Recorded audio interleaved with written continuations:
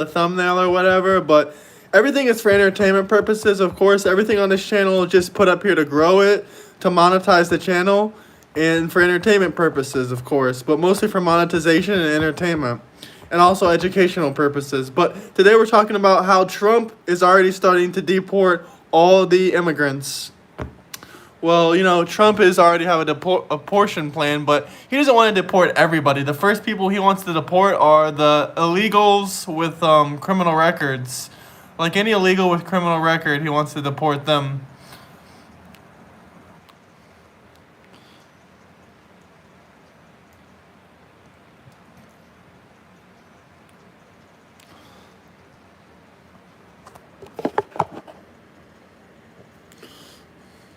Well, welcome back to another episode. We're almost monetized if you guys didn't know.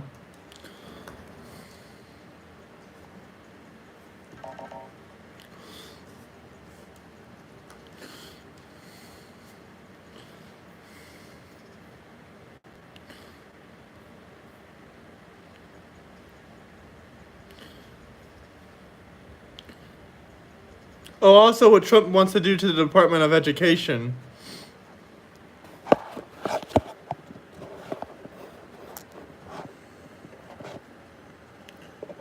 This is about the Department of Education. You can watch this for a second. And one other thing I'll be doing very early in the administration is closing up the Department of Education in Washington, D.C., and sending all education and education work and needs back to the states. We want them to run the education of our children because they'll do a much better job of it. You can't do worse. We spend more money per pupil by 3 times than any other nation, and yet we're absolutely at the bottom. We're one of the worst. So you can't do worse. We're going to end education coming out of Washington, D.C. We're going to close it up, all those buildings all over the place, and you have people that in many cases hate our children. We're going to send it all back to the states. Thank you very much. And one other thing I'll be doing very early in the administration is closing up the Department of Education in Washington, D.C., and sending all education and education work and needs back to the states. We want them to run... Guys, we got a new border czar. Because they'll do a much better job of it. You can't do worse. We spend more money per pupil by 3 times than any other nation, and yet we're absolutely at the bottom. We're one of the worst. So you can't do worse. Hello, welcome in. Let me know where you guys are coming from. Washington, D.C., we're going to close it up, all those buildings all over the place, and you have people that in many cases hate our children. We're going to send it all back to the states. Thank you. And one other thing I'll be doing very early in the administration is closing up the Department of Education in Washington, D.C. Shout out the Bay. Sending all education and education work and needs back to the states. Shout out to the Bay. We love the Bay. Hope you guys hit the like and subscribe button. Because they'll do a much better job. Trump's starting to do this deportation crap. We spend more money per pupil by 3 times than any other nation. Hola, ¿qué tal, Fernando? Absolutely at the bottom. We're one of the worst. So you can't do worse. Trump won the presidency. He's about to be in office. He's not even in office and he's deporting people. How crazy is that? Buildings all over the place, and you have people that in many cases hate our children. We're going to send it all back to the states. Thank you very much. And one other thing I'll be doing very early in the administration is closing up the Department of Education. How crazy is that, guys? Not even... Trump isn't even in office yet. Education work and needs back to the states. He just calls up ICE. To run the education of a...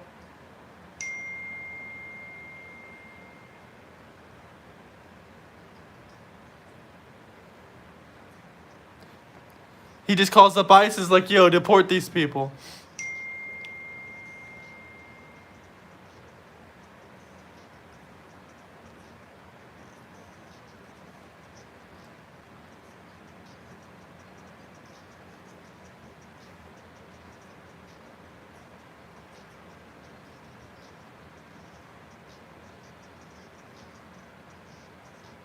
Young child in the car, I'm gonna be separated. When I was a police officer in New York, Hit the like and subscribe button. Thank you guys for joining. Mr. With all due respect, legal asylees are not charged with any crime.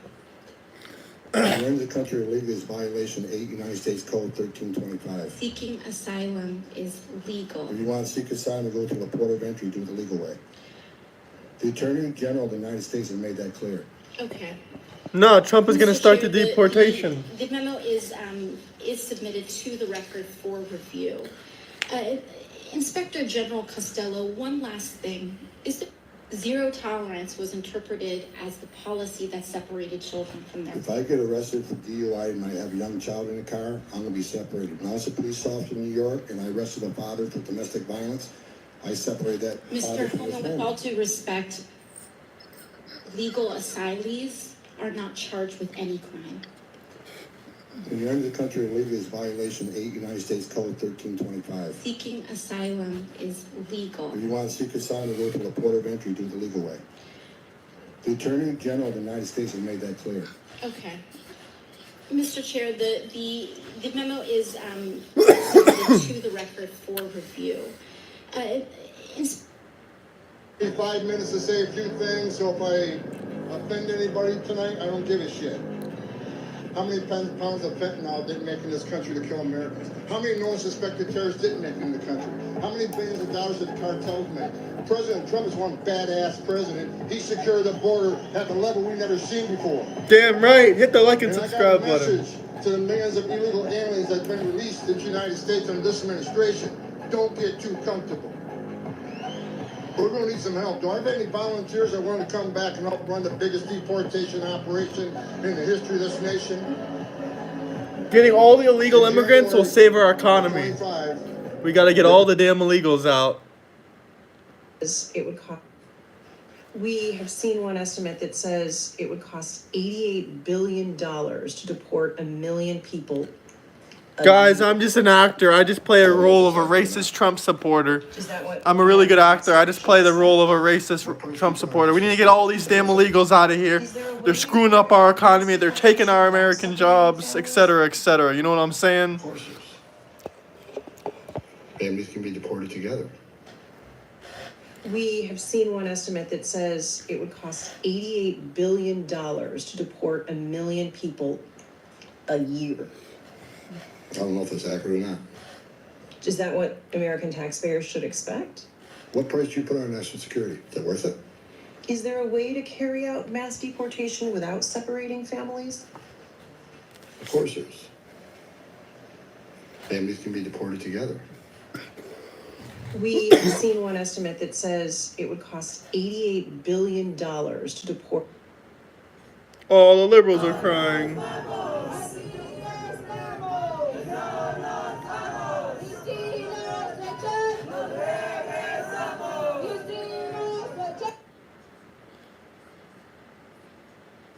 DOJ sued the Secretary of State's pulling federal funds.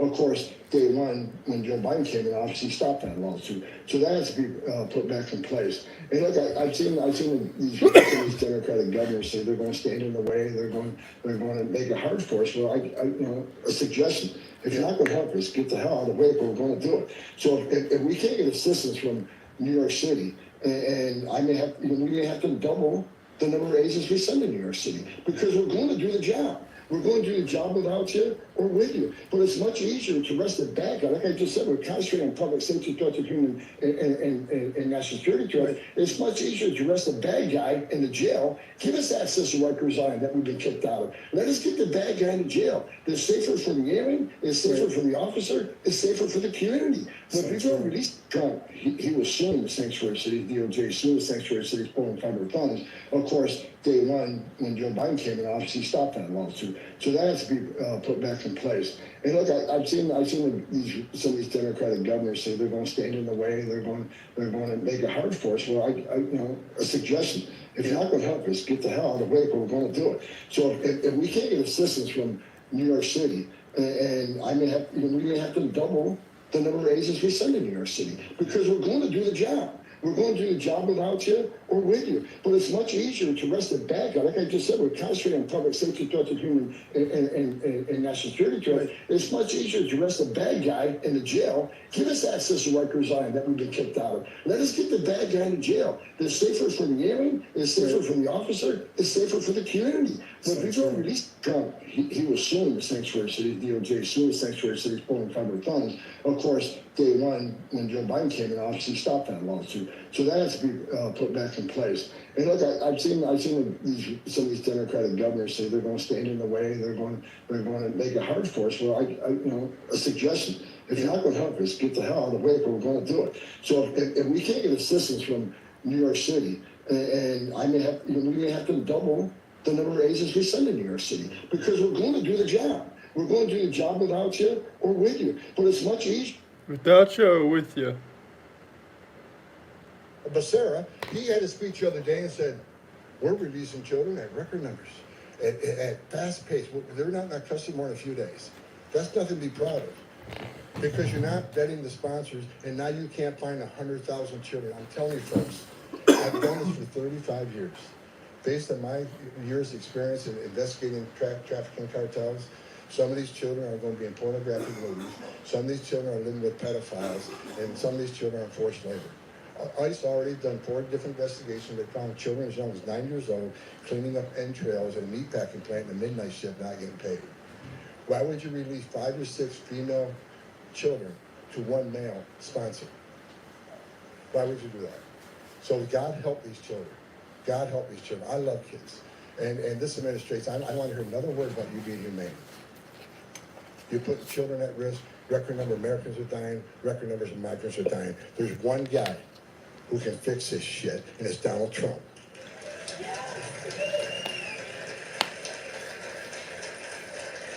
How we done in 5 minutes? You got it. She's still bugging me up the front row here. I don't get off. Look, I knew President Trump was going to run before you did, because I had dinner with him in Las Vegas about 6 months before he announced. And we're having dinner, and he looked at me and said, Tom, I think I'm coming back. If I come back, can I get you to come back? I says, I tell you what, sir, I'm so pissed off, I'll come back for free.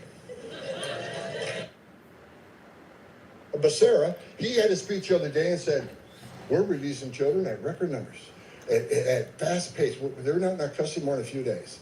That's nothing to be proud of, because you're not vetting the sponsors, and now you can't find 100,000 children. I'm telling you, folks, I've done this for 35 years. Based on my years' experience in investigating trafficking cartels, some of these children are going to be in pornographic movies. Some of these children are living with pedophiles, and some of these children are in forced labor. ICE already done 4 different investigations. They found children as young as 9 years old cleaning up entrails at a meatpacking plant in the midnight shift, not getting paid. Why would you release 5 or 6 female children to one male sponsor? Why would you do that? So God help these children. God help these children. I love kids. And this administration, I don't want to hear another word about you being humane. You're putting children at risk. Record number of Americans are dying. Record numbers of migrants are dying. There's one guy who can fix this shit, and it's Donald Trump.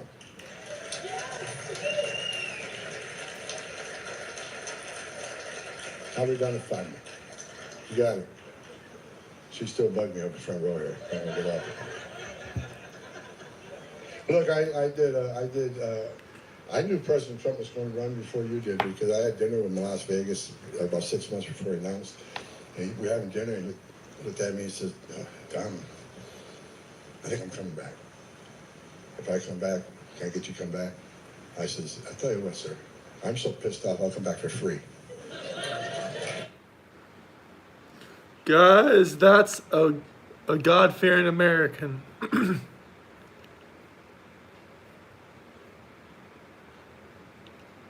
Power. He here at home? Is he going to make good on his previous pledges to potentially deploy active duty U.S. troops to American cities to engage in domestic law enforcement and to help with his mass deportation plan? That is something that officials here have been discussing in terms of how they would actually respond to that. What would a response look like if the president were to actually order active duty troops to these cities to engage in this kind of domestic law enforcement? And if he did, a former senior military official who served under Trump said that that would be very significant. It is not something that the president would be able to necessarily water down to the American people. It would be, quote, a very big deal. And another thing that officials here are gaming out is, of course, what is going to happen if Donald Trump reinstates an executive order known as Schedule F, which would essentially reclassify a large amount of apolitical civilian employees across the federal government, including here at the Pentagon, and allow them to be more easily fireable. That is something that defense officials here are scrambling to address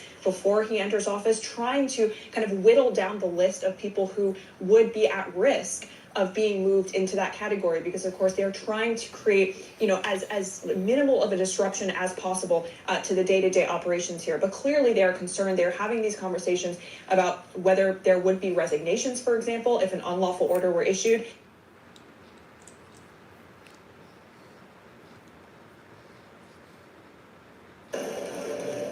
We'll see deportation starting today. Years deporting illegal aliens. I got a message to the millions of illegal aliens that Joe Biden's releasing our country in violation of federal law. You better start packing now.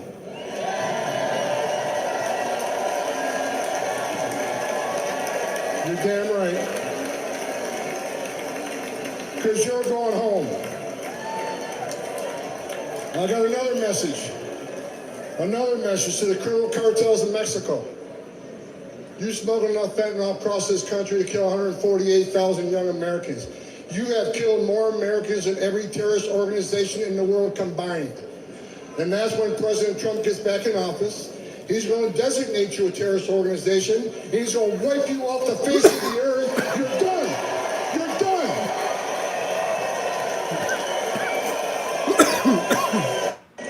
I got a message.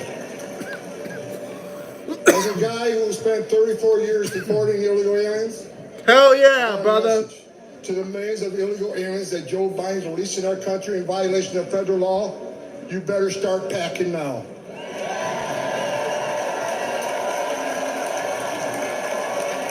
You're damn right. Because you're going home. I got another message. Another message to the criminal cartels in Mexico. You smuggled enough fentanyl across this country to kill 148,000 young Americans. Hit the like and subscribe button, guys. We're almost at 3,000 subscribers. Organization in the world combined. And that's when President Trump gets back in office.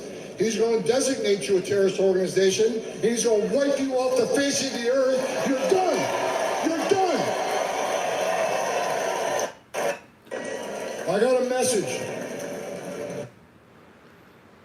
All in on mass deportation, or even if you know someone who is, you're going to want to hear this. And this is important because just in September, a poll showed that 54% of Americans support mass deportation, including 25% of Democrats. But that's only until they've been told the consequences of that plan. And I am now well equipped to tell you those consequences because I just attended a fascinating webinar with the American Immigration Council in which they did a deep dive on how this policy will affect our economy. And it's called Mass Deportation, Devastating Cost to America, its budget, and economy. Let's just go over the top lines. So first, how many people is Trump talking about deporting? Kamala supporter. He says 10 million, he says 20 million, he says 30 million undocumented people. There's not actually that many undocumented people in the country. The study uses a very research-based number, 13.3 million. This number doesn't include people who came to the U.S. through parole programs. They are here legally. Trump still wants to deport them as well. And also, Trump wants to deport now naturalized citizens as well. This is something called remigration. You should Google it. But again, this study just looks at undocumented people, 13.3 million of them. Now, the first thing to know is that we have no place going out and rounding up all of those people.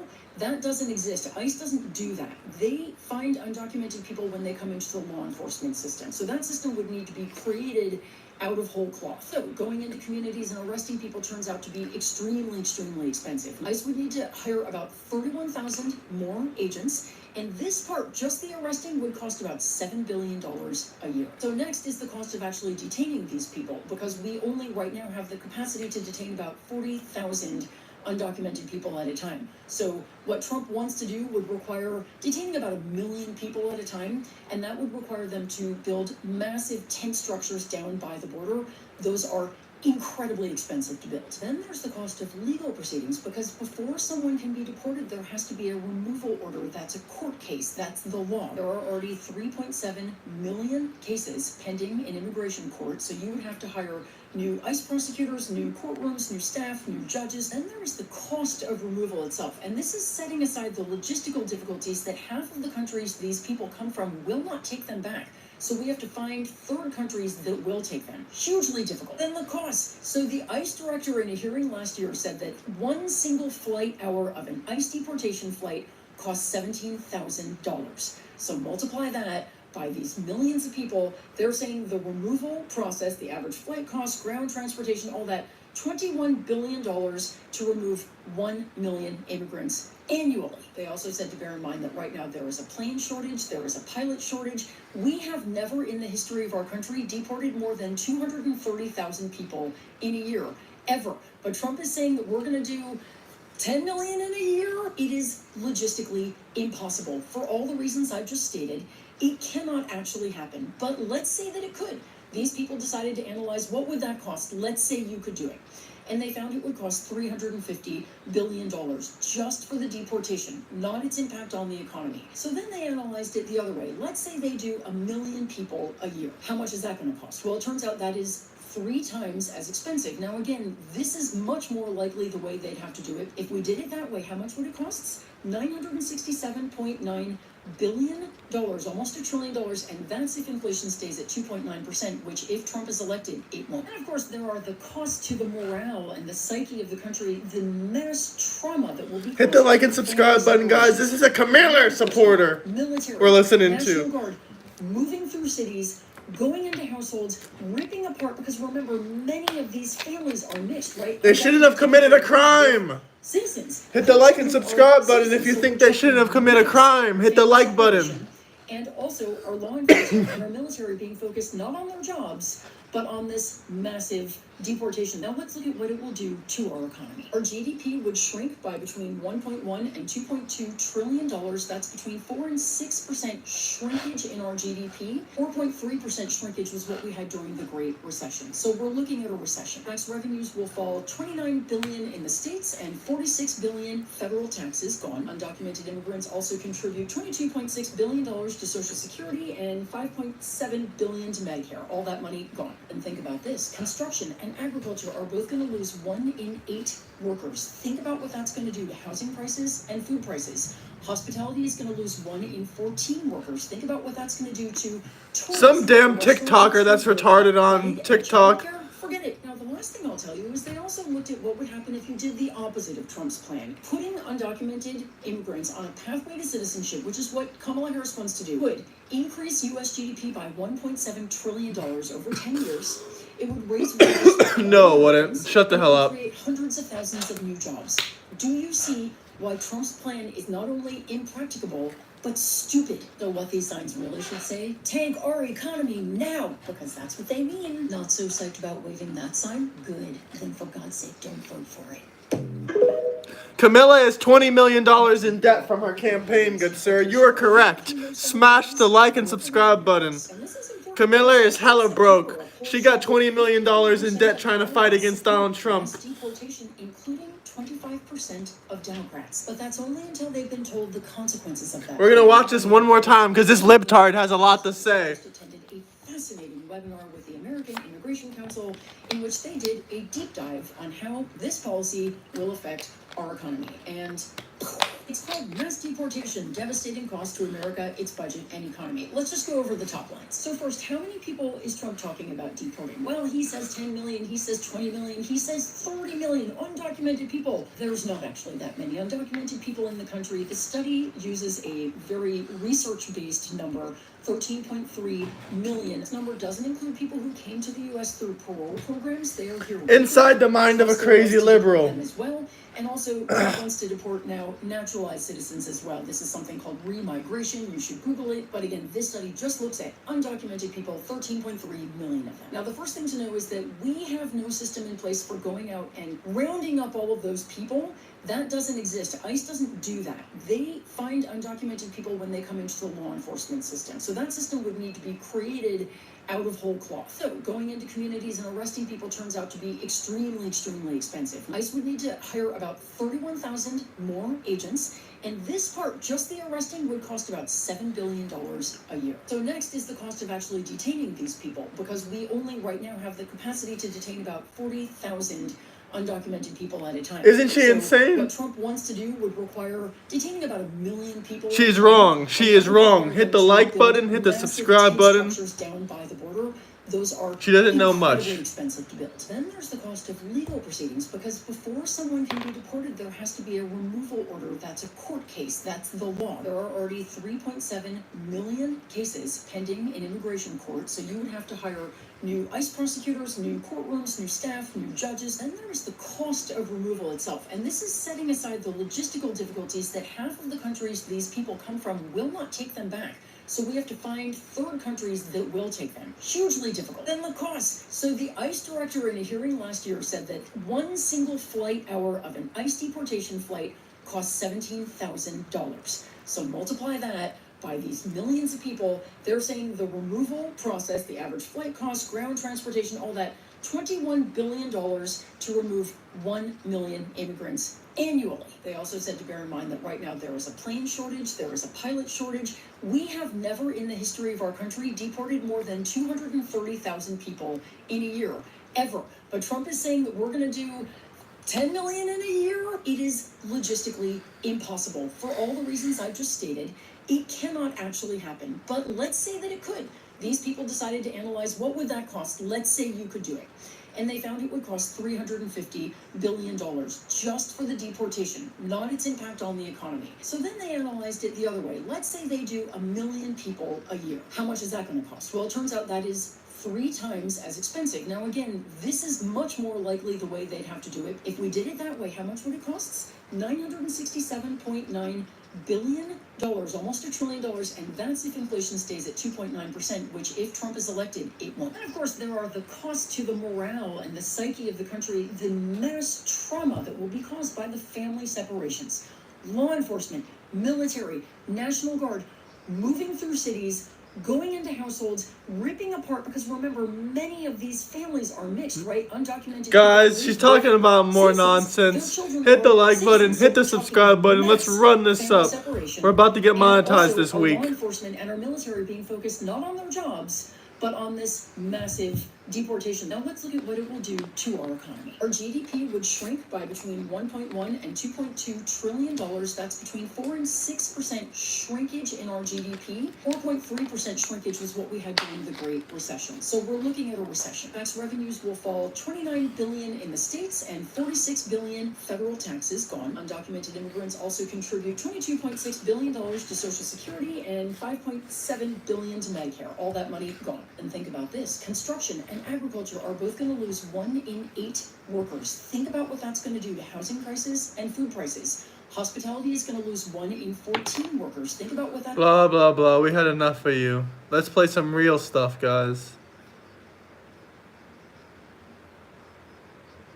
In the House, he won the Senate.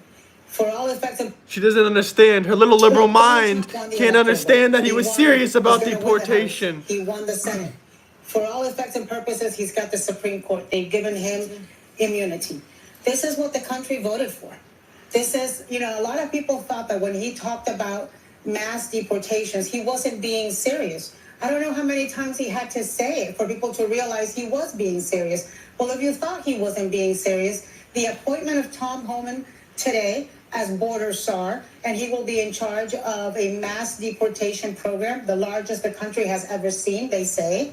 And now Stephen Miller, as Deputy Chief of Staff, should let you know that he was absolutely serious. And when you talk about mass deportations, people think, oh, it's just going to be the criminals. There's not enough criminals, aliens in the federal prison prison system for it to be mass deportations. What it means is grandmothers. What it means is brothers and aunts. What it means is abuelos y abuelas. It means dreamers. It means your family members. It means your colleagues. It means your friends. It means people who are part of the society.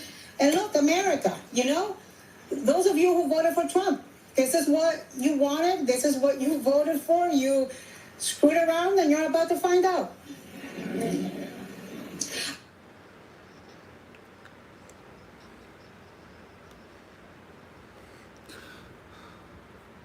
Let's see, does this guy have a message? Some of these children are in forced sex trade. And That's forced disgusting, labor. and that's no right. one's even He's looking here to for 'em. stop it. My sources of ice, no one's even looking for him. So I make you this promise: when President Trump's president again, we will go rescue these children and I save them. asked Donald Trump in my interview with him that I had with Pete and Will at Bedminster, asked him directly, would you locate these children? Will you promise to find the children that the Biden administration has lost?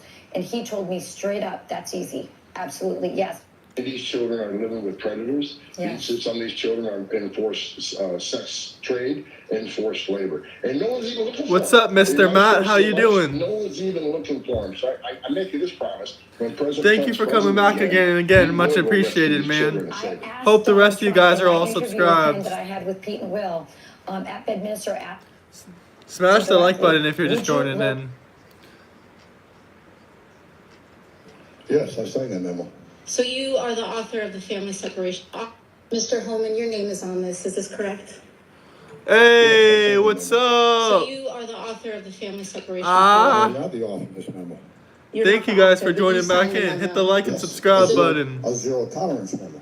So you provided the official recommendation to Secretary Nielsen on family for the United States to pursue family separation.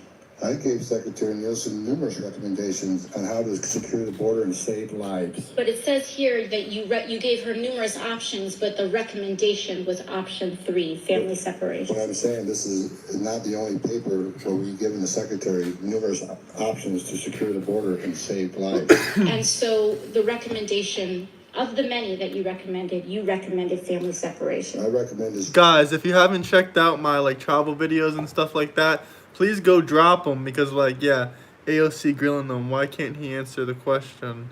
AOC isn't grilling them. We'll play it again.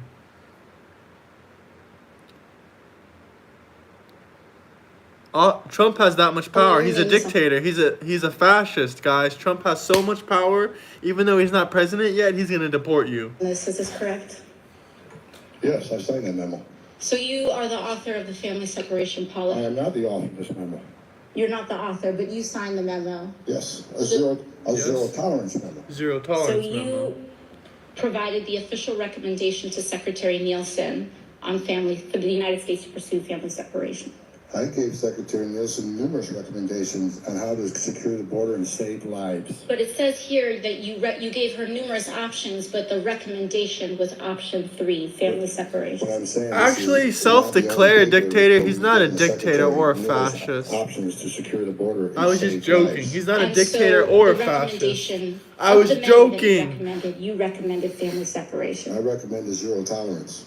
Hey, Which Mr. includes Pete family C. separation. Thank you for joining. Thank you for liking it. Hit the like button, subscribe to my channel. We do this a lot. Zero tolerance was interpreted as the policy Hopi that separated prophecy. children from their If I get arrested for DUI and I have a young child in the car, I'm gonna be separated. When I was a police officer in New York and I arrested a father for domestic violence, I separated that father Mr. from his Holman, with family. all due respect, legal asylees are not charged with any crime. When you enter the country illegally, it's violation 8 United States Code 1325. Seeking asylum is legal. If you want to seek asylum, go through the port of entry, do it the legal way. The Attorney General of the United States has made that clear. Okay. Seeking asylum is legal if you do it legally. These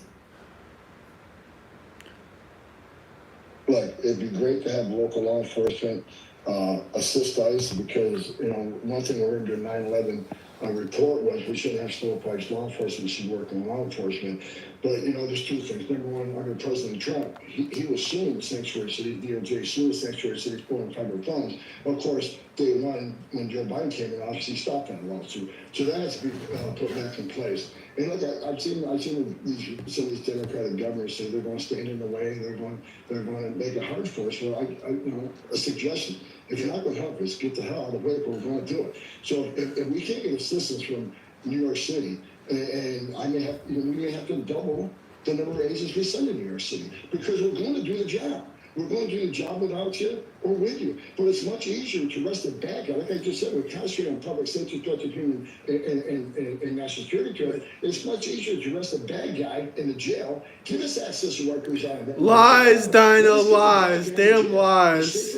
Propaganda. The officer is safer for the community. So if you don't release these bad guys out in the community, then we have to go find them, which puts the officer at risk, puts the community at risk, and puts, and bottom line is, sanctuary cities are sanctuaries for criminals.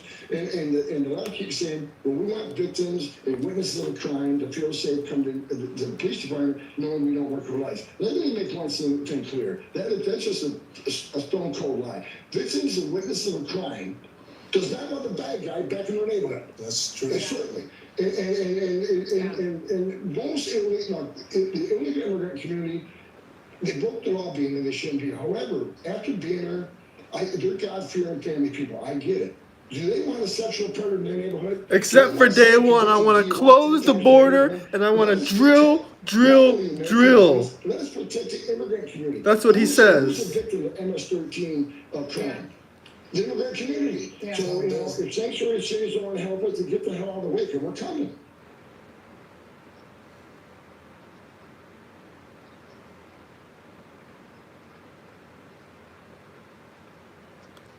We're closing the border, then we're drilling. After that, I'm not a dictator, okay? You never heard of a joke before? That pisses you off, huh? Liberal crybabies, wah, Trump won. I'm gonna go kill myself and cry about it on YouTube comments. Wah, I'm a loser. Ah, Trump won. I'm a loser. I'm gonna go comment on people's pages. Well, I think, look, it'd be great to have local law enforcement assist us because, one thing I learned during 9/11 report was we shouldn't have stovepipes. Law enforcement should work in law enforcement. But, there's two things. Number one, under President Trump, he was suing sanctuary cities, DOJ sued sanctuary cities, pulling federal funds. Of course, day one, when Joe Biden came in office, he stopped that lawsuit. So that has to be put back in place. And look, I've seen some of these Democratic governors say they're going to stand in the way. They're going to make it hard for us. Well, a suggestion: if you're not going to help us, get the hell out of the way. But we're going to do it. So if we can't get assistance from New York City, and we may have to double the number of agents we send to New York City because we're going to do the job. We're going to do the job without you or with you. But it's much easier to arrest a bad guy. Like Goodbye, Harris. Hello, crying liberals in my comment section. Goodbye, liberals. Goodbye, Harris. Hello, liberals in the comment section. It's safer for the women, it's safer for the officer, it's safer for the community. So if you don't release these bad guys out in the community, then we're going to have to go find them, which puts the officer at risk, puts the community at risk, and puts, and bottom line is, sanctuary cities are sanctuaries for criminals.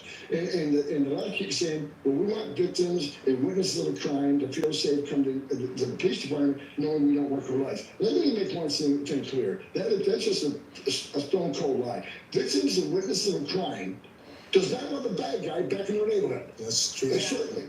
And most the illegal immigrant community, they broke the law being that they shouldn't be. However, after being there, They broke the law. They shouldn't be here. I get it. Do they want a sexual predator in their neighborhood? Do they want someone convicted of DUI 10 times in their neighborhood? Let us protect not only American communities, let us protect the immigrant community. Who's a victim of MS-13 crime? The immigrant community. Yeah. So, if sanctuary cities don't want to help us, to get the hell out of the way, because we're coming.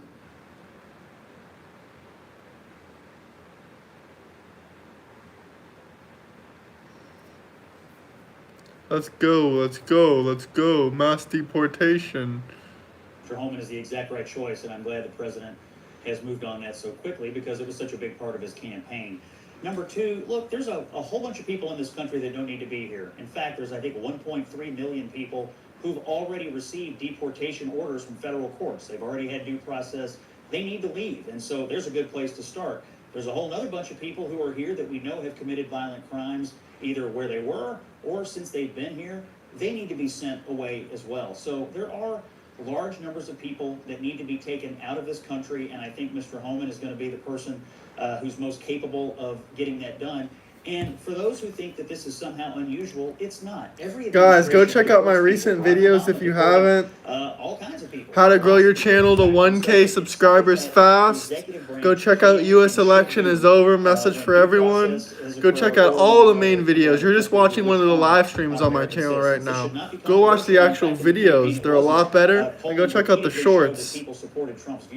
Mass deportation, day 1.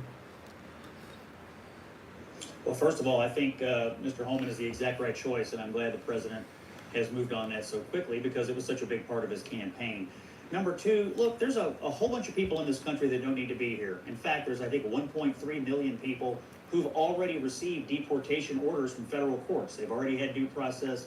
They need to They're leave. getting So deported. there's a good place to start. There's a whole other bunch of people who are here that we know have committed violent crimes, either where they were or since they've been here. They need to be sent away as well. So there are large numbers of people that need to be taken out of this country, and I think Mr. Holman is going to be the person who's most capable of getting that done. And for those who think that this is somehow unusual, it's not. Every administration deports people. Barack Obama deported all kinds of people, lots of people, in fact. And so it's something that the executive branch can and should do when due process has occurred or when we know there are people in the country who wish harm on American citizens. This should not be controversial, and in fact, in the campaign, it wasn't. Polling repeatedly showed that people supported Trump's viewpoint on this issue.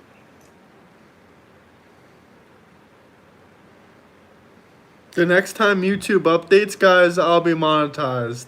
I'm super happy to announce that. The next time YouTube updates, I'll be monetized. So if you guys want to drop me any donations on Super Chats or check out my other videos, that all helps me out. I really appreciate it.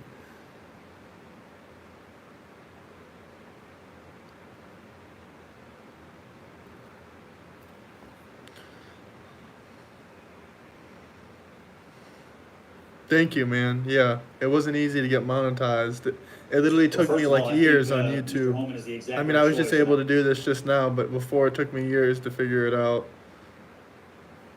And honestly, if you have a YouTube channel, the best way to get monetized is all you got to do is like, you know, do live streams. And if they get at least like about 50 views at least, like the one I have right here, then, you know, it'll do pretty good.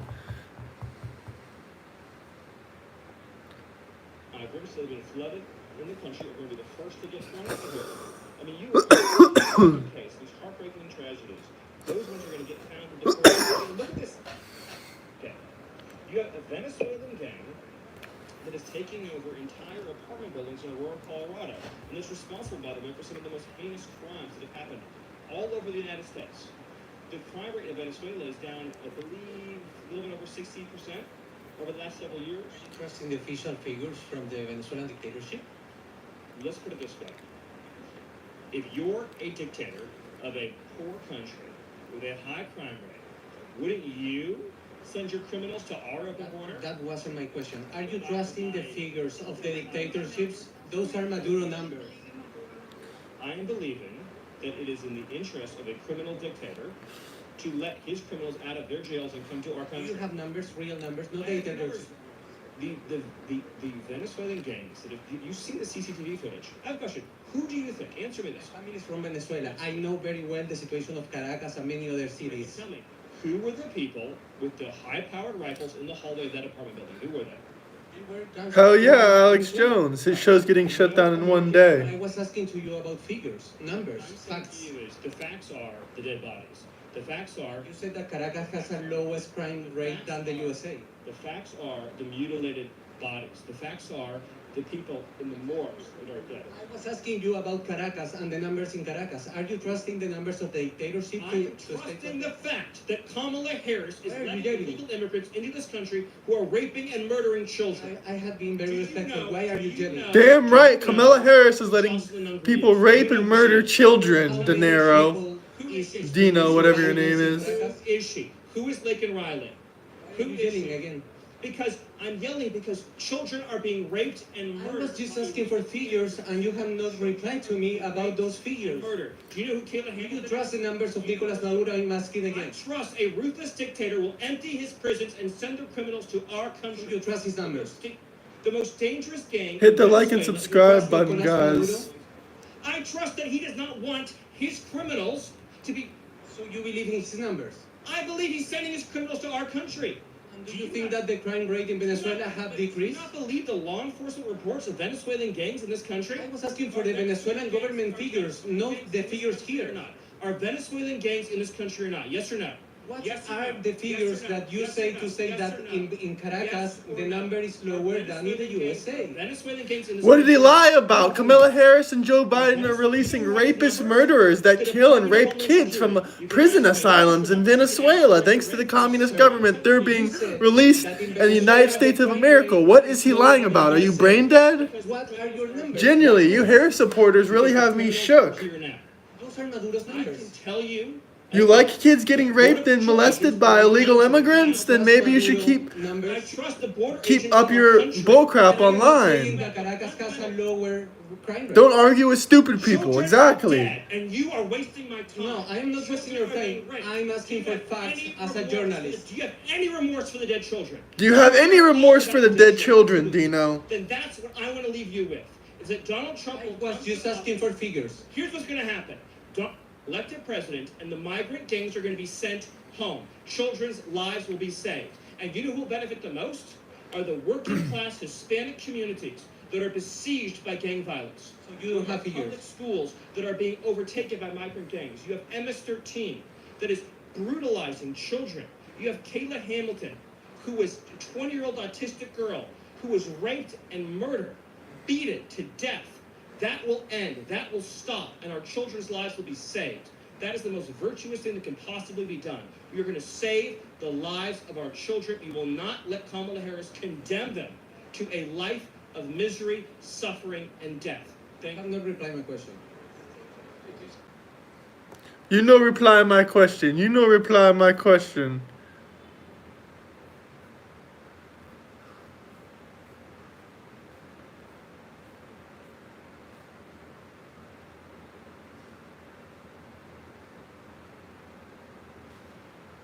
I mean, do you really think illegal immigrants that are entering illegally from insane asylums aren't raping and murdering little kids? Do you know? But I guess you have no remorse for them. You will never have kids in your life. No one wants to reproduce with you. So I guess you have no remorse for the children that are getting killed.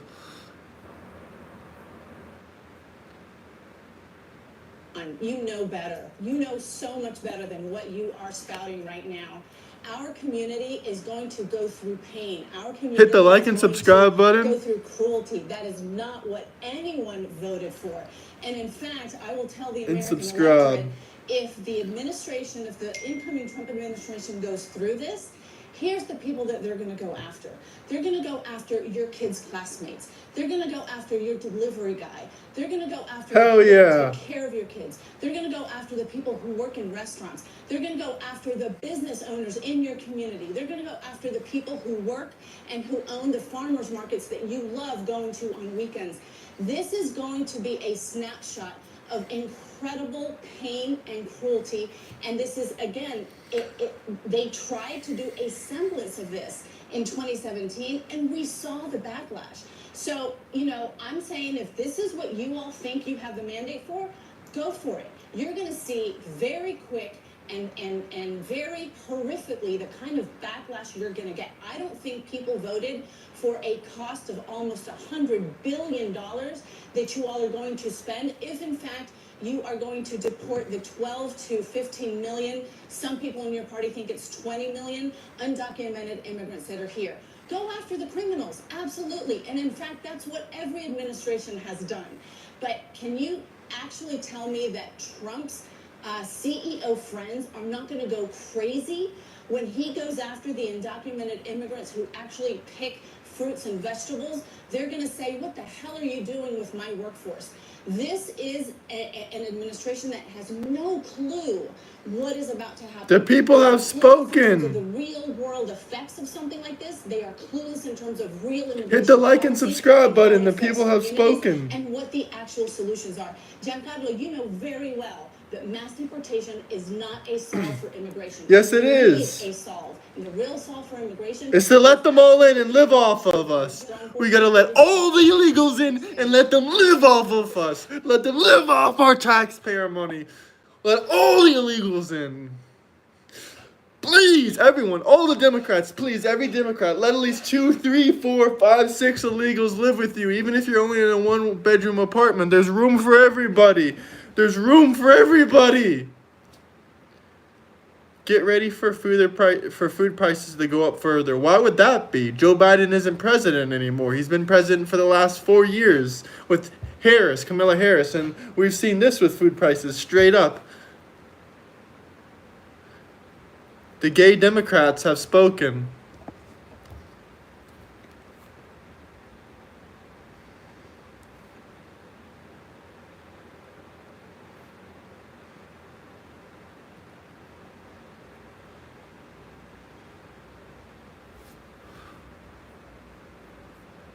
Hit the like and subscribe button.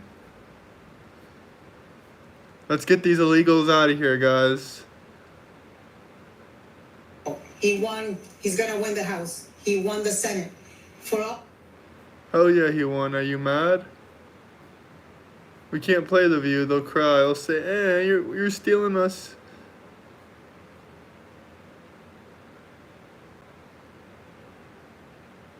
I think you're right. Yeah. I think you're right. And I think we can't play that either. Vast forces of liberals. But was this a victory for whites? 2016 did feel like a victory for us. This one, less so. Partly it's because his enemies didn't paint him as racist so much as authoritarian. Another reason this feels less like a victory for us is that he lost some white support while he picked up non-whites. Exit polls just after the election can be inaccurate, but compared to the 58% of the white vote he won in 2020, this year he reportedly got only 55%. 59% of white men, but only 52% of white women. He won 45% of Hispanics, including a remarkable 54% of Hispanic men. Pablo was 2% more likely than Karen to vote for him, and 20% of black men reportedly voted for him. Sometimes the election felt more like a battle of the sexes than of the races, probably because his opponent was a woman and because of abortion. This year also feels less like a victory for white people because we saw what President Trump did the last time. He did some useful things, but he missed many opportunities. In 2016, although Mr. Trump has some good instincts, I suspected he didn't really understand race. By the time his term ended, I was sure he didn't. In 2016, I thought it might just be possible that when he's talking to reporters, he might ask, what's wrong with whites wanting to stay the majority in the country they built? Or he might say, the reason there are so few blacks in the AP classes is because of that 15-point difference in the average black-white IQ. If the president said such things, even casually, the country would have to talk about it. Now I know he won't say those things. Either he doesn't think that way, or he doesn't have it in him. Take mass deportation. It should be easy to just enforce the law, pitch the illegals out. Start with a big announcement to illegals. Get your things in order and leave now, or we'll come for you when you least suspect it. With a few forceful, convincing raids, enough to scare people, illegals would wind up their affairs and go home. It won't happen that way. There'll be endless litigation, sob stories about cute Guatemalan babies, churches turned into sanctuaries, goofy white men lying in the streets to stop the ICE vans, tearful scenes on the TV news. ICE agents will say they can't bear loading wailing women on trucks. We'll hear all about boxcars to Auschwitz. The media will make Mr. Trump out to be an ogre, and he won't like it. It's true that last summer, 62% of registered voters said they wanted to deport all illegals. That included a third of Democrats. But a media blitz would dry those numbers right up. Hit the like and subscribe button, guys. Citizenship through executive order. Lots of people would do manual labor for $30 a day. I know the lazy white boy in the comment section won't do it, but there are people that will do it. Joe Biden was 4 years ago. But don't misunderstand. Mr. Trump is far, far better than Kamala Harris. And thank goodness enough Americans of all races decided to keep that quarter hire out of the Oval Office. Mr. Trump has made promises he can't keep and won't keep. So, let us celebrate a remarkable victory. But don't for one moment think Donald Trump is our champion.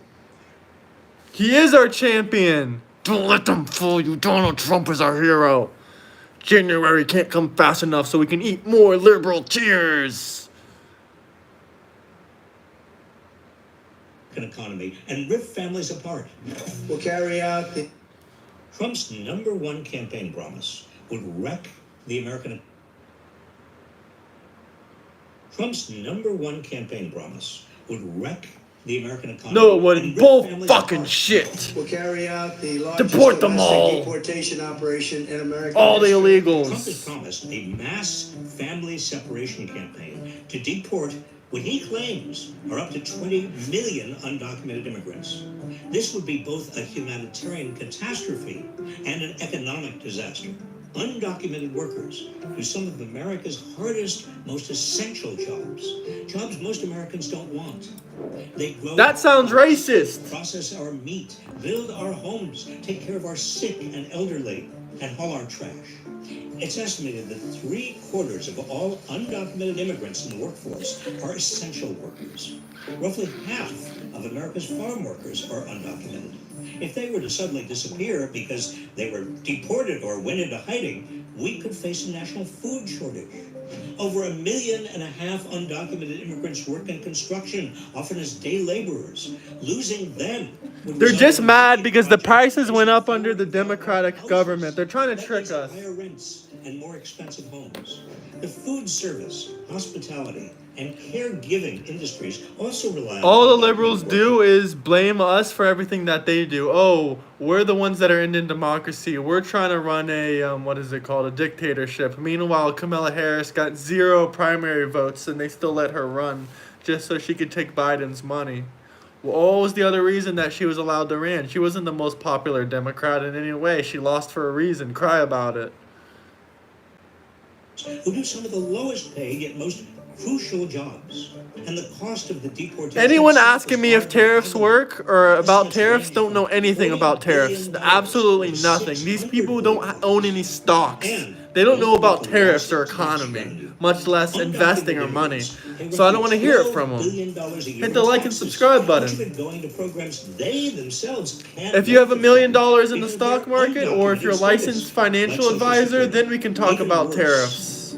Because I actually talk to bankers and investors, you know, not losers with like 0 followers online. No offense. And even deploying the military within the United States. This would turn America into a permanent police state, with authorities going door to door looking for undocumented people to haul away. It's estimated that 1 in 15 people in the United States lives in a mixed. The fact that you're asking me to educate you on something that I'm not a university professor or I'm not formally educated on shows me how unintelligent you are, because you're asking someone that doesn't know about the intricacies of tariffs and the world economy. At least I'm being honest saying I don't know about it, but I do know that a lot of billionaires and economic professors say it works. Only the crying liberal media and the liberal economic professors say, oh no, Trump, nothing he does works. Shut the fuck up. Like, you know, there are tariffs under Biden and Kamala Harris, and all these other countries use tariffs, right? Like, you guys are morons. I'm not here to explain anything to you about tariffs. Especially, I know these are just Kamala Harris crybaby, whiny liberals. Sit back and listen to the video.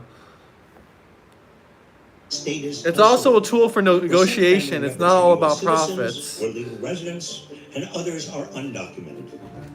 These families would be torn. If I was actually like, you And know, a anyone who financial really looked advisor, or I was educated in any of the financial literacy, then I would. But I'm just personally educated in financial literacy. I don't know about global finance, but I'm not a dickhead who sits online, comments on Trump pages and say, no, tariffs, tariffs, tariffs. You're obviously a moron. Shut the fuck up. like they might be undocumented could be detained and made to show their papers. It's a dystopian nightmare, ripe for abuse at every level. America doesn't need to rip I know families more apart, about tariffs than you, but I'm not here to explain it. build mass holding camps, and punish people with a I'm not an courage and economic tenacity professor. to Go seek listen better to a lives for research their lecture or something. Go listen to a research lecture like an actual intelligent human being. Don't fucking ask a YouTuber about tariffs.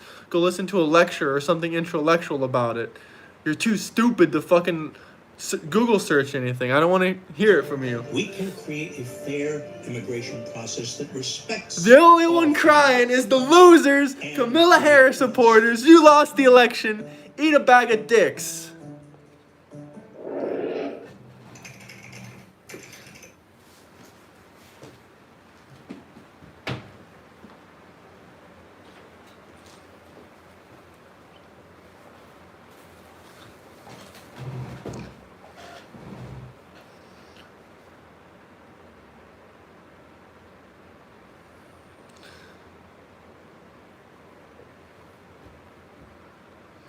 Yes, families can be deported together. What he is saying is Yes, enjoy the deportation.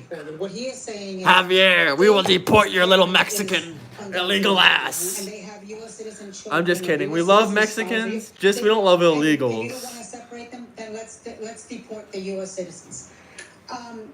Look, Donald Trump won the electoral vote. He won. He's going to win the House. He won the Senate. For all effects and purposes, he's got the Supreme Court. They've given him immunity.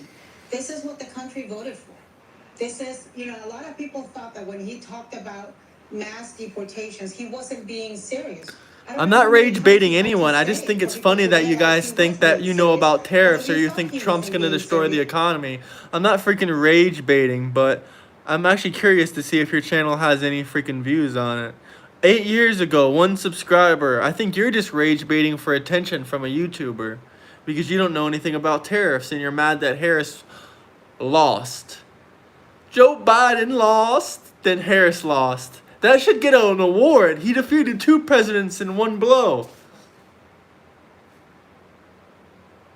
You didn't do your research before the election. That's why you voted for a bitch that lost. Excuse my language.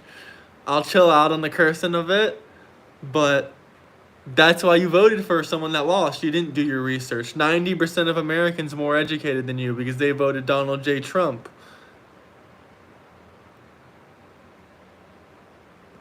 Well, we're not going to deport Venezuelans back to Mexico, so you don't got to worry about that one. Shout out Mexico. Viva Mexico. The appointment of Tom Homan today as border czar, and he will be in charge of a mass deportation. It was a landslide. Camilla lost in a landslide. And now Stephen Miller, as deputy chief of staff, should let you know that he was She didn't vote. serious. And when you're She didn't win one single swing state. oh, it's just gonna be Can you name one swing state Kamala Harris won? I'll wait. Aliens in the federal Name one swing state. I'll wait. I'll wait. What it means is grandmothers. What it means is brothers and aunts. What it means is abuelos. Abuelos. Mi abuelo. No, mi abuelo. Your colleagues. It means your friends. It means I have a great education and a great job, Mr. Vinny. I appreciate you, though. Harvard educated, MIT research educated. But Mr. Vinny, I think you should get a job. Your YouTube looks pretty unsuccessful compared to mine. Yeah, I mean, I echo all of that, right? I mean, we get No subscribers 3 years ago. You even have a logo and a name and the everything. majority of the country Fail. voted for this, and I think it's really loud and clear that what he said, he meant. Oh, And if you Trump look at mean Hogan's what he Hogan's said. background, he was a contributor to Project 2025. Project 2025! Trump's gonna do Project 2025 on you liberals.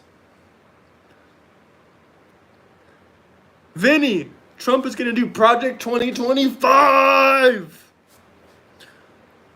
All you liberals cry because soon Project 2025. Number one campaign promise would wreck the American economy. Yes, Project 2025.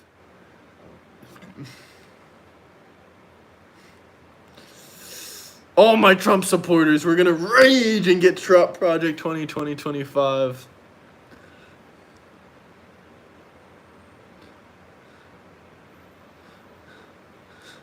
Come on, my Trumpers, let's get the Trump train rolling, the Project 2025. Once we turn on Project 2025 and declare dictatorship over the entire world, we will deport all the illegal immigrants. Yes, you're right there, Nero. We're bringing Project 2025 to your city, and we're going to deport you, De Niro. Dino, we don't care if you're white, Dino. We're deporting you. We're deporting all the liberals. We don't care if you're white or if you're born here. We're deporting you.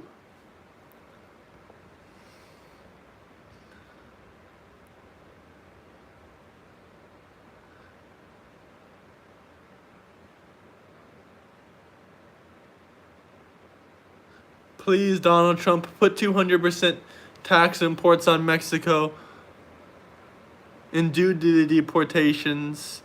Please, Donald Trump, put 200% taxes on... Please, Donald Trump, please put 200% taxes, tariffs on Mexico and deport everybody that's illegal. Thank you, Donald J. Trump.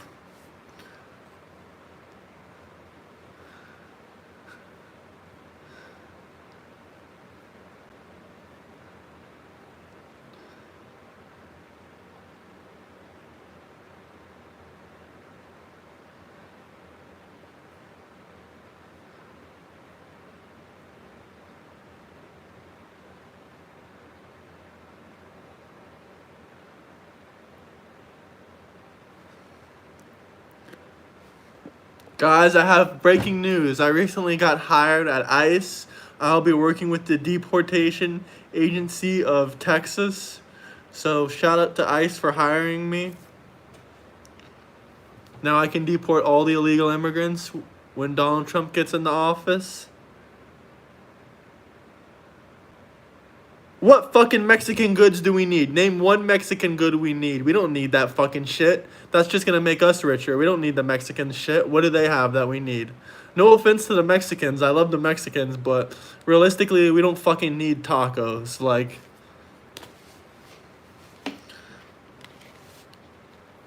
We have Mexicans here. Why do we need to worry about... Why do we need Mexico Mexicans? I'm confused.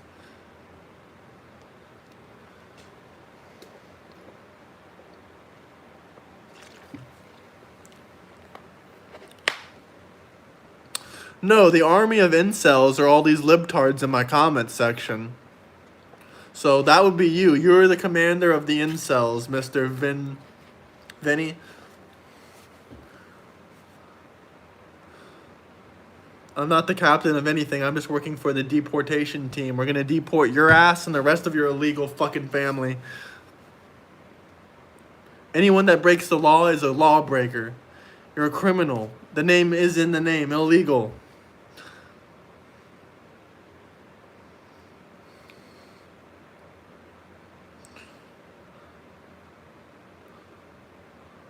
Latinos or anyone in Florida who doesn't look like this. Watch this and I'll be right back with something specifically for you. We also know that he will try to invoke the Alien Enemies Act, which would essentially give the federal government the felons for Trump. I'm also a 20-time felon. Any non-US citizen that 20 felonies, almost as much as Trump.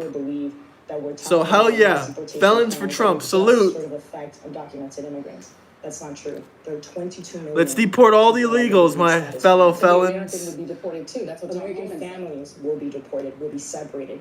I'm 20 times a felon, so I'm almost as much as him. Families being deported and separated. I thought he at the was border. 66 We're times about a to see felon. that I was trying to happen. become 66 Evidence times here a felon, and just build like on him, defense. just like the You all heard president. that, right? I had like 30. Florida Latinos. I had needed like Listen up. 30. Miami No, Herald. like See 40 it? more A felonies. million Floridians would be kicked out under Trump's mass Hell deportation yeah, I plan got a hell of a policies. criminal story. 1 When I was locked million up in the prison, you know how many stories I That's have one from of there? over 20, Like 19 freaking state probably laws. 2 or 3 years worth of them. I'm part of the You guys 19. want to hear the prison Andre Glass stories? is one of the people who's definitely staying. Like, Is yours? Is your family members?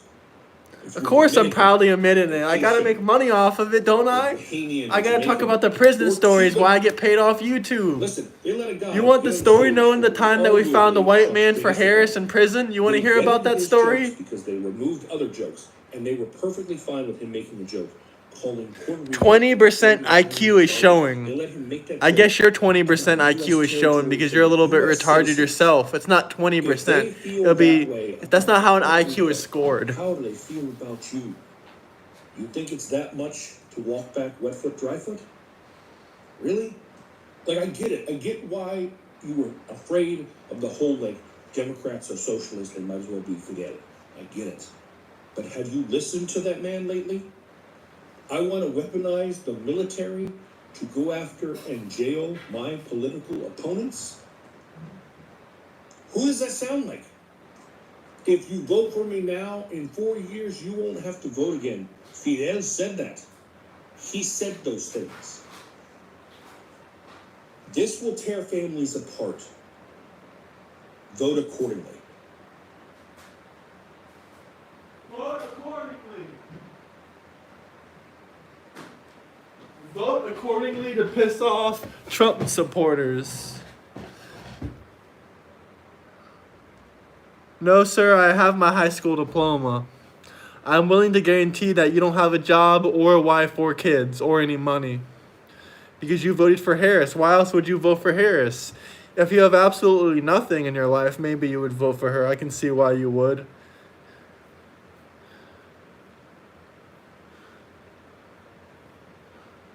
Let's see if there's any news on deportation. Let's see any deportation. No, don't get me wrong, though. There are good people that voted for Harris. You're just not one of them.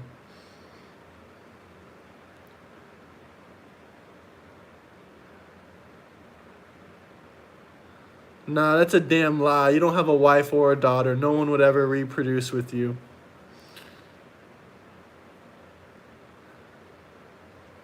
It was an easy choice. America said, fuck a prosecutor. We're not going to get her. Because no one likes a fucking dirtbag fucking prosecutor. A woman that got 4 mansions off arresting black people for harmless crimes. No crimes that hurt anybody. Literally a plant.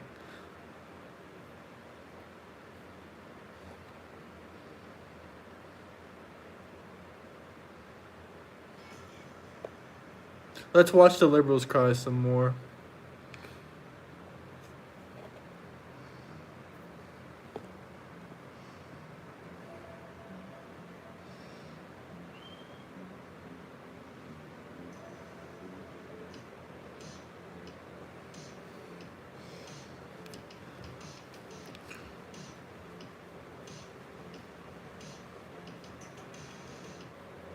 Our president. Mr. President!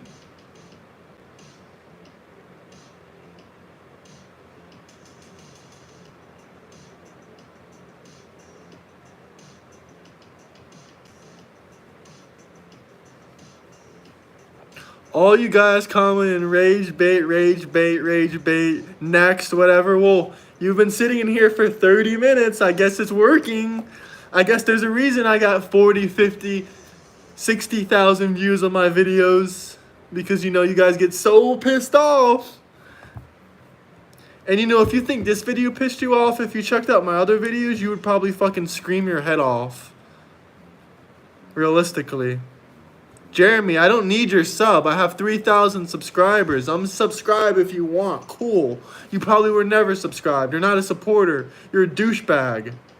Not a supporter. There's a whole different. I don't want you subscribed. I don't need you subscribed. You know what helps me more than you subscribing? You watching. You sitting here watching me helps me a million times more than subscriptions. I'd rather you guys watch me than subscribe, honestly. But if you do both, it's majorly appreciated. Hit the like button above, subscribe. I appreciate all the positive vibe people.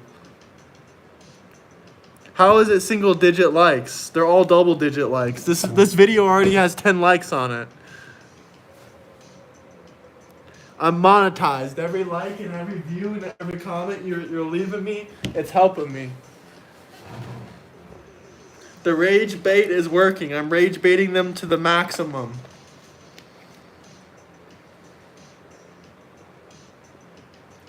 Nope, it's too late. Even if you stop watching now, I already got the money. Much appreciated, Jeremy. Thank you, Bloody.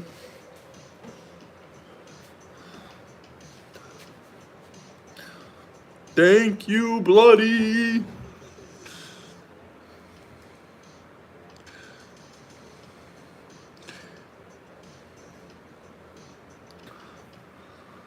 Trump is great.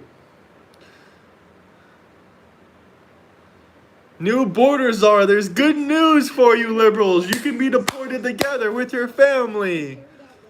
Controversial border policies during Donald Trump's first term is set to return to the White House. The president-elect announced Homan will serve as border czar, tapped to fulfill Trump's campaign promise of the largest mass deportation in American history. Homan recently spoke with 60 Minutes. I hear a lot of people say, the talk of a mass deportation is racist.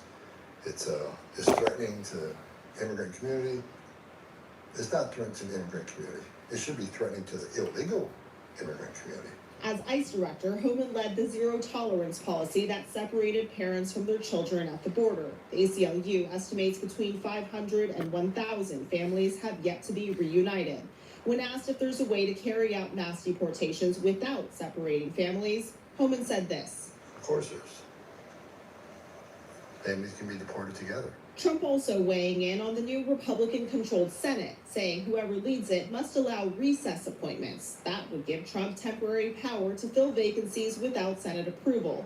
The issue came up in 2014 when the Supreme Court ruled against President Obama's use of recess appointments. Now, Senators John Thune, John Cornyn, and Rick Scott are each running for Senate Majority Leader. And on recess appointments, they've all signaled support. Trump has also selected Representative Elise Stefanik to be the U.S. ambassador to the United Nations, officials tell ABC News. Stefanik is known for grilling Ivy League university presidents on campus anti-Semitism, leading to 2 of their resignations.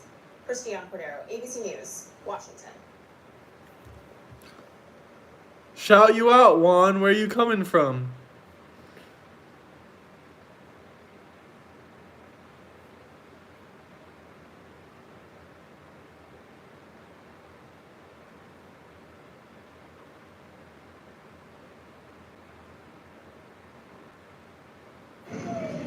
Tonight, hundreds of miles south of the border in Mexico, a caravan of migrants chanting, "We are not criminals." Then stop doing crimes. Is rushing to make it to the U.S.-Mexico border before the Trump administration is sworn in. Too late. Carrying their belongings in plastic bags and on their backs. And already starting to voice their fears about not being able to cross into the United States come January. I think it will be much more complicated now, says this man who's traveling from Venezuela. Now we are thinking about finding a way to get through before Trump takes the presidency. He already took the presidency. Cry, liberals. No more crimes for you. Migrants heading to the United States, but that they want CBP and ICE officials to be prepared. One of the first calls I'm going to make is to Mexico. You stop letting people come in through our border. Trump now vowing to deport millions of undocumented migrants, saying his plan has, quote, no price tag. He's also threatening to impose a tariff of 25% on Mexican imports unless Mexico's government curbs what he describes as an onslaught of immigration.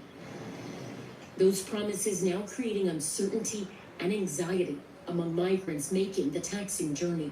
This caravan, which set off with nearly 3,000 people on Election Day, has dwindled to just about half of its original size, according to Reuters. This man from Venezuela saying now that Trump has won, He doesn't know what to do, but returning to Venezuela for him is like being shot in the head. Migrants in Mexican border cities waiting for legal entry through the CBP-1 program now also worried their plans might be upended. There's nothing to cry about. We're just gonna deport their ass. Get the fuck out of here, you illegals. The CBP-1 program could be canceled. We don't cry like liberals. We do action. On Friday, Mexican President Claudia Sheinbaum saying she had a, quote, very friendly phone call with Trump in which The one that's crying is you. Every 2 seconds you leave a comment. You're helping the algorithm. to discuss Democrat the crybabies. time that many migrants now fear is running out for them. Okay, Elson Barber joins us now in studio. So, Elson, going back to that CBP-1 app that you mentioned, this is something the Biden administration set up. Has the Trump administration or the Trump team said anything yet about what they're going to do with that? So it's interesting because they obviously spend so much time talking about their plans as it relates to the U.S.-Mexico border. But in terms of comments about CBP-1 in particular, really not a lot of detailed comments from Donald Trump himself. However, back in mid-September, we did find where he mentioned CBP-1 in a post on X and Truth Social. He said in part this, quote, "We will stop all migrant flights, end all illegal entries, terminate the Kamala phone app for smuggling illegals," put in parentheses there, CBP-1 app, and then he went on to list a couple of other things. So he talked about it. That can be kind of chaotic because people are in the queue already. In some right, people are in the queue, and what he hasn't said, which is what's making so many people panic, he's made this comment saying, I would terminate that app, but hasn't said when that would happen, hasn't said how, or how it would fit into his broader immigration policies moving forward, and that's part of why so many people are like, we don't know what's going to happen next, but you said you might get rid of this. Even if it was in that one post, it's leading to a lot of additional questions. And I'm sure we'll learn in January as soon as he takes office. Ellison, we thank you for the... No, you'll learn today when he deports you. You'll learn today when he deports you. Follow us on social media. You'll learn today when he deports you. Deportation coming to a city near you.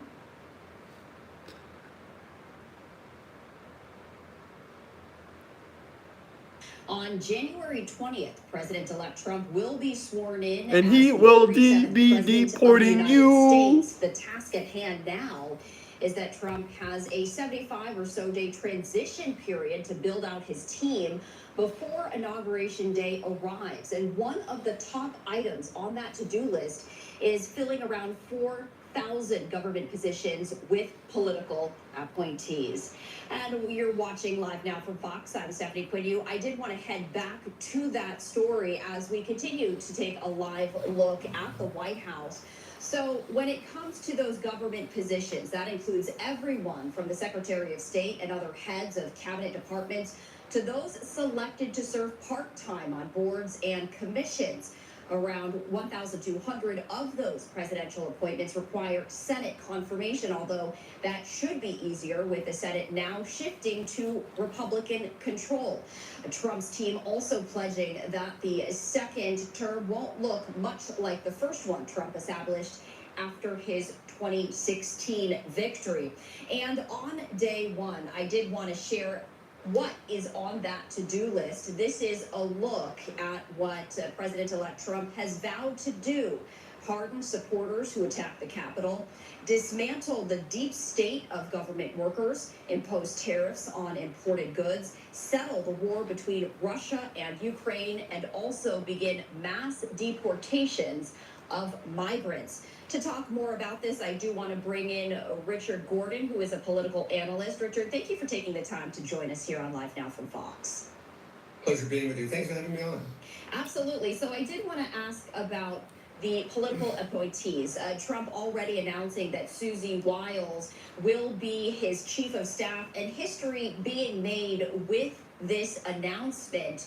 She will be the first woman in history to hold this position. So for folks who aren't familiar with who Susie Wiles is, who is she and what does this appointment signify?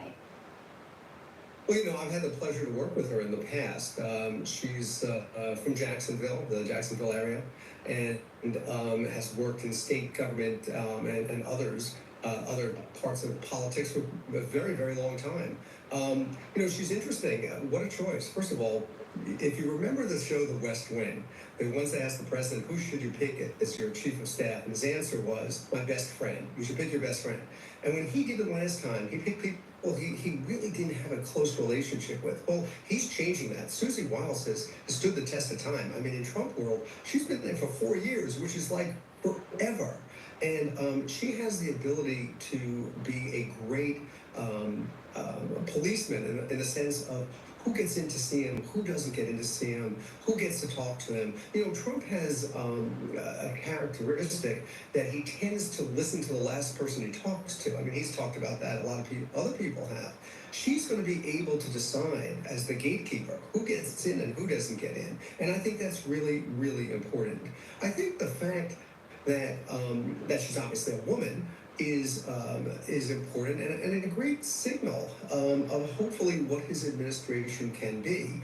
You know, there's a lot of criticism during the campaign about this bro attitude around him. And, you know, if she does one thing, if she's able to keep him focused and keep him from going off on these large tangents and attacking people and saying some of the things he said during the campaign, she will be an enormous success. She really will. So that was the first appointment. You know, there have been discussions about who will be on his cabinet. President-elect Trump taking to social media yesterday to announce 2 individuals who will not be joining his cabinet, and those were former members of his previous cabinet, Nikki Haley and Mike Pompeo. You know, it's interesting to note that he is you know, just so open about that, but does that signify anything to you? I know he did mention that the future cabinet is going to look nothing like the previous one. You know, what is that strategy? Yeah, I thought it was kind of curious. You know, I always wonder about people signaling what they're going to do. I'm sort of a fan of just do it. You know, just do it.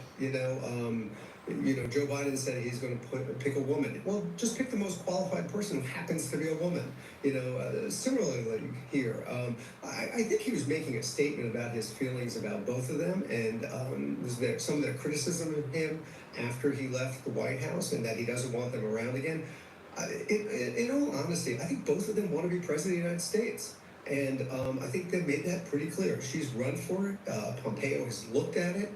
I don't think he wants people in his administration who are planning to run for president and are going to spend the next 4 years positioning themselves for the next election, which he cannot run for, right? He's constitutionally prohibited from serving again. So, you know, I don't think he wants to be around people whose job to them is how do I position myself to be president. He wants people who will be drop dead loyal to him. Both of those people who are very loyal and able people are running for president. And in some ways they should be happy because they could be out there doing their own thing, making their own path, speaking as they wish, not being, you know, having to toe the line, for example, to what he wants. And I think he was really offended by a lot of things that Nikki Haley did, both as UN ambassador and clearly the things she said about Donald Trump on the campaign trail. And I just don't think he wants people in his administration who are not 100% pro-Trump. Do you think that there are going to be any surprises, and are there any particular appointments that you're keeping a very close eye on? Well, you know, they've signaled a lot of the appointments. The biggest appointment for him is going to be Attorney General for 1,000 reasons we all know. You know, here's someone who's been convicted of 34 felonies. Here's someone who gets to appoint judges around the country, which the Attorney General is very helpful in that process. U.S. attorneys, etc. So I think the Attorney General is going to be his top choice. I don't think he's going to pick a stranger again, as he did in 2017. I think he's going to pick a current Attorney General. That would make sense to me, or possibly someone out of the Senate. I think that's a big one. Obviously, Secretary of State is huge. The first, you had it up on your screen before. You know, Donald Trump says he's going to solve the Ukraine issue. Well, the only way to solve the Ukraine issue is literally to give Russia part of Ukraine. I mean, because Ukraine's not going to give in. So how are they going to juggle that? How is the Secretary of State going to be involved in that? Who is that going to be? I think that is really critical. He's going to end up, I think, picking someone who has been very clear probably in the Senate, such as Marco Rubio, has been very clear about not funding, Americans' involvement in Ukraine. By definition, if you don't do that, Ukraine is going to lose this war. They cannot sustain themselves without the United States or the West. So that's a very, very, very big one. The last one I'll just point to is Homeland Security. The Republicans have been merciless about current Secretary Mayorkas. They've been merciless. They've been trying to impeach him. They've done all types of things because of the actions at the border.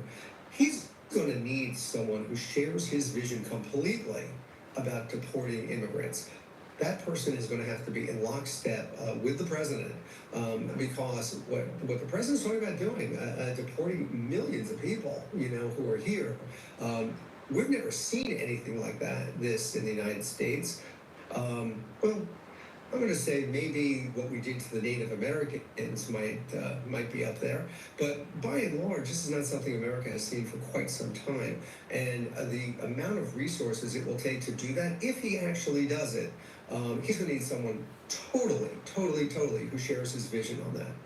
So taking a look at this list of what President-elect Trump has promised to do on day one, taking a look at this, what are your thoughts in terms of his directives, his mission on day one? Well, I'm not surprised, but we've talked about a couple of them. Let me just talk about a few of them. Pardoning the supporters who attacked the Capitol. What a huge mistake that would be. I believe politically, and you don't want to start on day one like that. These are people who broke the law. These are people who did something absolutely hideous to the United States. This was the first insurrection in America's history, the first attempt to stop the lawful transfer of power.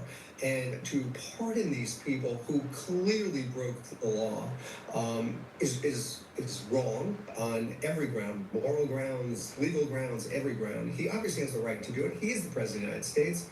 It would send the wrong. He should not start his administration this way. It will.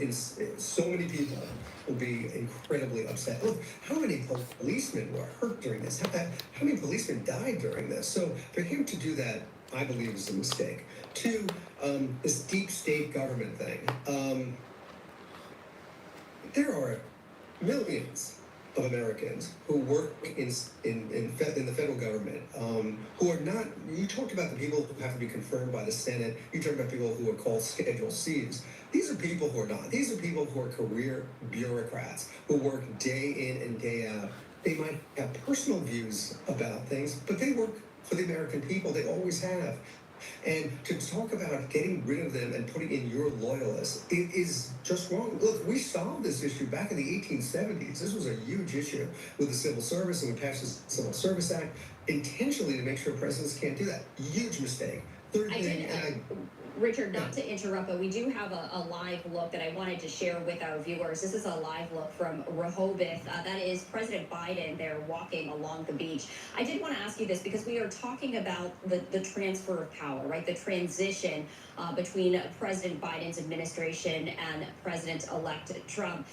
We were hearing from President Biden saying, and the White House saying that they've now extended, and they're in conversations with President-elect Trump in terms of how to handle that transition. As we take a live look at the president right there, what needs to be done to make sure that the transition is as smooth as possible? These administrations have very different outlooks, strategies, perspectives. How does that work? Yeah, I mean, transfer of power, or whether it's at the federal level or the state level, is a Hit the like and subscribe button. They need to get deported. They are illegal. I do not feel bad for them. They broke and entered my country illegally. What Trump did to him. The president has made it extraordinarily clear to everyone who works with him that they are going to cooperate fully. Come on, guys. One more subscriber until we get the 2,400. Hit the like and subscribe button. Donald Trump did not afford him that. You will see the president on January 20th handing over power to the president-elect, President Trump at that moment. You are starting to see Joe Biden teach the American people how to get it done. This is what it looks like. This is who we are. And while other people may talk about not having a peaceful transfer in the past. He wants to get us back. I think he wants part of his legacy to be that he turned the tide. Now, I got to tell you, every single governmental agency gets changed over. I mean, the people at the top, as you talked about, who have informations, people will have to be briefed on everything that's going on in every single department. And that is a massive, massive, massive undertaking. You need help in doing this. You really need the people before you to help the people coming in. And I will say, just in my personal experience, no matter what the ranker is on top, no matter how much the two sides dislike each other, I have seen people in the agencies working extremely closely with other people to help them take the reins of power. Because when the day is done, people, the vast majority, the unbelievably vast majority of people who go into government service want to serve the American people. And just because someone might disagree with what I believe, and I disagree with what they believe, my job is to serve the American people. And I think a lot of people have that attitude. And so, yes, they'll turn over the reins of power to someone else that they disagree with, but they want to make sure that the country moves forward. Because, again, when this is done, the only thing that truly matters is that the country moves forward and that we, as a country, do better than we have in the past. That's really all that matters. That's what the transition is supposed to do. Richard, we appreciate you joining us here on Live Now from Fox. Before we let you go, any last thoughts? Well, wow, what a week.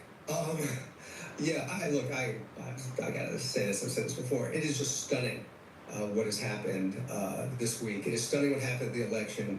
The Democratic Party, if this was a house, it's not a fixer-upper, it's not a remodel, it's not take it to the studs, they're going to have to rebuild this thing from the foundation up. I mean, they lost every possible group, that they could, just about.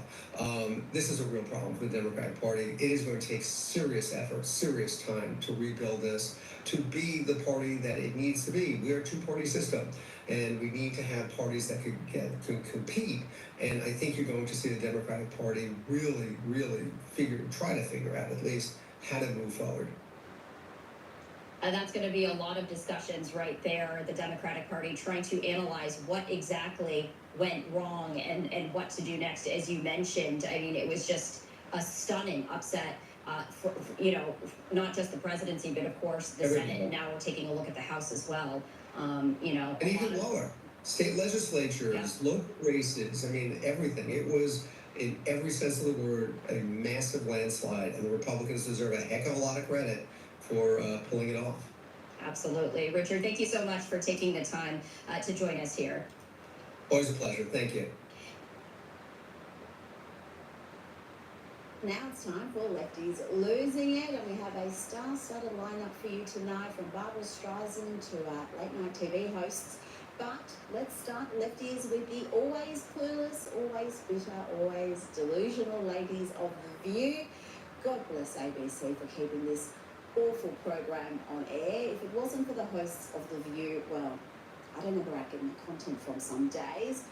All the hosts are pretty awful, but some are more awful than others. Listen here as one of the less awful hosts tries to say something actually sensible and factual, but Sunny Hostin ain't having it. She just keeps screeching misogyny, sexism. These different demographics and these assumptions of where they're going to go. Latinos in Texas, a district that's 97% Latino, want 75 percentage points for Donald Trump. Why? Misogyny. It's on the border. It's the border crisis is on their doorstep. So and they were begging people to care about it for years. We need to take some lessons. That's what that The was. lessons are not. Who's there? Oh my gosh, it's Whoopi. There you have it. They're all just a pack of misogynist monsters down there, all the Latinos, Hispanics. That's what Sunny thinks. Sounds a little bit racist if you ask me. But the meltdowns did not end there. Here she attacks not just Latinos, but America. The whole country is rotten, apparently. I think the more relevant question actually is, what is wrong with America?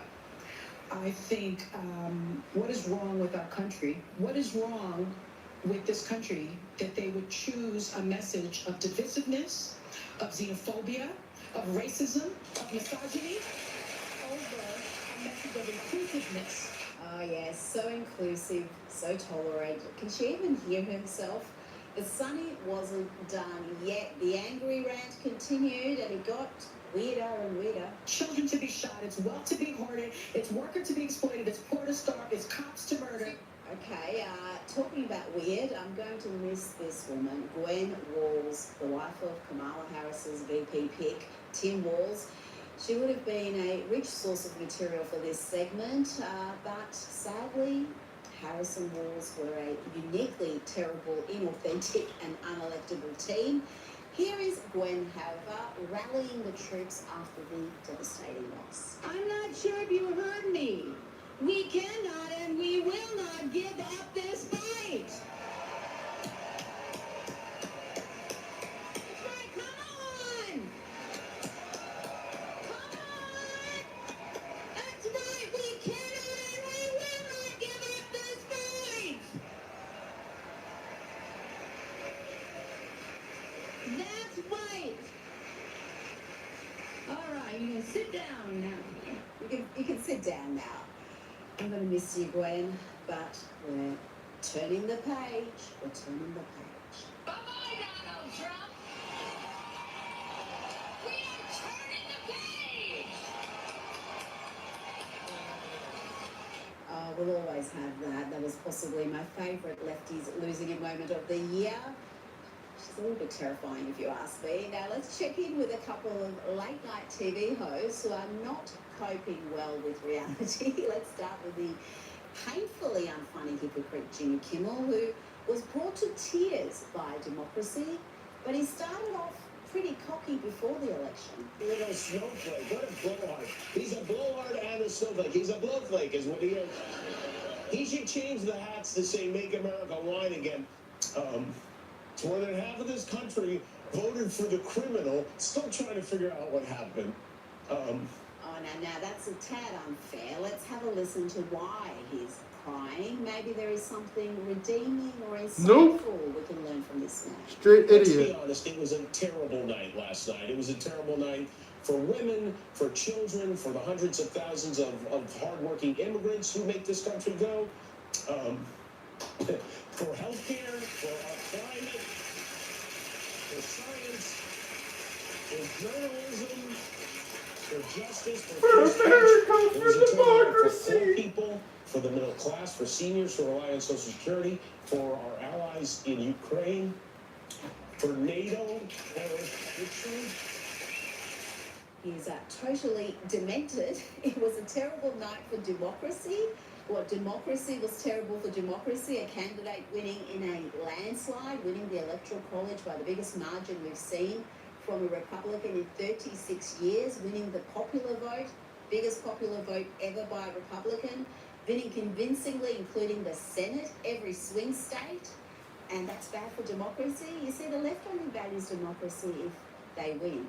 And during that little emotional diatribe from Kimmel, he talked about women's rights and decency. I'm sorry, but I'm not about to be lectured on decency from this creep. Tell us what you think of the statue. We need Project 2025.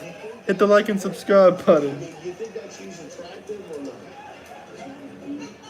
Take another look at it.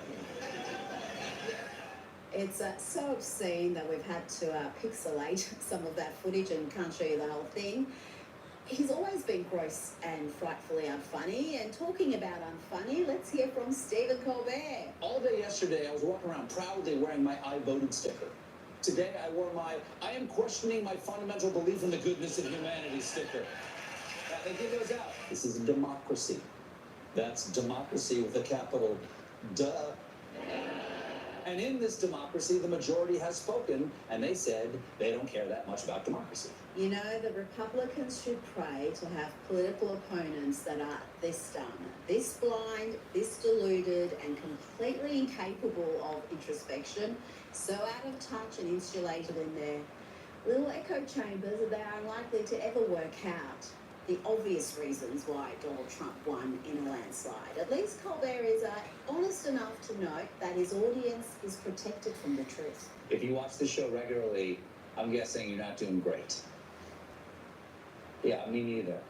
Yep, if you watch trash like that, reality will hit you hard because you've been fed nothing but leftist lies and hysteria. And a woman who clearly has been on a diet of lies and hysteria and pancakes is Barbara Streisand. Remember the last time Trump was president and she claimed that he was making her fat? That's a real headline. Well, this time she's pledging to flee the country. How do you feel about the specter of a second Trump administration? I will move. I can't live in this country if he became president. Where would you go? Where would you go? Probably to England. Mm-hmm. I like England. Now, there'll be plenty more lefties content with my next She guest. loves that there's no freedom of speech. On Blaze TV, Alex Stein, who also did invaluable work as a white dude for Kamala. We have to stop Donald Trump from getting into office. I came here with a dream. I'm not going to stand for it. I'm not going to stand for Donald Trump. I'm doing it for these kids. I love these kids. I love these kids. I'm just not happy. I'm going through so much. And my damn wife keeps posting on Facebook. She's in Cancun, Mexico with a new boyfriend.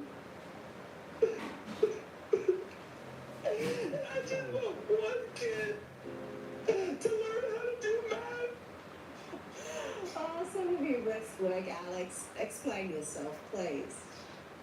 Well, Rita, that was the day after the election, and they had a special meeting in Washington, D.C., because the testing scores, the standardized scores for the Washington school children, K through 12, were alarmingly bad. In the inner city schools, that the kids were proficient for their grade level, just 8% of the students were proficient. So they had to have a special meeting all about math. So that's why I went up there and talked about math. But that was the day after the election. And listen, I was up all night celebrating that Donald Trump win. I rolled in there, my pencil was not full of lead, but still, I went in there and did my best. And It was a great performance. I'm so happy. Thank you. It was a great performance. Now, people do celebrate in different ways, and I'm wondering whether you had anything to do with this celebration. Yeah, the same on the good. Hey, Donald Trump is your president, if you like it or not. Donald Trump is your daddy again. Did you put that sign up, Alex? It looks like your work. No, I did not. And, honestly, Daddy Trump needs to come back. He's coming back. Gas prices are about to get cheap. We don't have to worry about biological men beating women in women's sports. I mean, the world is going to get exponentially better. So if we got to call Donald Trump Daddy, he is. He's the father of this country, and there's no better father than Donald Trump. Now, Donald Trump's youngest son, Barron, has been credited for helping guide his father's strategy to attract younger voters through appearances with podcasters, comics like Theo Vaughn, The Joe Rogan Show, Adam Ross. Here is Donald Trump talking about Barron's involvement in his campaign. So I have a son who's very smart and tall, Barron, right? And he knows all about you. He knows about guys I never heard of. He said, Dad, you don't know how big they are. They're big. You know, showed me how big. I said, who the hell is he? Like Ross. He said, Dad, he's a great guy. I mean, guys that are doing, it's a whole new world out there. How much of a difference did this so-called bro vote have in this Extreme. election? I remember Republican women like Riley Gaines, even Megyn Kelly, were encouraging men to go out there and vote to help save the country. Well, it was huge, and a lot of people want to criticize Donald Trump, but I think the best judgment of a man... How can you criticize Donald J. Trump? That's your president. Barron is a genius for basically putting his campaign... Guys, I'm 6'5". I need to be friends with Barron Trump. That way he's 7 foot. He's the big dog, but I'm like his, little big partner. Support him. They all have clean criminal records. I don't think any of them are selling our secrets to the Ukraine. So Donald Trump is a great father, and he raised a great young man in Barron Trump, and I'm really indebted to him for making him think outside the box and go on these podcasts and do untraditional media. And I really do think that was the difference in this election. Now let's have a look at some young men celebrating this famous victory.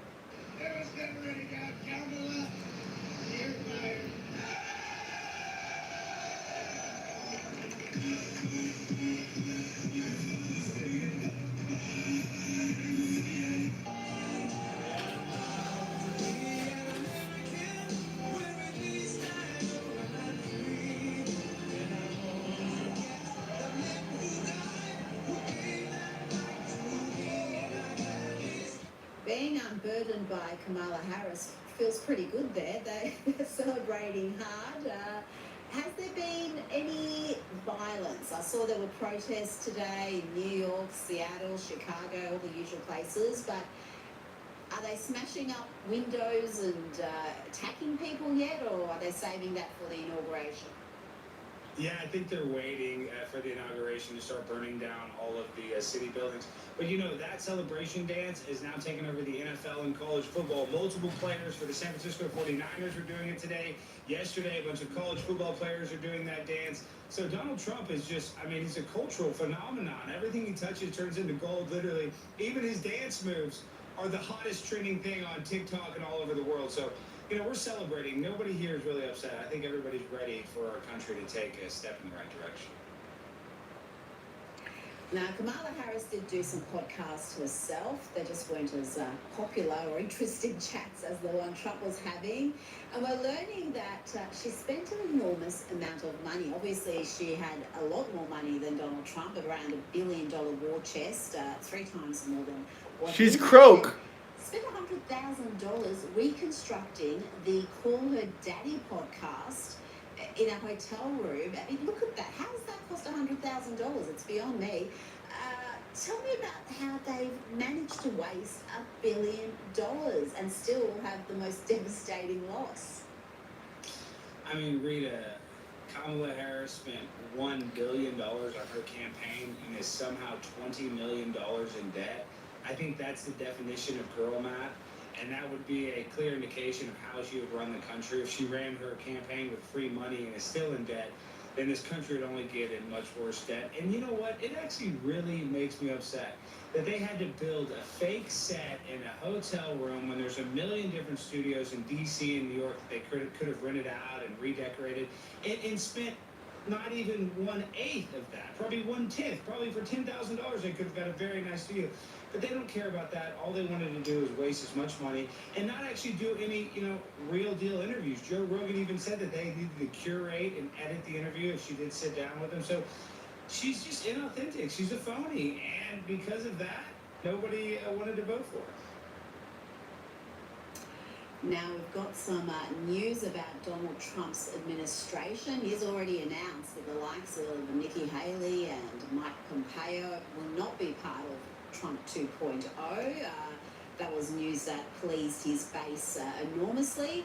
And today CNN are reporting that Elise Stefanik will be the ambassador to the UN. That's the early reporting. What do you think about these choices thus far? Well, Congresswoman Stefanik's great. She's defended Donald Trump through and through, and she's in a traditionally red district in New York. So even though she's going to be plucked out of her position as Congresswoman, that district will probably still stay red. And, you know, with Nikki Haley, she's got to go. I mean, she stayed in that primary and just costed Donald Trump votes and really positive energy for his campaign and just tried to stifle it before it even got started. So I'm happy that he's not going to surround himself with neocons and warmongers like Nikki Haley and Mike Pompeo. So Donald Trump's already making great decisions. And finally, Federal Emergency Management Agency FEMA supervisor Marnie Washington has now been fired after it was revealed that she had told disaster relief workers on the ground in Lake Placid, Florida, to not assist people whose homes had Trump signs in the front yard. This is in the wake of Hurricane Milton. It's incredible that this could have happened. When I first heard this, I thought that there is no chance someone would actually give that direction. But Alex, here we are. Getting fired is not enough. I mean, they should charge her criminally for neglect or at least something more serious than just getting fired. And I'm sure she had a decent job at FEMA, probably made over 6 figures. But like I said, and not giving aid to people because they don't, because they have a different political viewpoint than you and don't want to vote for Kamala Harris, that's disgusting. That should be some sort of crime. And it just shows you that our federal emergency management system just does not care about actually helping people, especially if you have a different political viewpoint as a person that's handing out the aid. Alex Stein, thank you for your time. Thank you, Rita. Thank you, Rita. Thank you, Rita. Lefties losing it. You know what Americans need is not More just lefties losing it. touch celebrities preaching to them. They also need painfully unfunny poms ranting about the election. Remember when late night TV shows were funny? Now they have Hit the like and subscribe button, guys. We're almost at 2,500 subscribers. Much appreciated. Hasn't been a very uplifting speech, if it helps at all. There's one final thing I'm going to be genuinely excited for on Tuesday, and that is if Donald Trump loses this election, he's basically finished. I know he before he left the stage, but when the dust settled, he had lost 2 elections in a row and will be campaigning as an 82-year-old next time. I think he'd be done. And doesn't that sound great? Trump put him through hell. Oh, gosh, would have been a loser.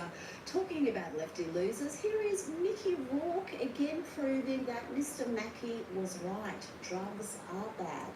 Okay? That, but I'm not going to go into it because I don't need another visit from the Secret Service.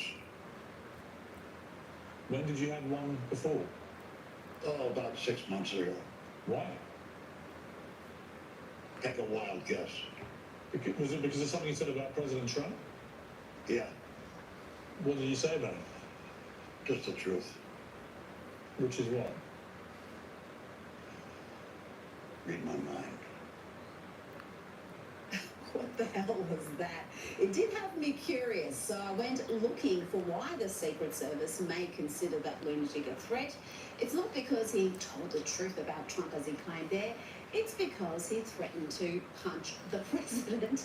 This is Rourke during Trump's first term. Again, let this be a lesson to the kids out there. Stay away from drugs and bargain basement plastic surgery. And hit the like and subscribe button. White House, that lying sucker, that no good, two-faced piece. You know, he said some really nasty things about the two of us. And you know what? It's personal.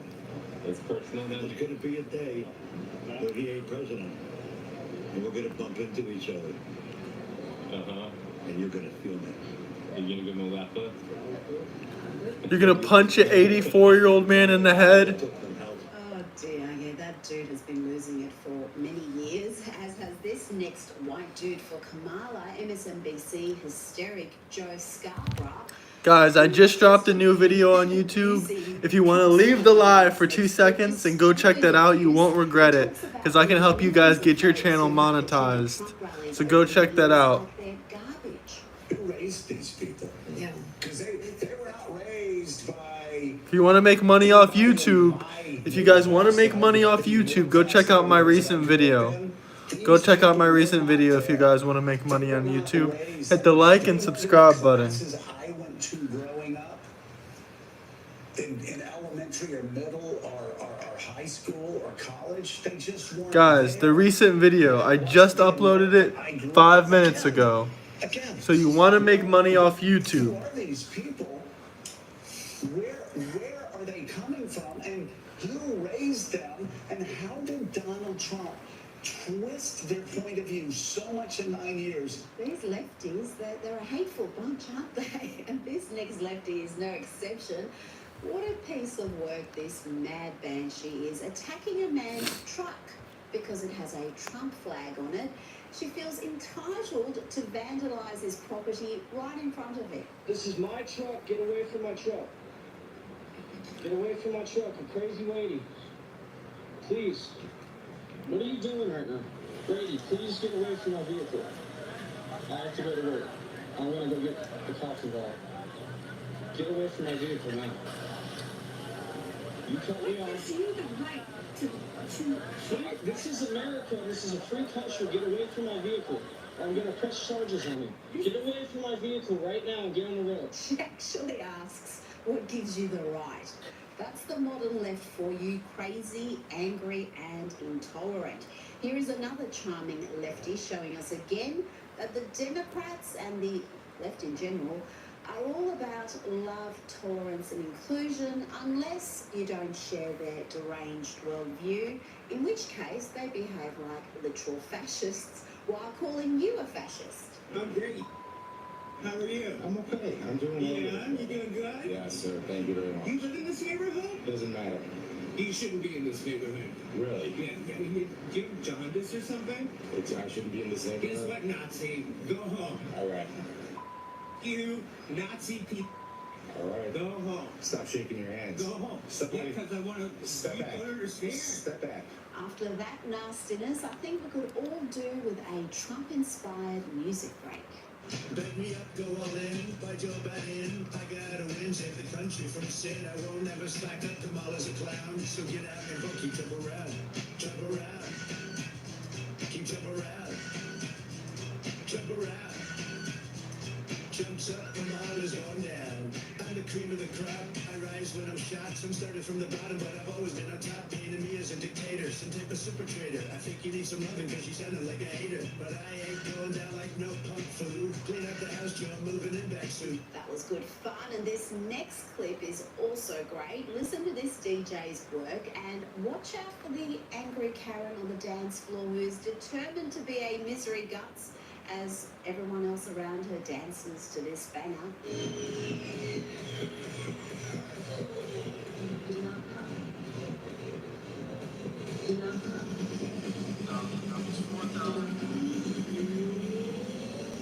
How could it come?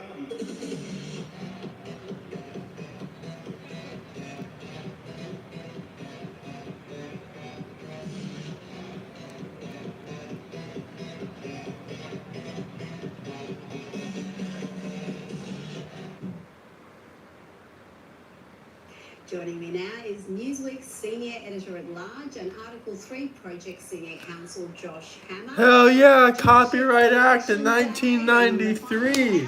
Free use as a commentator and a professional green screen kid. Absolutely. If we don't show up to Hit the like and subscribe button if you want to steal my content. It's on my page. I just posted a new video, so go check that out. And I posted a YouTube short, so I post, but mostly check out the video. You don't gotta check out the YouTube short, but check out the video. You guys would like it. If you want to get monetized fast on your channel, you want to start making money off YouTube and stop leaving comments, then go check it out, because you guys can start making money off YouTube. You know what I'm saying? It's possible. Even if you've been on YouTube for 15 years, like Ripped, and only have 60 subscribers.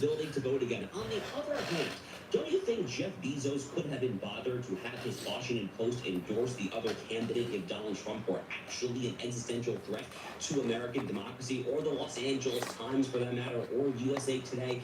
I mean, this thing just kind of doesn't make sense looking at it in even the most superficial and cursory of ways. Look, the thing about Donald Trump is no matter what you think about what he says on Truth Social or what joke he makes at a given rally, by the way, he is a very funny guy. I was watching his closing rally in Grand Rapids, Michigan last night. I still am here 8 years later just continually laughing at the man's just good sense of humor on the campaign trail. But no matter what you might think of him, the reality is, Rita, this man was president for 4 years. He therefore has a track record. We literally saw what happened in office. Was voting abolished? No, obviously not. So it's just stupid last gasp desperation from Oprah Winfrey is all this. Oprah! That's it. I remember last time, or before his first term, so not even last time, they were saying he was going to crash the stock market, he was going to start World War III. All these horrific things were going to happen, and 4 years, and none of that happened. There were no new wars, and the economy was doing pretty damn well before the pandemic hit. But let's stick with the lies, damn lies, the Democrats' lies.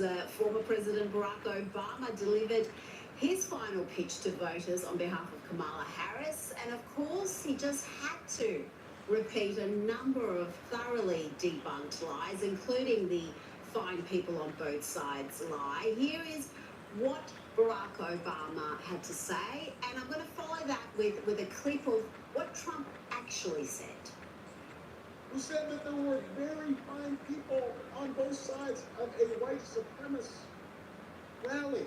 Very fine people on both sides. You had people in that group, excuse me, you had people, and I'm not talking about the neo-Nazis and the white nationalists, because they should be condemned totally. But you had many people in that group other than neo-Nazis and white nationalists, okay? He could not be clearer. He was very, very clear in saying he was not talking about the white nationalists and the Nazis, and yet that divisive, damaging lie has been repeated over and over again, not just by Barack Obama, Joe Biden, Kamala Harris. And it was only a few days ago Barack Obama was decrying how divided America was, how scared Americans were, and then he pulls that nonsense. So Donald Trump came out there quite literally within days, perhaps even within hours, back in August 2017. I remember it very well. I remember it like it was yesterday. He came out almost instantaneously to condemn what happened in Charlottesville. Rita, here is the key point. One, they are just totally lying, as this clip just showed. I can't believe they're still trying to pull this stunt, by the way, 7 years after every so-called purported self-proclaimed fact checker in the country Donald J. Trump. this for being the thoroughly just pile of stewing, feeded garbage lie that it actually is. But even more to the point, Rita, for over a year now, since October 7, 2023, there has been a Charlottesville on American university campuses and in American large urban corridors basically every single day. Do you know who has not condemned any of this and who, if anything, is actually telling the so-called pro-Gaza protesters that are actually out there trying to harm Jews and others much more than these stupid little tiki torch Nazis in Charlottesville are? Do you know who's not condemning them? Joe Biden and Kamala Harris. Kamala Harris repeatedly telling them, you know what? They have a point there. She's trying to indulge the worst excesses of the actual modern neo-Nazis while trying to drum up this stupid clip from 7 years ago. Again, no one buys this crap. They are desperate. They are flailing for anything here in the final hours. They will not get truth get in the way of a good narrative. Now, today, Joe Rogan, who is a hugely influential podcaster, his audience dwarfs everyone and everything else, he endorsed Trump. And this is a big deal, Josh, because he's not a traditional conservative figure. He used to back Bernie Sanders quite strongly, but he's been red-pilled like millions of other Americans in recent years. Do you think this is enough to get Trump over the line? The number of male voters who have been red-pilled, who've gone from Democrats to being independents or Republicans? Yeah, so two things here. One, so Joe Rogan does have an absolutely massive audience there.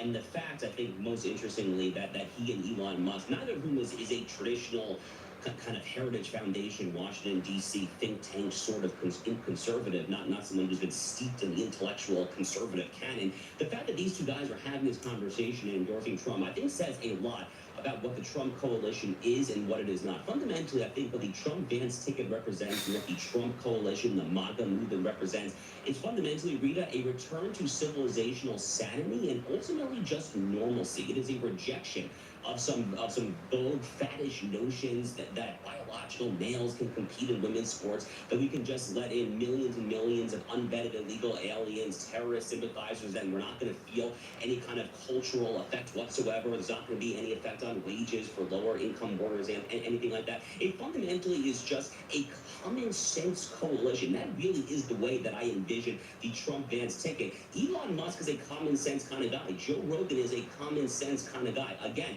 they're not out there because they have these deep-rooted, kind of in their bones intellectual thoughts about the capital gains tax rate. No, they're out there because at a visceral level, they are patriotic, let's fly the flag, red, white, and blue, patriotic Americans, and they want a president in there who understands that this country is good because it is great, and it is great because of its citizens. Yeah. That fundamentally, I think, at its core is what distinguishes this ticket from the opposition ticket. I do think that the Joe Rogan endorsement makes a big deal. I personally wish it had come a little sooner, but, you know, again, he's not a traditional endorser, as you said there, so better late than never, certainly.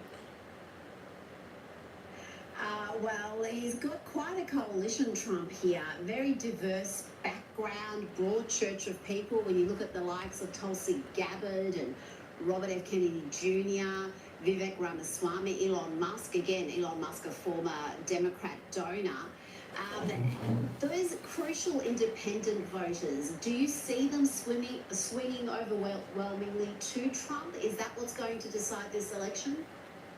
So I think that Donald Trump is going to win independent voters. I also think, to get back to what you were saying with the Joe Rogan effect, I think that he's going to absolutely dominate the male vote. So, you know, the media here in America has been talking a lot about the female vote and how Donald Trump has this horrific gender gap. And you have this stupid clip of Mark Cuban circulating saying that there's no powerful, respectable, intelligent women close to Donald Trump. That would be news to a lot of people. I saw Megyn Kelly having a lot of fun with that particular clip on the campaign trail in Pittsburgh, Pennsylvania last night. But you know what the media does not talk about is the fact that Kamala Harris and Tampon Tim Walz are severely underwater when it comes to the male vote here. In fact, the metrics that I have seen show that Donald Trump is crushing it with the male vote even more so than the Harris-Walz take is crushing with the female vote. So if men come out and actually vote for Trump anywhere close to what the polling currently suggests, I think he's headed towards a resounding victory tonight. I really do. Josh Haber, thank you for your time. Now it's time for Lefties Losing It, and to the ladies of The View, the bitter, mean-spirited, delulu ladies of The View, here is Sunny Hostin calling black men, Cuban men who vote for Trump, ridiculous and crazy. You've got 53% of white women that voted for him in 2020. We've got to reach those women. We've got to reach those ridiculous, crazy black men that did vote for Trump. We've got to reach those people. We've got to reach the Cuban men in Miami that overwhelmingly voted for Trump. I don't know what their hearts look like. That should be part of Trump's next ad. He'll set records for the black vote if more black folk knew how the elite Democrat class look at them. And if you want to know just how wacky Sunny is, listen to her say just last month that Joe Biden's legacy will rival George Washington's. I wish I was kidding. I truly believe that his legacy will be etched in the history books as Washington, as someone who put that ego aside and put his country first. That's definitely his legacy. Hey, So funny every time what's I up, hear it. Flashbomb? Now let's hear from some black men who are voting for Trump. How you doing? Because Sorry, this I'm eating shopkeeper something. who's, interviewing them tries to convince them to vote for Kamala. About a vote? Yeah. Who you vote for? Trump. Come on, bro. Harris stuff's backwards, bro. What? Harris. Yeah, we not voting for that, man. We voting for Trump, man. I'm black. So why you ride with Trump so much? The Venezuelans taking all our bread. And Trump will come on. Trump, to be honest. Why Trump, though? He used to keep immigrants out, so, you know, we was able for us to get jobs. It's hard for us to get jobs now, because immigrants taking over here. Now, what would make you want to vote for Kamala? I ain't gonna lie, we was the last two people on Earth. Still wouldn't do that if on the grave. It's like that. Yes, right. I know Twitter. I go on Trump. She ain't no good. I'm putting that up. So whoever want to believe is going up, check her history. Y'all turn around here. So you will vote for a black woman? It's gonna be the first black woman in office. That's gonna start World War III as soon as she get in. Kamala or Trump? Trump? Yeah. Come on, bro. Kamala to his backwards, bro. What you talking? Kamala, we voting for Trump, but what are you talking about? You know damn well we don't Kamala. Trump. Give out free scams and everything. You tweaking. Yeah, that's how you feel. You tweaking. I ain't gonna lie, bro. I vote Kamala. Man, you and come on, bro. I can't even have my opinion. Damn, bro. You voting for you, so you went there. I'm good. You with all that goofy? Yeah. Nah, ain't no yeah. Now, the Democrats and Kamala Harris are in full panic mode. Black men are abandoning the Democrats, and Barack Obama, berating the brothers, as he calls them, isn't going to bring them back. So the Vic went on the Breakfast Club and talked about reparations before again reminding us she grew up in a middle-class family. My question to you is, what's your stance on reparations? We all know that America became great, you know, off the backs of free black labor. How progressive are you on making it a priority and righting America's wrongs? Yes, I am running to be a president for all Americans. That being said, I do have clear eyes. Did you do Flyover Iceland? What do you mean, like a video about Flyover Iceland? Or what's Flyover Iceland? Meaning history. A helicopter or something? Nah, I didn't do that. Did you? Hit the like and subscribe button though if you guys are joining in. Flashbomb and everyone else, check out my recent video I just uploaded, please. Be much appreciated. It's a roller coaster, or is it a zip line, or what? As it relates to the economy, which is a lot of what you have addressed. Look, I grew up in the middle class. My mother, worked hard, raised me and my sister. She always goes back to that. But reparations, really? So people who never owned slaves giving money to people who've never been slaves? Sounds like the sort of lefty losing a policy Harris always champions. Also on the program, we've got this incredible statement from Kamala saying the only reason she's losing support is because Republicans are scaring people away. Then she goes straight to one of her favourite bits of scaremongering and lies about Project 25. Part of the challenge that I face is that they are trying to scare people away because they know they otherwise have nothing to run on. Ask Donald Trump what his plan is for Black America. Ask him. What, I'll tell you what it is. Look at Project 2025. Get a job, do well in society. Project 25. The hypocrisy, the projection there is incredible. All they have is fear and lies about Project 25 and threats to democracy. And with the Democrats losing support among black men, Kamala resort to racist, sexist bribes. She posted this overnight. She said black men deserve a president who cares about making their lives better. And then she attached her policy agenda for black men, including creating an opportunity agenda for black men. Not black women, not Latino men, certainly not white folk, just black men mentioned in her communication. And let's look at what she offers this demographic. $1 million loans that are fully forgivable. And the woman who locked up people for marijuana offences is now promising to make weed legal.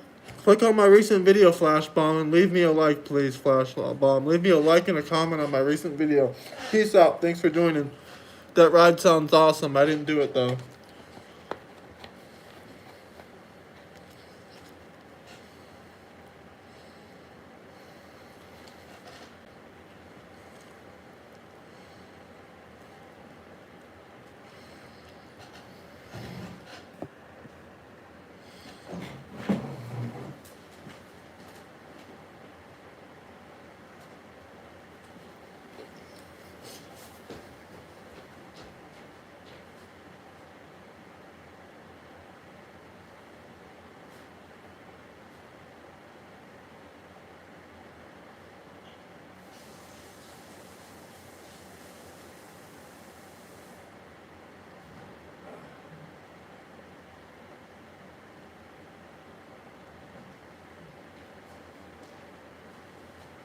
Okay, scratch that, guys. Sorry, I just ate something horrible.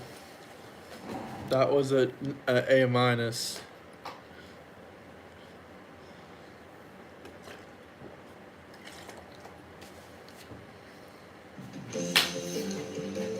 Right now on Morning News Now, fire season now stretching into the fall. This morning, crews on both coasts working to contain several wildfires as temperatures soar across the country. We're tracking the highs, the dangers, and what to expect as you start your work week. Also this morning, time of transition. President Biden getting ready to welcome President-elect Trump back to the White House as Democrats discuss what went wrong on Election Day. I'm not going to look backwards. Kamala ran a strong campaign. She did everything that she could. She decisively won the debate. So to me, it's not just about the campaign. It's about what does the Democratic Party stand for. And from the campaign trail to Wall Street to your wallet, we'll break down Mr. Trump's plans to lower interest rates and improve America's economy. Developing news, a violent night in the Middle East. This morning, dozens killed, many of them children, in Israeli strikes on Gaza and Lebanon. Plus an emergency summit set for today. We will bring you the latest. And who run the Grammy world? That's right, this year's Grammy nominations are out with Beyonce's cross-genre country album, Cowboy Carter, coming out on top. More on who got the nod, including some surprises. And of course, a few snubs. And with that, she is making some history. She's making some history, surpassing her husband while doing so. And of course, the big question, will she win the big prize finally this year? We're going to have to wait and see what happens come February. Good to have you with us on a Monday morning. I'm Joe Fryer. And I'm Savannah Sellers. We begin with the wildfires raging on both sides of the country. Weather conditions are now offering some relief, but the situation is far from over. Not good, not good. Not good, guys, not good.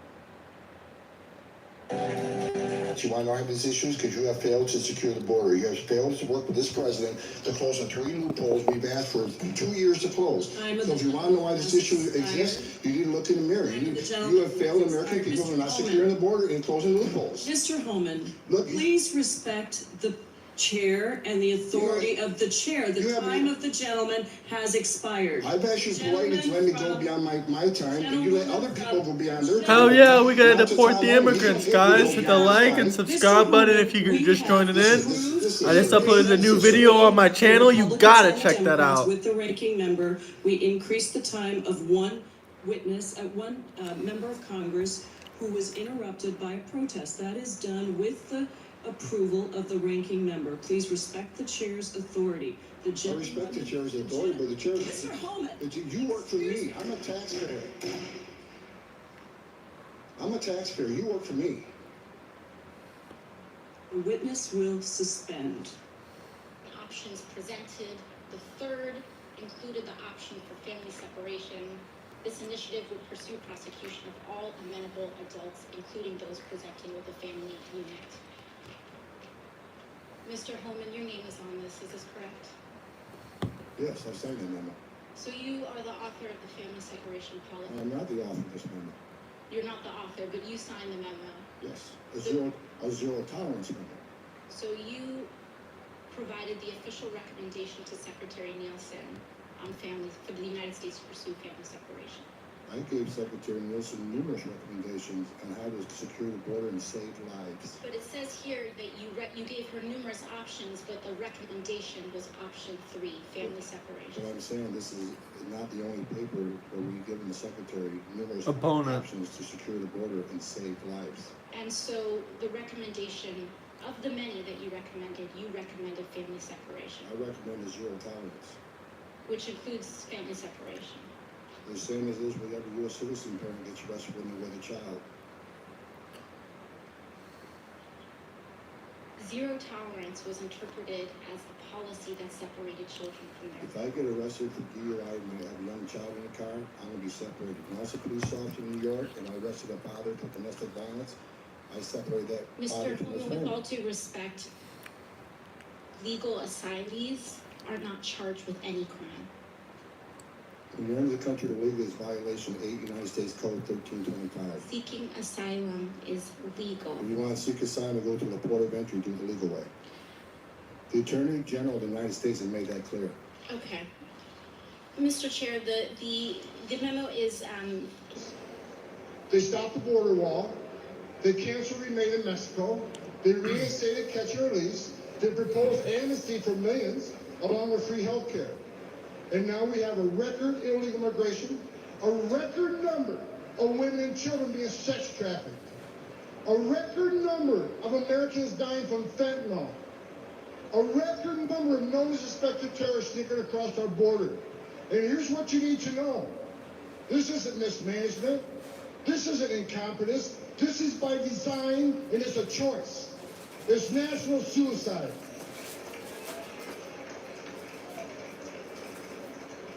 But you know what? On November 5th, the American people do have a choice, and they're going to stop this madness. I got a message. As a guy who spent 34 years deporting illegal aliens, I got a message to the millions of illegal aliens that Joe Biden's releasing our country in violation of federal law. You better start packing now.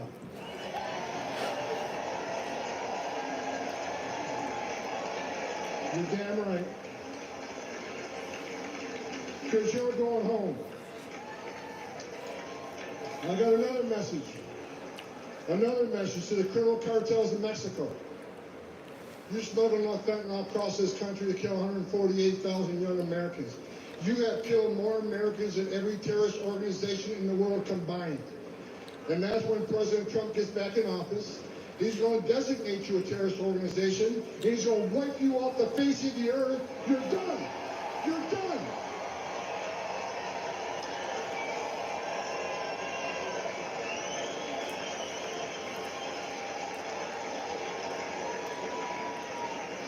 President Trump is going to end the Biden-Harris open border madness. We will stop the drugs and the crime from pouring into your neighborhoods. President Trump has proven to the American people that he's a warrior. And he's going to make America safe again. And you can take that to the bank. I got a message. As a guy who spent 34 years deporting illegal aliens, I got a message to the millions of illegal aliens that Joe Biden's releasing our country in violation of federal law. You better start packing now.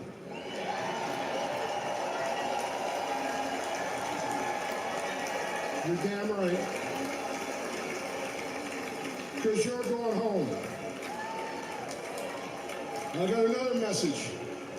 Another message to the criminal cartels in Mexico. You smuggled enough fentanyl across this country to kill 148,000 young Americans. You have killed more Americans than every terrorist organization in the world combined. And that's when President Trump gets back in office. He's going to designate you a terrorist organization. And he's going to wipe you off the face of the earth. You're done. You're done.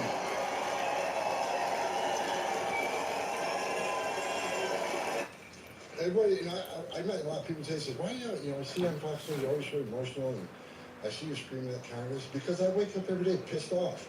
I wake up every day pissed off because we gave this administration the most secure border in my lifetime. And the data proves it. Illegal immigration was down 83 to 90%. A record. No one's ever accomplished that. Illegal immigration was down a 45-year low. Now, you heard on video, I worked for 6 presidents, starting with Ronald Reagan. Every president I've ever worked for said they took actions to try to secure the border. Even Clinton and Obama took actions to secure the border. No one did more than President Trump. But President Biden is the first president in the history of this nation who came in office and unsecured the border. And that pisses me off. Because when you unsecure the border, people die. Now, I see the White House moron, the spokesperson, and Jen Psaki before her, they'll say, the Trump administration's inhumane policies. You guys, you're inhumane, you're racist. And our policies are much more humane.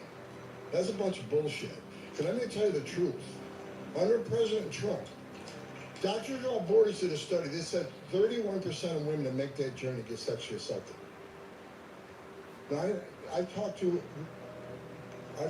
girls as young as 9 years old when I was a special agent. That was raped multiple times by the criminal cartels in Mexico. They're animals. And when you sit down and talk to a 9-year-old girl and look in her eyes, and every bit of humanity has been stolen from her, everything innocent, it breaks your heart. And it pisses me off. Because when President Trump had illegal immigration down 83% to 90%, depending on what time frame you looked at, how many women were being raped? How many children were dying? How many pounds of fentanyl didn't make it in the country to kill Americans? How many known suspected terrorists didn't get in the country because the border was secure? President Trump's policies were not inhumane. They saved lives. President Biden wants to say the policies are more humane. Let me set the record straight. Over 1,700 migrants have died. Humane for who? 1,700 migrants have died in Minnesota. A record. Over 100,000 Americans have died from fentanyl overdoses. A record. ICE has more sex trafficking investigations of women and children this year than the last 6 years combined. A record number of women and children being sex trafficked. And the thing that bothers me the most, on top of all those terrible things, a record number of known suspected terrorists have been arrested trying to enter this country. Don't tell me his policy is humane. They're killing people at record numbers. They're killing migrants record numbers. They're killing Americans record numbers. Bottom line. President Trump was one badass president. Do you want to have these issues? Because you have failed to secure the border. You have failed to work with this president to close the 3 loopholes we've asked for 2 years to close. So if you want to know why this issue exists, you need to look in the mirror. You have failed American people for not securing the border and closing loopholes. Mr. Holman, please respect the chair and the authority of the chair. The time of the gentleman has expired. I've asked you politely to let me go beyond my time, and you let other people go beyond their time, but not to Tom Holman. He don't get me go beyond his time. Mr. Holman, we have approved an agreement between the Republicans and the Democrats with the ranking member. We increased the time of one witness, one member of Congress who was interrupted by a protest. That is done with the approval of the ranking member. Please respect the chair's authority. I respect the chair's authority, but the chair... Mr. Holman! You work for me. I'm a taxpayer. You work for me! I'm a taxpayer. You work for me. The witness will suspend. Options presented. The third included the option for family separation. This initiative would pursue prosecution of all amenable adults, including those presenting with a family unit. Mr. Holman, your name is on this. Is this correct? Yes, I signed that memo. So you are the author of the family separation I policy. am not the author of this memo. You're not the author, but you signed the memo. Yes, a zero tolerance memo. So you provided the official recommendation to Secretary Nielsen on family for the United States to pursue family separation.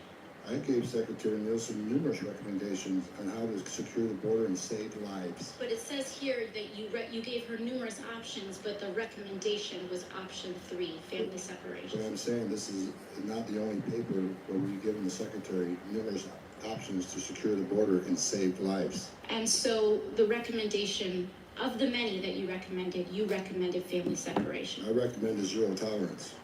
Which includes family separation.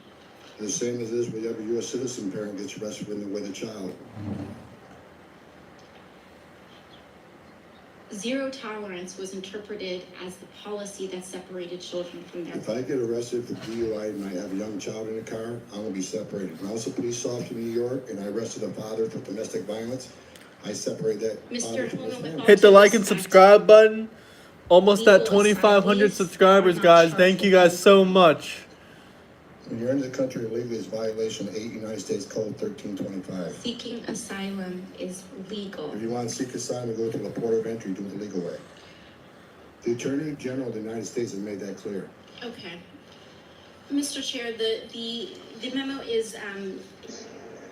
They stopped the border wall. They canceled remain in Mexico. They reinstated catch and release. They proposed amnesty for millions, along with free health care. And now we have a record illegal migration, a record number of women and children being sex trafficked, a record number of Americans dying from fentanyl, a record number of known and suspected terrorists sneaking across our border. And here's what you need to know. This isn't mismanagement. This isn't incompetence. This is by design, and it's a choice. It's national suicide.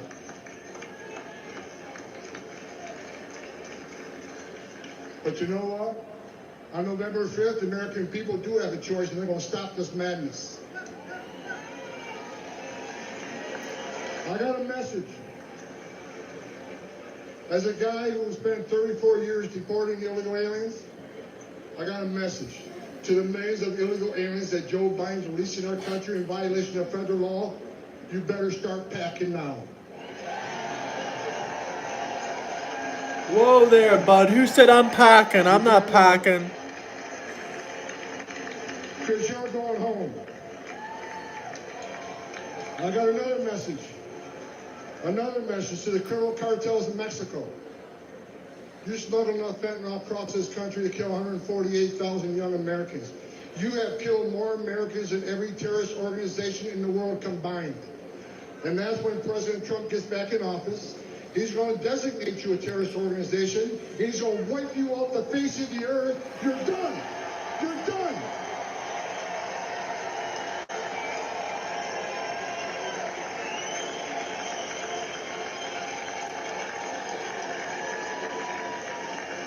President Trump is going to end the Biden-Harris open border madness. We will stop the drugs and the crime from pouring into your neighborhoods. President Trump has proven to the American people that he's a warrior. And he's going to make America safe again. And you can take that to the bank. Take it to the bank, sucker. I got a message. As a guy who spent 34 years deporting illegal aliens, I got a message to the millions of illegal aliens that Joe Biden's releasing our country in violation of federal law. You better start packing now. You better stop packing now. You're damn right. Because you're going home. I got another message. Another message to the criminal cartels in Mexico. You smuggle enough fentanyl across this country to kill 148,000 young Americans. You have killed more Americans than every terrorist organization in the world combined. And that's when President Trump gets back in office. He's going to designate you a terrorist organization. And he's going to wipe you off the face of the earth. You're done. You're done.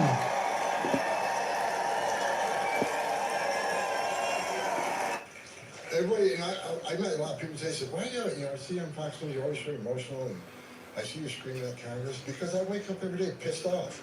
I wake up every day pissed off if we gave this administration the most secure border in my lifetime. And the data proves it. Illegal immigration was down 83 to 90%. A record. No one's ever accomplished that. Illegal immigration was down a 45-year low. Now, you heard my video. I worked for 6 presidents starting with Ronald Reagan. Every president I've ever worked for said they took actions to try to secure the border. Even Obama took actions to secure the border. No one did more than President Trump. But President Biden is the first president in the history of this nation who came in office and unsecured the border. And that pisses me off. Because when you unsecure the border, people die. Now, I see the White House moron, the spokesperson, and Jen Psaki before her, they'll say, the Trump administration's inhumane policies. You guys, you're inhumane, you're racist. And our policy is much more humane. That's a bunch of bullshit. Because let me tell you the truth. Under President Trump, Doctors Without Borders did a study. They said 31% of women that make that journey get sexually assaulted. Now, I've talked to girls as young as 9 years old when I was a special agent. That was raped multiple times by the criminal cartels in Mexico. They're animals. And when you sit down and talk to a 9-year-old girl and look in her eyes, and every bit of humanity has been stolen from her, everything innocent, it breaks your heart. And it pisses me off. Because when President Trump had illegal immigration down 83% to 90%, depending on what time frame you looked at, how many women were being raped? How many children were dying? How many pounds of fentanyl didn't make it in the country to kill Americans? How many known suspected terrorists didn't get into the country because the border was secure? President Trump's policies were not inhumane. They saved lives. President Biden wants to say the policies are more humane. Let me set the record straight. Over 1,700 migrants have died on U.S. soil since Joe Biden was president. 1,700 migrants have died on U.S. soil. A record. Over 100,000 Americans have died from fentanyl overdoses. A record. ICE has more sex trafficking investigations of women and children this year than the last 6 years combined. A record number of women and children being sex trafficked. And the thing that bothers me the most, on top of all those terrible things, a record number of non-suspected terrorists have been arrested trying to enter this country. Don't tell me his policy is humane. They're killing people at record numbers. They're killing migrants at record numbers. They're killing Americans at record numbers. Bottom line. President Trump was one badass president. You want to have these issues because you have failed to secure the border. You have failed to work with this president to close the 3 loopholes we've asked for 2 years to close.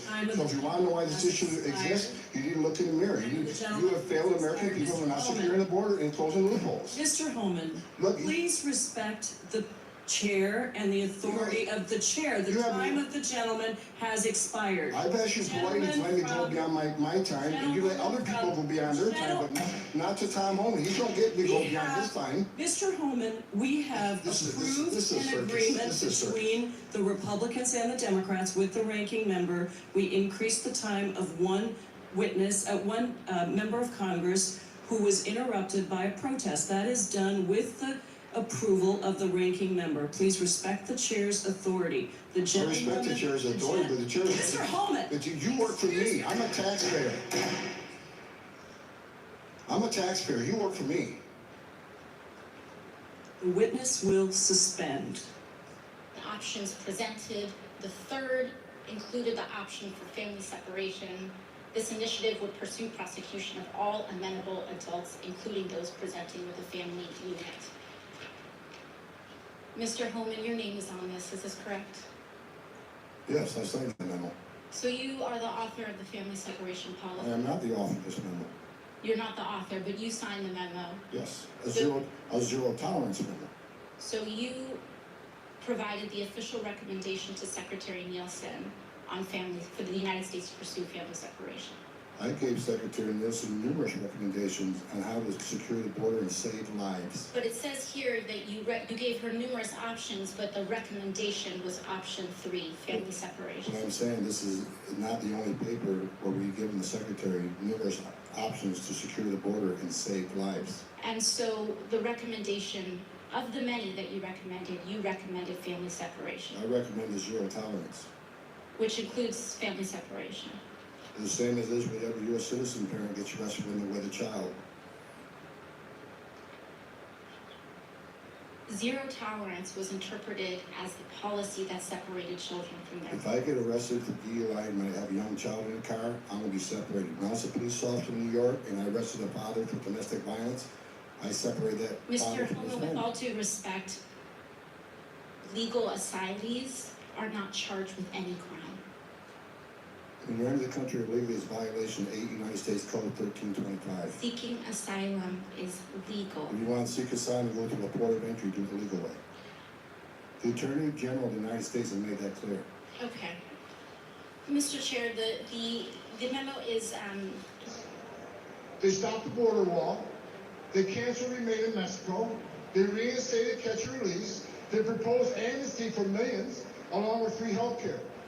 And now we have a record illegal immigration, a record number of women and children being sex trafficked, a record number of Americans dying from fentanyl, a record number of known suspected terrorists sneaking across our border.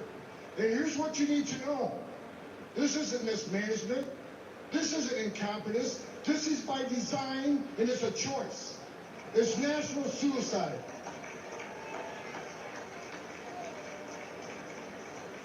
But you know what? On November 5th, the American people do have a choice, and they're going to stop this madness. I got a message. As a guy who spent 34 years deporting illegal aliens, I got a message to the millions of illegal aliens that Joe Biden's releasing our country in violation of federal law. You better start packing now.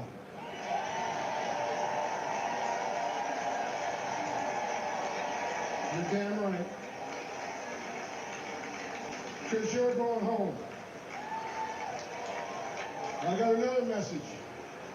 Another message to the criminal cartels in Mexico. You smuggled enough fentanyl across this country to kill 148,000 young Americans. You have killed more Americans than every terrorist organization in the world combined. And that's when President Trump gets back in office. He's going to designate you a terrorist organization. He's going to wipe you off the face of the earth. You're done. You're done.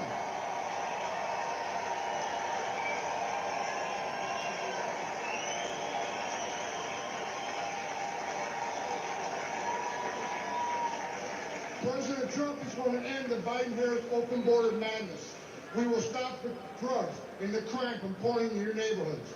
President Trump has proven to the American people that he's a warrior. And he's going to make America safe again, and you can take that to the bank. I got a message. As a guy who spent 34 years deporting illegal aliens, I got a message to the millions of illegal aliens that Joe Biden's releasing our country in violation of federal law. You better start packing now.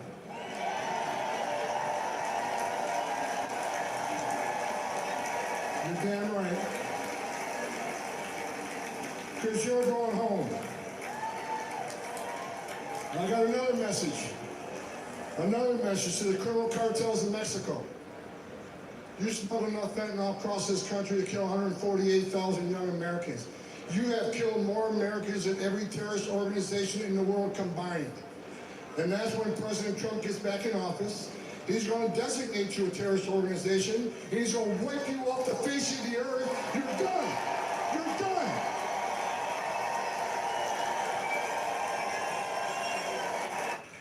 Everybody, and I met a lot of people today say, why I see on Fox News, you're always so emotional, and I see you screaming at Congress, because I wake up every day pissed off. I wake up every day pissed off if we gave this administration the most secure border in my lifetime. And the data proves it. Illegal immigration was down 83 to 90%. A record. No one's ever accomplished that. Illegal immigration was down a 45-year low. Now, you heard my video. I worked for 6 presidents, starting with Ronald Reagan. Every president I've ever worked for said they took actions to try to secure the border. Even Obama took actions to secure the border. No one did more than President Trump. But President Biden is the first president in the history of this nation who came in office and unsecured a border.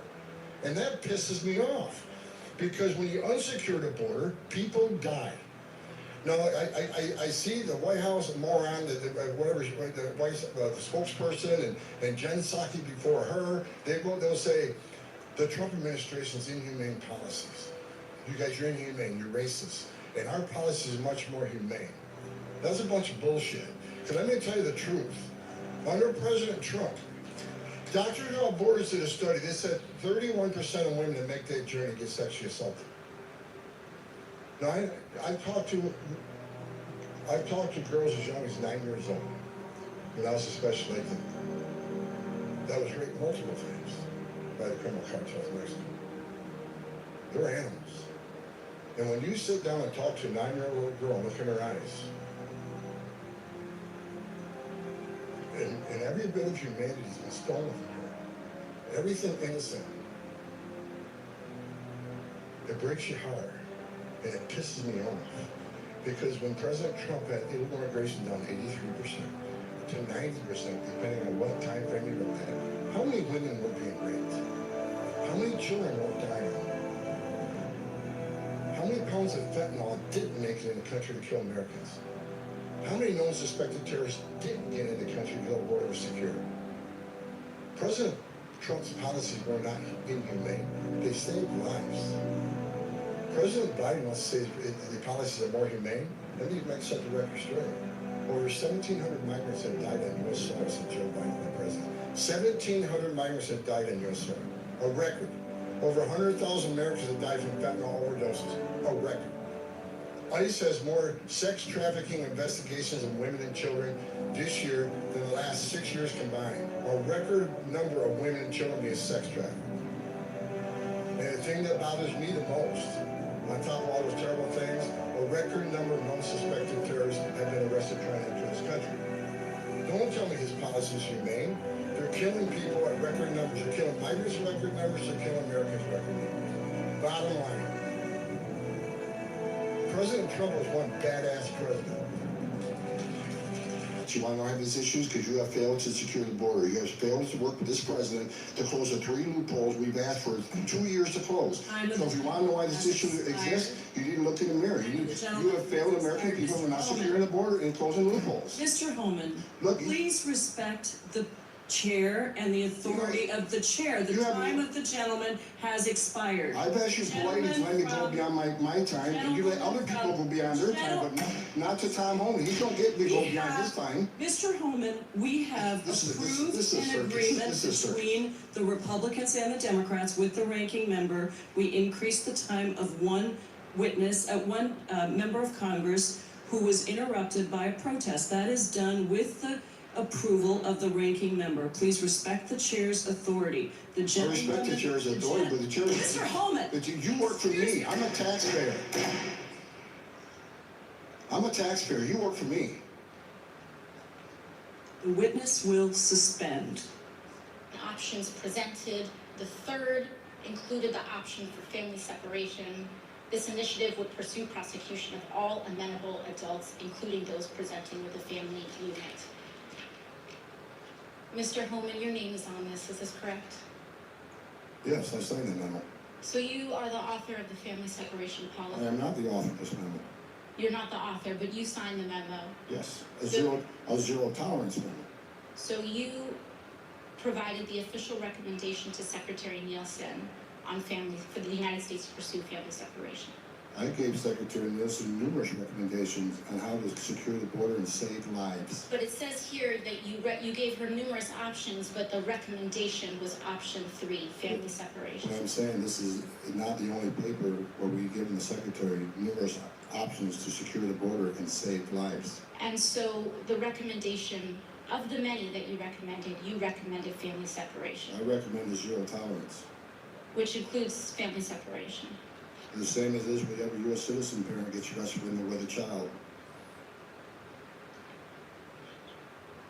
Zero tolerance was interpreted as the policy that separated children from their If I get arrested for DUI and I have a young child in the car, I'm going to be separated. When I was a police officer in New York and I arrested a father for domestic violence, I separate that father Mr. from his Holman, with home. all due respect, legal asylees are not charged with any crime. When you're into the country illegally, it's violation of 8 United States Code 1325. Seeking asylum is legal. If you want to seek asylum, go to the port of entry, do it the legal way. The Attorney General of the United States has made that clear. Okay. Mr. Chair, the memo is, They stopped the border wall. They canceled remain in Mexico.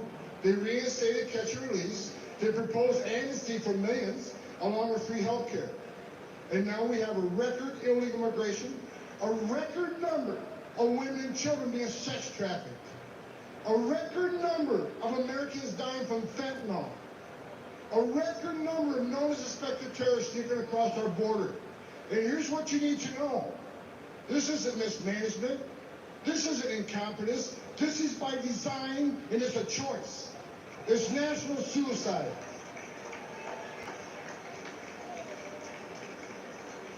But you know what? On November 5th, the American people do have a choice, and they're going to stop this madness. I got a message. As a guy who spent 34 years deporting illegal aliens, I got a message to the millions of illegal aliens that Joe Biden's releasing our country in violation of federal law. You better start packing now.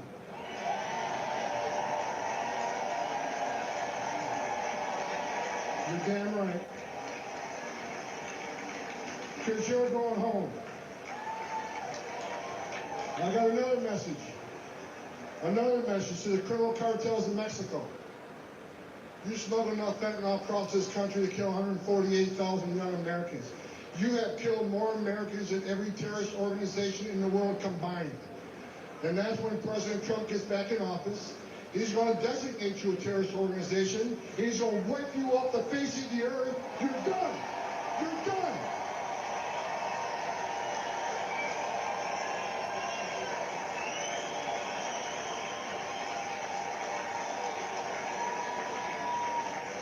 President Trump is going to end the Biden-Harris open border madness. We will stop the drugs and the crime from pouring into your neighborhoods. President Trump has proven to the American people that he's a warrior. And he's going to make America safe again, and you can take that to the bank. I got a message. As a guy who spent 34 years deporting illegal aliens, I got a message to the millions of illegal aliens that Joe Biden's releasing our country in violation of federal law. You better start packing now.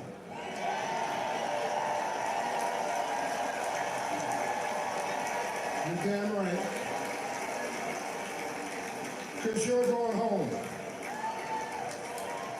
And I got another message. Another message to the criminal cartels in Mexico. You smuggle enough fentanyl across this country to kill 148,000 young Americans. You have killed more Americans than every terrorist organization in the world combined. And that's when President Trump gets back in office. He's going to designate you a terrorist organization. He's going to wipe you off the face of the earth. You're done. You're done.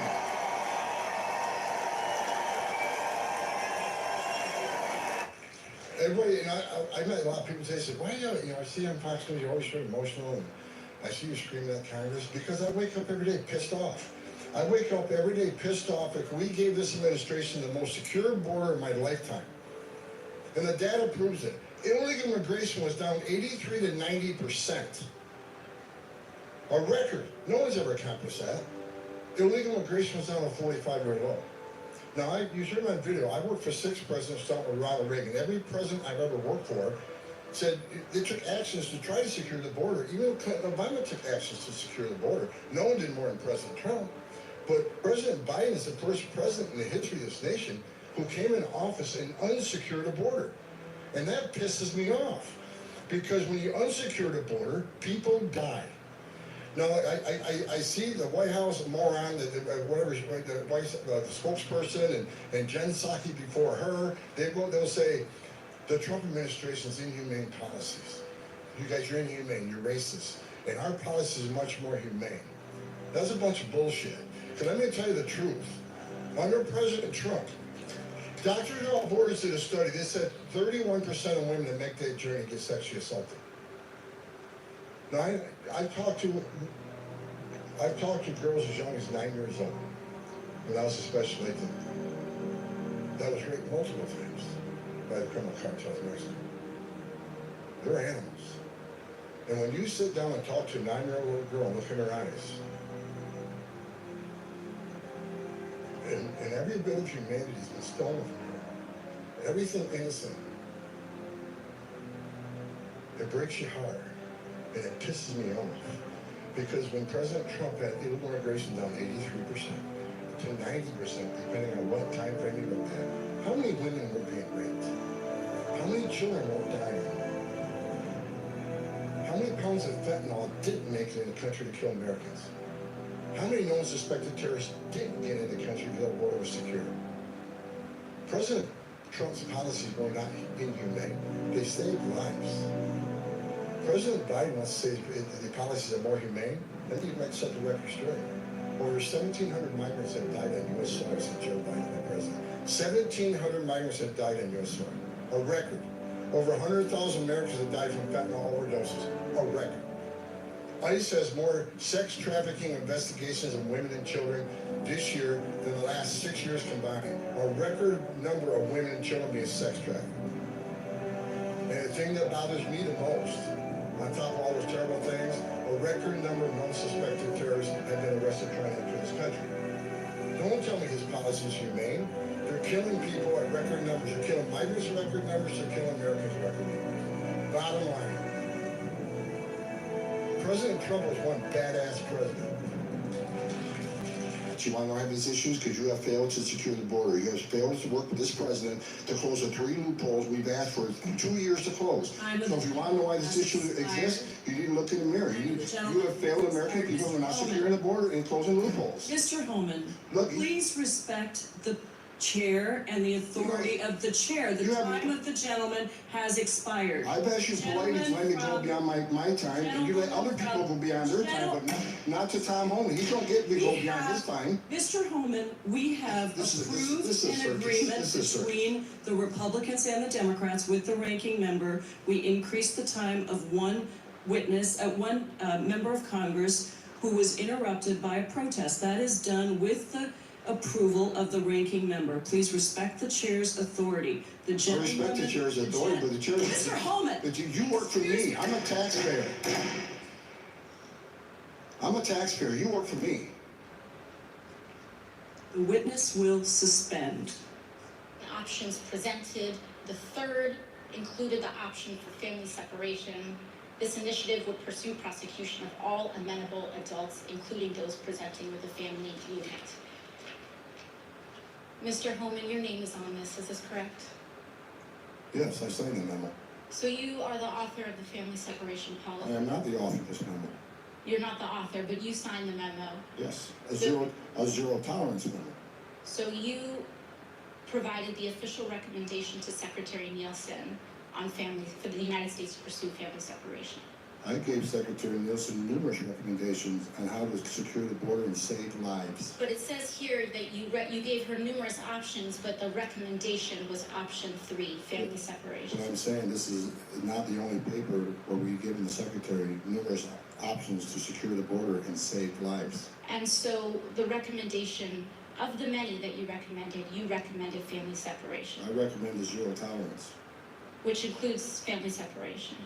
The same as it is with every U.S. citizen parent gets arrested when they're with a child. Zero tolerance was interpreted as the policy that separated children from their If I get arrested for DUI and I have a young child in the car, I'm going to be separated. When I was a police officer in New York and I arrested a father for domestic violence, I separated that father Mr. from his Holman, with home. all due respect, legal asylees are not charged with any crime. When you enter the country illegally, it's violation of 8 United States Code 1325. Seeking asylum is legal. If you want to seek asylum, go through the port of entry, do the legal way. The Attorney General of the United States has made that clear. Okay. Mr. Chair, the memo is, They stopped the border wall. They canceled Remain in Mexico. They reinstated catch and release. They proposed amnesty for millions, along with free health care. And now we have a record illegal immigration, a record number of women and children being sex trafficked, a record number of Americans dying from fentanyl, a record number of known suspected terrorists sneaking across our border. And here's what you need to know. This isn't mismanagement. This isn't incompetence. This is by design, and it's a choice. It's national suicide.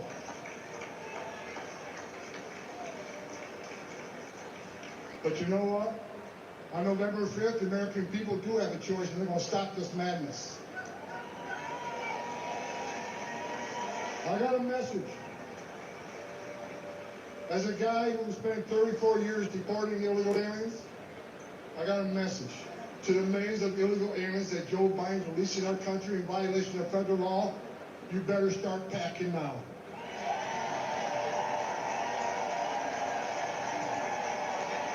You're damn right. Because you're going home.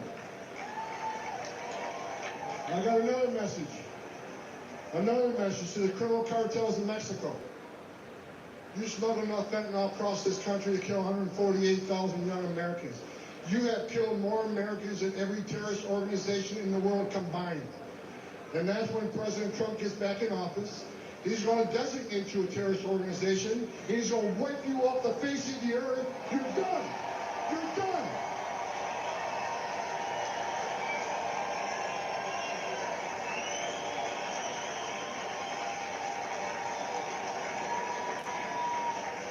President Trump is going to end the Biden-Harris open border madness.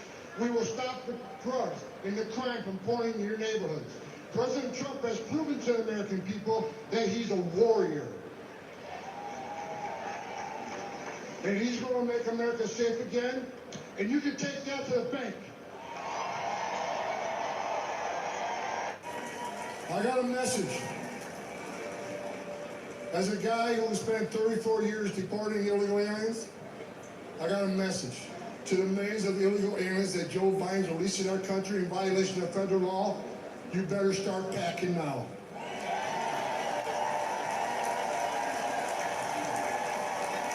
You're damn right. Because you're going home. I got another message. Another message to the criminal cartels in Mexico. You smuggle enough fentanyl across this country to kill 148,000 young Americans. You have killed more Americans than every terrorist organization in the world combined. And that's when President Trump gets back in office. He's going to designate you a terrorist organization. He's going to wipe you off the face of the earth. You're done. You're done.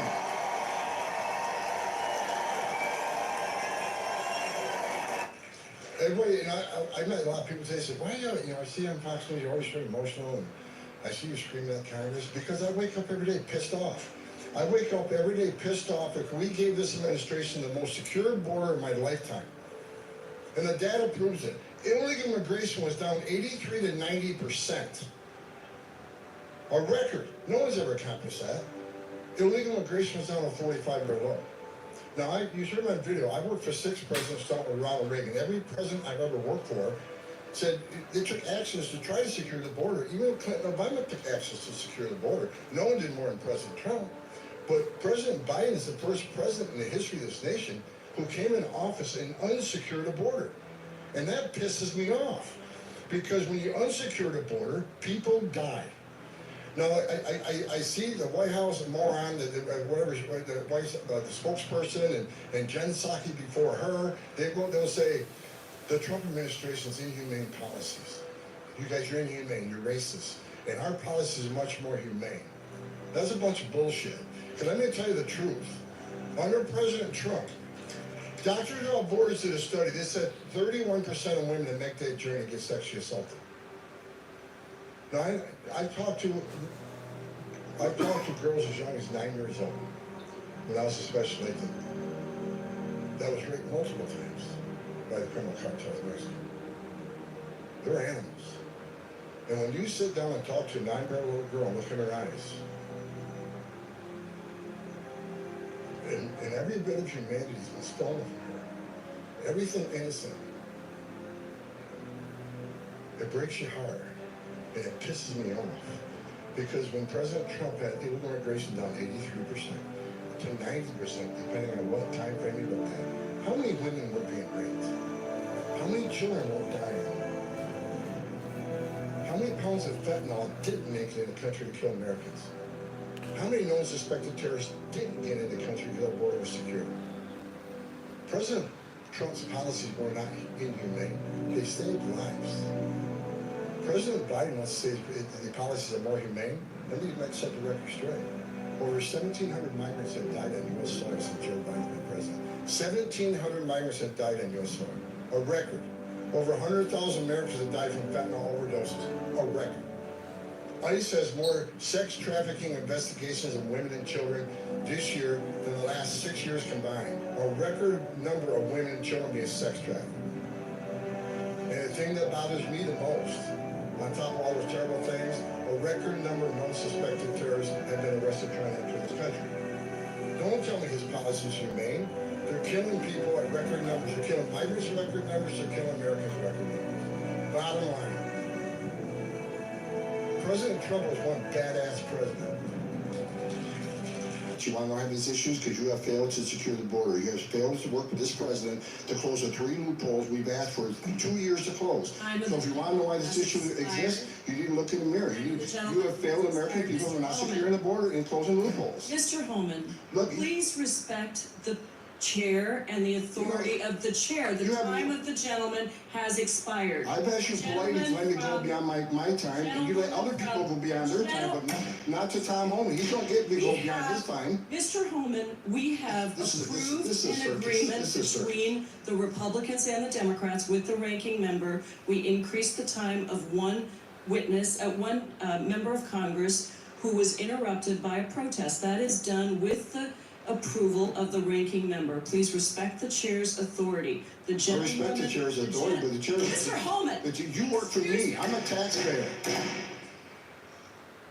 I'm a taxpayer. You work for me. The witness will suspend. Options presented. The third included the option for family separation. This initiative would pursue prosecution of all amenable adults, including those presenting with a family unit. Mr. Holman, your name is on this. Is this correct? Yes, I signed the memo. So you are the author of the family separation policy? I am not the author of this memo. You're not the author, but you signed the memo. Yes, a zero tolerance memo. So you provided the official recommendation to Secretary Nielsen on family for the United States to pursue family separation. I gave Secretary Nielsen numerous recommendations on how to secure the border and save lives. But it says here that you gave her numerous options, but the recommendation was option 3, family separation. What I'm saying, this is not the only paper where we give the Secretary numerous options to secure the border and save lives. And so the recommendation, of the many that you recommended family separation. I recommend zero tolerance. Which includes family separation. The same as this with every U.S. citizen parent gets arrested with a child. Zero tolerance was interpreted as the policy that separated children from their If I get arrested for DUI and I have a young child in the car, I'm going to be separated. When I was a police officer in New York and I arrested a father for domestic violence, I separate that. Mr. Homer, with all due respect, legal asylees are not charged with any crime. When you're in the country illegally, it's violation 8 United States Code 1325. Seeking asylum is legal. When you want to seek asylum, go to the port of entry, do the legal way. The Attorney General of the United States has made that clear. Okay. Mr. Chair, the memo is, They stopped the border wall. They canceled remain in Mexico. They reinstated catch and release. They proposed amnesty for millions, along with free health care.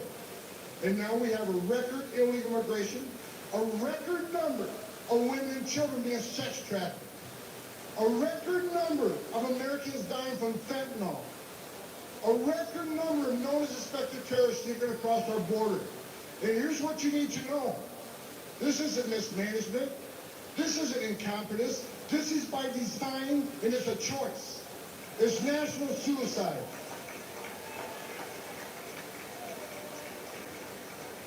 But you know what? On November 5th, the American people do have a choice, and they're going to stop this madness. I got a message. As a guy who spent 34 years deporting illegal aliens, I got a message to the millions of illegal aliens that Joe Biden released in our country in violation of federal law. You better start packing now.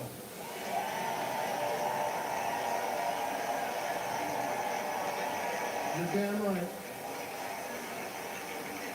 Because you're going home. I got another message. Another message to the criminal cartels in Mexico. You smuggle enough fentanyl across this country to kill 148,000 young Americans. You have killed more Americans than every terrorist organization in the world combined. And that's when President Trump gets back in office. He's going to designate you a terrorist organization. He's going to wipe you off the face of the earth. You're done. You're done.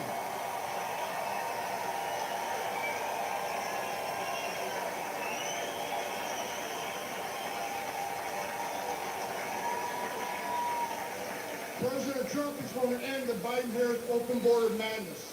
We will stop the drugs and the crime from pouring in your neighborhoods. President Trump has proven to the American people that he's a warrior. And he's going to make America safe again, and you can take that to the bank. I got a message. As a guy who spent 34 years deporting illegal aliens, I got a message to the millions of illegal aliens that Joe Biden's releasing our country in violation of federal law. You better start packing now.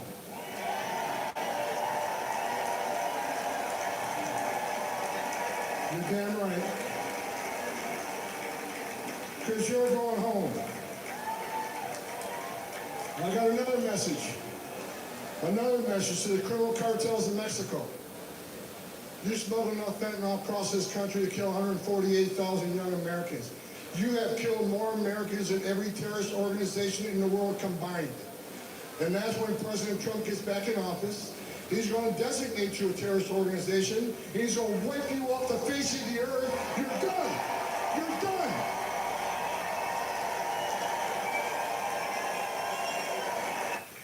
Everybody, and I met a lot of people today say, why I see you on Fox News, you're always so emotional, and I see you screaming at Congress, because I wake up every day pissed off. I wake up every day pissed off that we gave this administration the most secure border in my lifetime. And the data proves it. Illegal immigration was down 83 to 90%. A record. No one's ever accomplished that. Illegal immigration was down a 45-year low. Now, you should remember video. I worked for 6 presidents, starting with Ronald Reagan. Every president I've ever worked for said they took actions to try to secure the border. Even Obama took actions to secure the border. No one did more than President Trump. But President Biden is the first president in the history of this nation who came in office and unsecured a border. And that pisses me off. And that pisses me off. Unsecured a border, people die. Now, I see the White House moron, the spokesperson, and Jen Psaki before her, they'll say, the Trump administration's inhumane policies. You guys are inhumane, you're racist. And our policy is much more humane. Here are 10 key ideas that will power our movement 4 great schools. First, we will respect the right of parents to control the education of their children. Second, we will empower parents and local school boards to hire and reward great principals. I agree with that 90%, but I don't want to see, like, for example, in a very religious community, I don't want to see parents pressure the schools into teaching the kids religion, or not teaching them about evolution or certain things in science that contradict the religion. So like I'm on board with this about 90%, not 100. And teachers, and also to fire the poor ones, the one whose performance is unsatisfactory. They will be fired. That's good. That's absolutely good. They need to pay teachers more money though. Because like you can't fire people from these shitty fucking jobs and expect everybody else to want to take their place. They've got to give teachers more money. And The Apprentice, you're fired. Third, no way.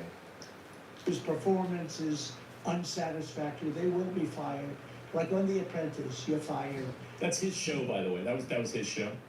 Third, we will ensure our classrooms are focused not on political indoctrination, but on teaching the knowledge and skills needed to succeed. Imagine reading, that. Writing, math, science, arithmetic, and other truly useful subjects. Fourth, we will teach students to love their country, not to hate their country like they're taught right now. Fifth, we will support... Did you guys have to do the Pledge of Allegiance whenever you were in school? I know we did. I feel like it kind of fell off a little bit, but I remember, yeah. Bringing back prayer to our schools. Sixth, we will... Huge disagree on this one.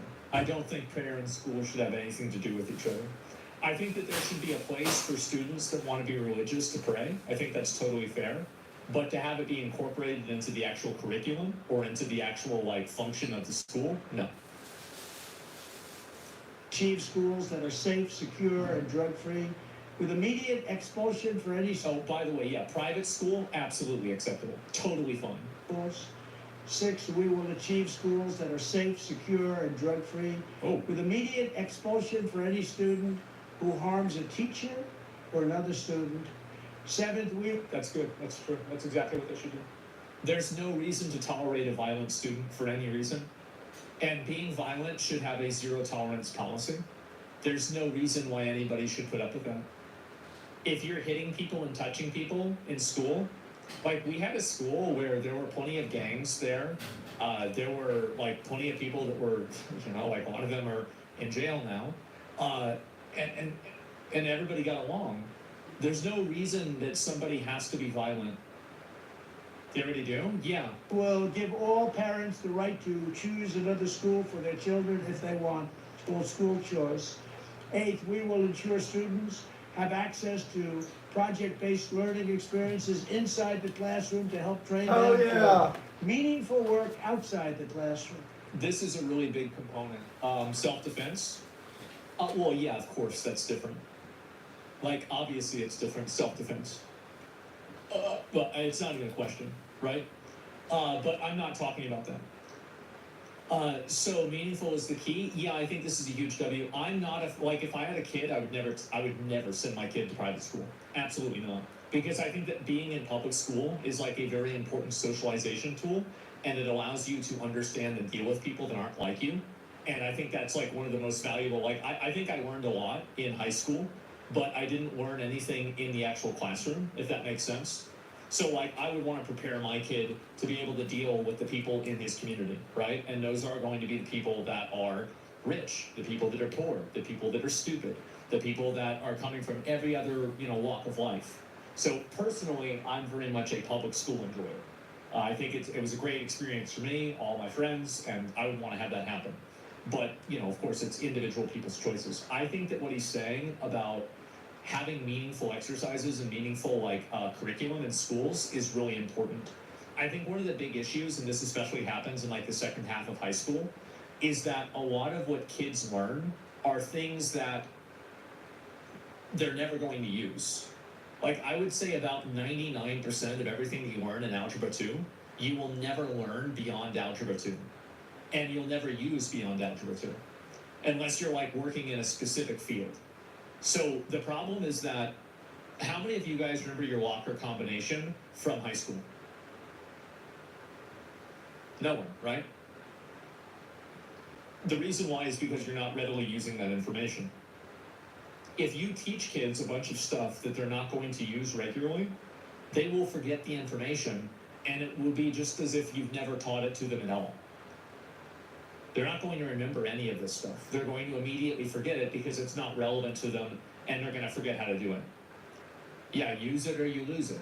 Ninth, we will strive to give all students access to internships and work experiences. That's huge. This is that's crazy. Holy shit.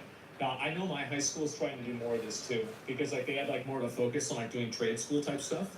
And this is it's massive. Put it in my locker. Yeah, sure. It's not going to happen. I don't know if it's going to happen or not. Like if you think that Trump is a bullshitter and he's lying and none of this stuff is happening, I'm not going to disagree with you. I'm not going to fight with you about this. That can set them on a path to their first job. Yeah. They're going to be very, very successful. I want them to be more successful than Trump.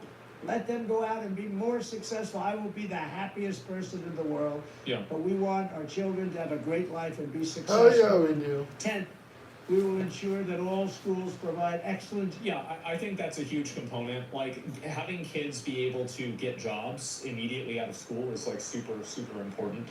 And I think also like there's a big issue like in high school. How many of you guys were fed the mantra or like the ideology of if you don't go to college, you kind of didn't make it? Everyone. Like you kind of fucked up. Me, right? Everybody. And so like, is that really true? No, it's not really true. Like there's plenty of guys that didn't go to college and they own a plumbing company and they make $600,000 a year. Now, that's also a minority, but it's a minority of anybody making $600,000 a year, right? Let's be honest. And also, they don't have a massive amount of student loan debt. So, like, I think there's a very big issue where kids in school are taught that going to college is, like, the only way to be successful in a way that's respected by society. And I think that if high schools spent more time, like, teaching kids trades, like, for me, for example, like, what did I want to do like after school? I wanted to do computer repair. Well, I actually didn't want to have a job. I wanted to live off the government and play video games all day. But my second best thing would be doing computer repair. So, like, whenever I was in school, every year I took computer maintenance.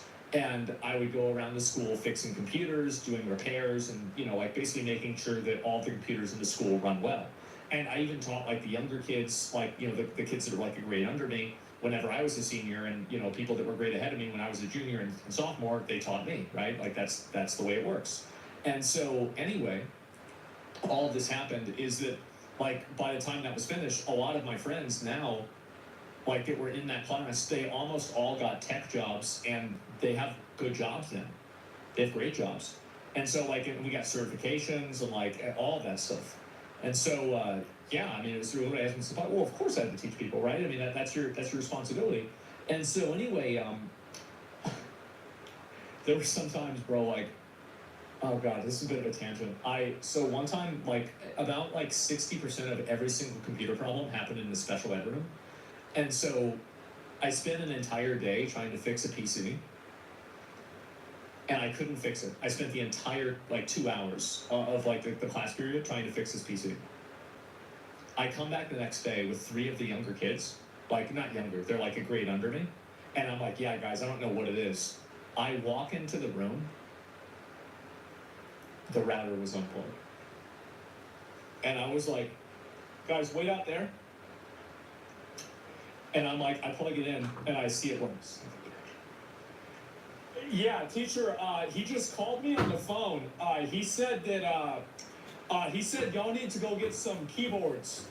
And, yeah, just real quick, y'all need to get some keyboards. And then it'll be good. Because I would always tell them, the thing is, like, I had this thing I would tell them, I said, you have to think outside the box, which means, like, make sure all the cables are connected. And I would tell the kids this, and then the motherfuckers unplugged. And I knew, right, because everybody here was a young guy. So, like, if they saw that I didn't do that, bro, they would have, like, that would have been it for me. I would have been done. And they come back later, and they're like 5 minutes later, they're like, yeah, he said he didn't call you. I was like, oh, it must have been, like, somebody else. And they're like, okay. I'm like, well, what's going on? Like, oh, I fixed it. They're like, what'd you do? I was like, oh, I went into the BIOS and I had to re-register the command prompt system, and then I had to release and confirm a new IP address, and then after I did that, the computer worked just like it's supposed to. They're like, wow, really? I said, yeah, that's what it is. And they're like, that's crazy. I'm like, yeah, all right, let's go back to class, guys, we're done. And I felt like such a fucking retard, man. That was it. So I learned a lot in that class, right? We learned a lot. And a lot of my friends in that class, even the ones that were a grade under us, even they got jobs in tech. Even they got jobs in computer repair. And so why can't you have that for welding? Why can't you have that for carpentry? Why can't you have that for other things that aren't computers? So that's it, 2 minutes and 45 minutes? Yeah, exactly, right? Watch your name, maybe. And you got into the mainframe. I would have called you out. Yeah, but you didn't. So they knew less than I didn't know shit. I'm gonna be honest. A lot of them, the grade under me, they were so dumb. They didn't know anything. I don't know how any of the computers worked the year after I left. And so yeah, some computers, some high schools have it. Yeah, my high school now has a lot more of it, and it's a good thing. But yeah, teaching kids how to have actual and here's another component to it as well. It's a way to give kids a degree of ownership and a degree of responsibility. I think a very big problem is that kids are never given any responsibility outside of you have to turn in your homework.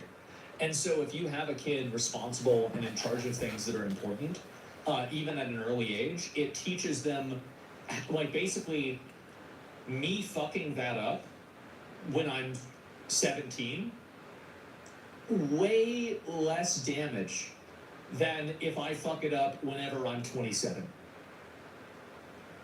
So that's the thing. It provides a safe space for people to fuck up in.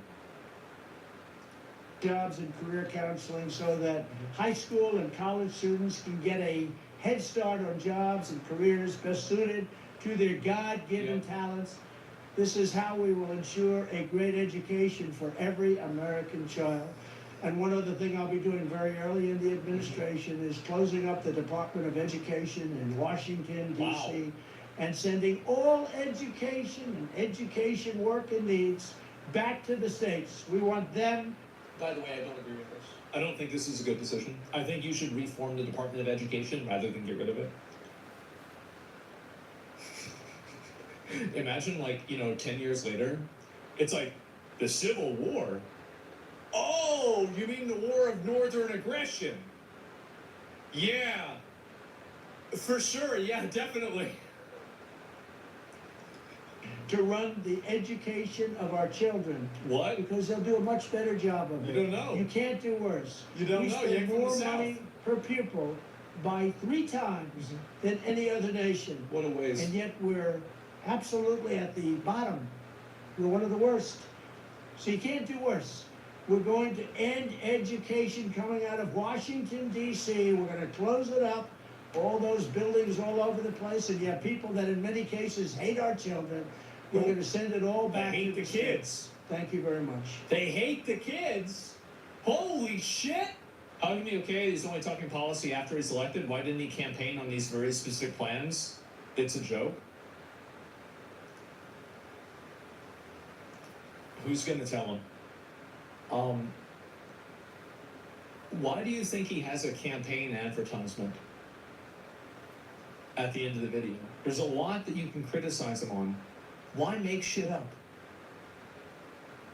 Yeah, why even do that? New Trump is a Mr. bed President, we bath. so appreciate you giving us an hour of your time. I want to start by addressing the elephant in the room, sir. A lot of people did not think it was appropriate for you to be here today. You have pushed false claims about some of your rivals. Jesus, bro, oh boy. From Nikki Haley to former President Barack Obama, saying that they were not born in the United States, which is not true. Yep. You have told 4 congresswomen of color who were American citizens to go back to where they came from. You have used words like animal and rabbit to describe black district attorneys. Oh my God. attacked black journalists, calling them a loser, saying the questions that they asked are, quote, stupid and racist. You've had dinner with a white supremacist at your Mar-a-Lago resort. So my question, sir, now that you are asking black supporters to vote for you, why should black voters trust you after you have used language like that? Do you want to know what I think is probably really funny about this? I bet Trump probably likes these interviews more than the bullshit ones. I bet he probably does. Yeah, he gets to fight. Yeah, absolutely. I think so.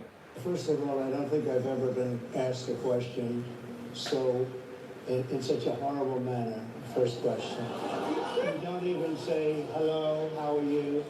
Are you with ABC? Because I think they're a fake news network, a terrible network. And I think it's disgraceful that I came here in good spirit. I love the black population of this country. I've done so much for the black population of this country. Oh, man. Including employment, including opportunity zones with Senator Tim Scott of South Carolina, which is one of the greatest programs ever for black workers and black entrepreneurs. I've done so much, and and I say this, historically black colleges and universities were out of money, they were stone cold broke, and I saved them, and I gave them long-term financing, and nobody else was doing it. I think it's a very rude introduction. I don't know exactly why you would do something like that. And let me go a step further. I was invited here, and I was told my opponent, whether it was Biden or Kamala, I was told my opponent was going to be here. It turned out my opponent isn't here. You invited me under false pretense. And then you said, you can't do it with Zoom. Well, where's Zoom? She's going to do it with Zoom, and she's not coming. And then you were half an hour late, just so we understand. I have to... Holy shit. Oh my fucking god. He's so mad, yes! Much respect for you to be late. They couldn't... Like, I'm gonna be honest, at the beginning of this, I was like, ah, shit, this is probably gonna see some boring video. No. Equipment working or something Mr. was President, wrong. I would love I think you it's to a answer the very question nasty about the question. rhetoric and why you I have believe answered that the black voters question. trust you with another I have been the best president for the black population since Abraham Lincoln. That's my Jesus. answer. Better than President Johnson who signed the Voting Rights Act? For you to start off a question and answer period, especially when you're 35 minutes late, because you can Oh my God. in such a hostile manner, I think it's a disgrace. I Let really me don't just think ask it's a follow-up, sir, and then we'll move on to other questions here. Some of your own supporters, including Republicans on Capitol Oh Hill, my have labeled God. Vice President Kamala Harris, who was the first black and Asian American woman to Jesus. serve as vice president and be on a major party ticket, as a DEI hire. Is that acceptable language to you? And will you tell those Republicans and those supporters to stop it? How do you define DEI? Go ahead. Doesn't even know what it is. And by the way, you know who else called Kamala Harris a DEI hire? Joe Biden. He literally has said it. I've heard him say it. How do you define Diversity, equity, and inclusion? Okay, good. Go ahead. Is that what your definition? That is Give me a literally definition then. Would you give me a definition of DEI. that? Give me a definition. Sir, I'm asking you a question. You have to very direct define question. it. Define Jesus Christ. I actually think like Trump is really good at, because I'm the kind of person that if somebody asks me a question, I try to answer their question honestly. Trump's not that kind of person. And he just, like, if you ask him a question, he'll just completely flip the fucking script. He sidestepped it, yes. I think this is actually very, there's a lot to learn from this, I think. Because I feel like this is very effective communication. Not that it's good, but it's very effective. Define it for me if you I just defined it, sir. Do you believe that Vice President Kamala Harris is only on the ticket because she's a black woman? Well, I can say, no, I think it's maybe a little bit different. So, I've known her a long time indirectly, not directly, very much. And she was always of Indian heritage, and she was only promoting Indian heritage. I didn't know she was black. until a number of years ago when she happened to turn black, and now she wants to be known as black.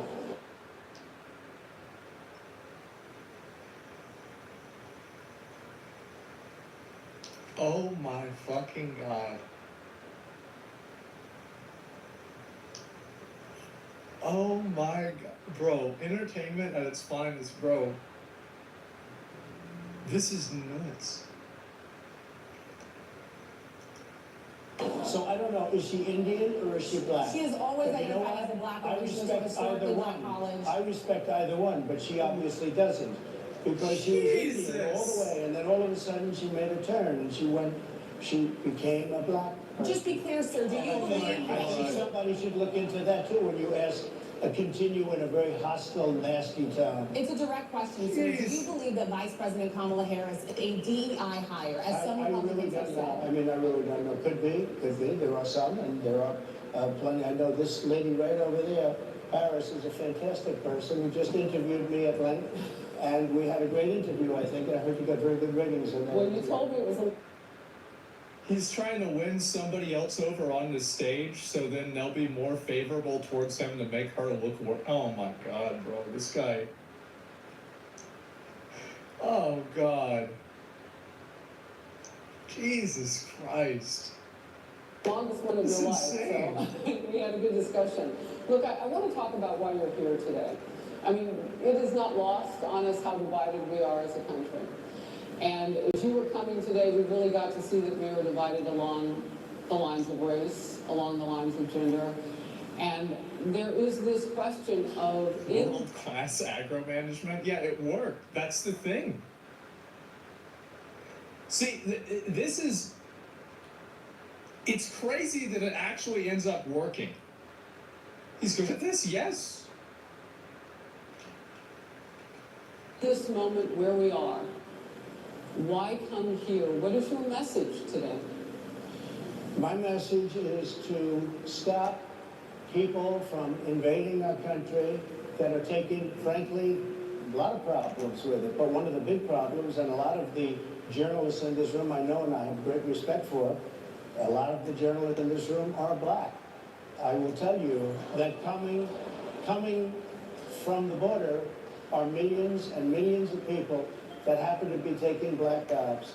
Bro, he doubled down on it. Oh my God, this was the thing, bro, like, oh my God. It's, damn. At the best, What exactly is a black job, sir? a black job is anybody that has a job. That's what it is, anybody that has a job. And they're taking the employment away from black people. They're coming in, they're invading. It's an invasion of millions of people, probably 15, 16, 17 million people. I have a feeling it's much more than that. And everybody's been seeing what's happened. The first group of people, the black population, is affected most by that. And Kamala is allowing it to happen. She's the border czar. She's the worst border czar in the history of the world. There's never been a border czar like this. She's never even essentially been, she said she was there once, but not the right part of the border. So she was a border czar. She's done a horrible job. These people are coming into our country and they're taking black jobs and Hispanic jobs. And frankly, they're taking union jobs. Unions are being very badly affected by all of the... People say Trump's performance is horrible. I disagree. I think that he's like a bull in a china shop. All of the things that you're not supposed to say, the things you're not supposed to do, he's literally saying, fuck it. People took what he said with like the black jobs and they said this is racist, and he goes back and repeats it to 3 black women on stage in front of an audience of people he just said was black. Yeah, no, I actually think the messaging is very good. Absolutely it is. Millions of people that are pouring into our country. And the reason why, it's not because of what he's saying, it's the fact that he's saying it confidently in a position that it would be uncomfortable. And I think that goes very far. People will respect that. As we discussed, many of these people are coming in from mental institutions, from prisons, from jails. They're gang members in other countries.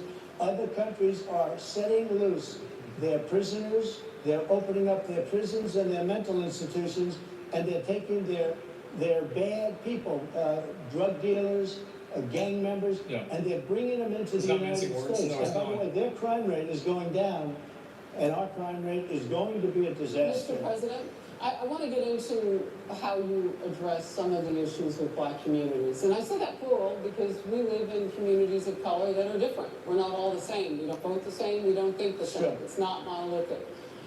So as you come here today, I want to talk about something that bursts. And this is the weight of the inflation on this country right now. Some people are confused with the Mr. President. This is something I mentioned before. I think a lot of people that aren't familiar maybe with like U.S. decorum wouldn't know this, and there's like really no reason to know this. But it's actually proper courtesy to refer to even somebody who has been a president but not currently a president as the president, or President Trump, right? President Kennedy, President Eisenhower. So yeah, that's the decorum. So it's not like, what I'm saying is that QAnon isn't actually right, Trump isn't actually running the country, and she didn't accidentally misspeak because all the journalists are in on this, and Biden is actually in a Hollywood studio, and Trump has been running it the whole time. That's actually not what's happening. This wasn't some misspeak or something like that. The nonprofit Money Management International recently released data from its mid-year analysis that we have found a 52% rise in people who are seeking counseling for being in credit debt. They're paying for food that is sky high on their credit cards, and now they can't pay that off. The credit counseling nonprofit, MMI, as I said, is saying now that they've seen surges that they haven't seen since we were in a pandemic of people in financial trouble. Much of that falls on the shoulders of single moms, single black moms, when you look statistically. Yeah. How do you turn it around? What's your plan for the black community when it comes to money? So, first of all, it's very hard to hear you for whatever reason because of the fact that they have bad equipment, because I guess, you know, this woman was unable to get the right equipment. But it's very hard.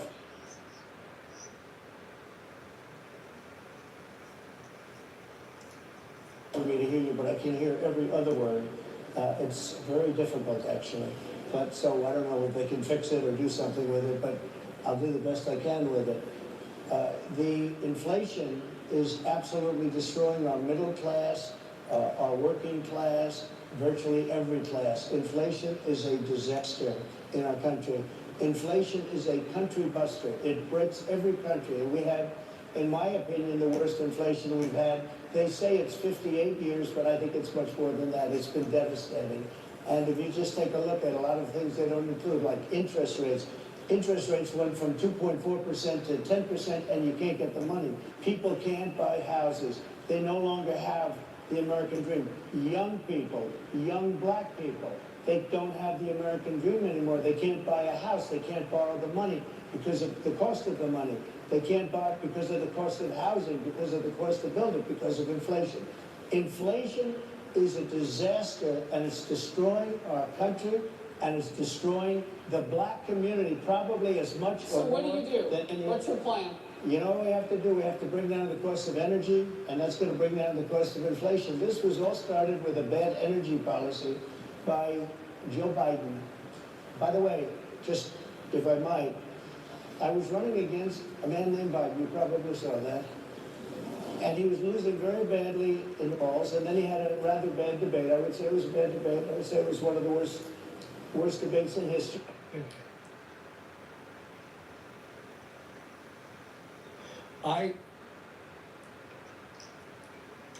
It's crazy that, like, there are, like, the ways that he talks, and it's so fucking funny to me, man. And his poll numbers crashed. And instead of saying, you know, let's keep going, and maybe something happens the other way, they said, oh, we're going to replace him. Let's just replace him. That's like you're in a fight, a prize fighter's in a fight. He's not doing well. You say, let's bring in another fighter. So our whole campaign was steered toward him. and now we have to steer it to it. But ultimately, it's the same because they have bad policy. They have policies of open borders, unbelievable open borders, horrible energy policies. They want to get rid of, as you say, gasoline in cars. They want to get rid of oil. They want to get rid of efficient. Somebody says, I don't find this funny. It's a stupid man talking and it's a fascist talking at the same time. You need to stop caring about what happens. Let it go. Just let it go. Completely disconnect from this. Stop giving a fuck. Stop getting emotionally attached to this. Try to just sit back and enjoy the show. And you can vote for how you feel. But the moment that you let it emotionally affect you is the moment that it controls you. And you're not going to be any better off for that than if you didn't do it.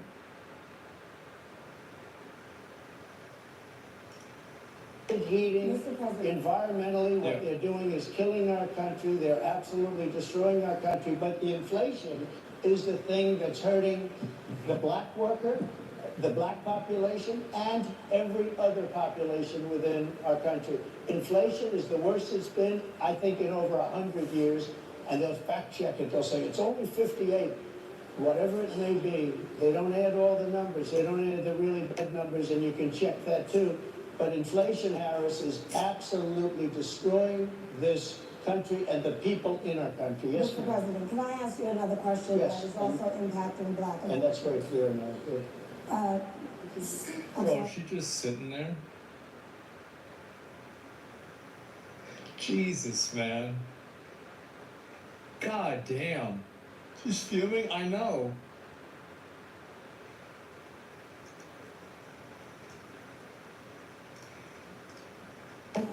It's very clear. I hear you. Okay, so Sonia Massey, someone from Illinois, an unarmed black woman, was shot the other day in her home by a deputy sheriff. Deputy has since been charged with murder. Good. You said police would get immunity from prosecution if you win. Why should someone like that officer... This is actually a great fucking question, and Trump definitely needs to answer this shit, because cops do shit wrong. And, like, I hate how it's this fucking all or nothing thing. Yeah, no, she's right. He's fucking wrong about this. Have immunity, in your opinion? Yeah, Immunity? Great question. I don't know the exact case, but I saw something, and it didn't look good to me. It didn't look good to me. Are you talking with the water, right? Yeah, well, police unions are not backing this person either.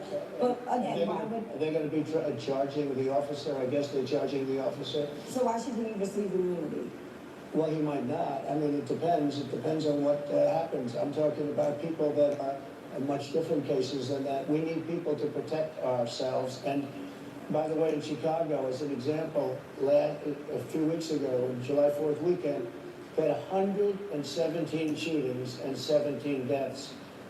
Nobody wants that. Nobody wants that. We need to have our police officers have the respect and dignity back. In this particular case, I saw something that didn't look good to me. I didn't like it. I didn't like it at all. So, can you get a little more specific back to the immunity question? Thank you. Pressing him on this. What a horrible answer. What make those distinctions? Right now, for the most part, people are protected by their unions, by their police unions, or by their police departments.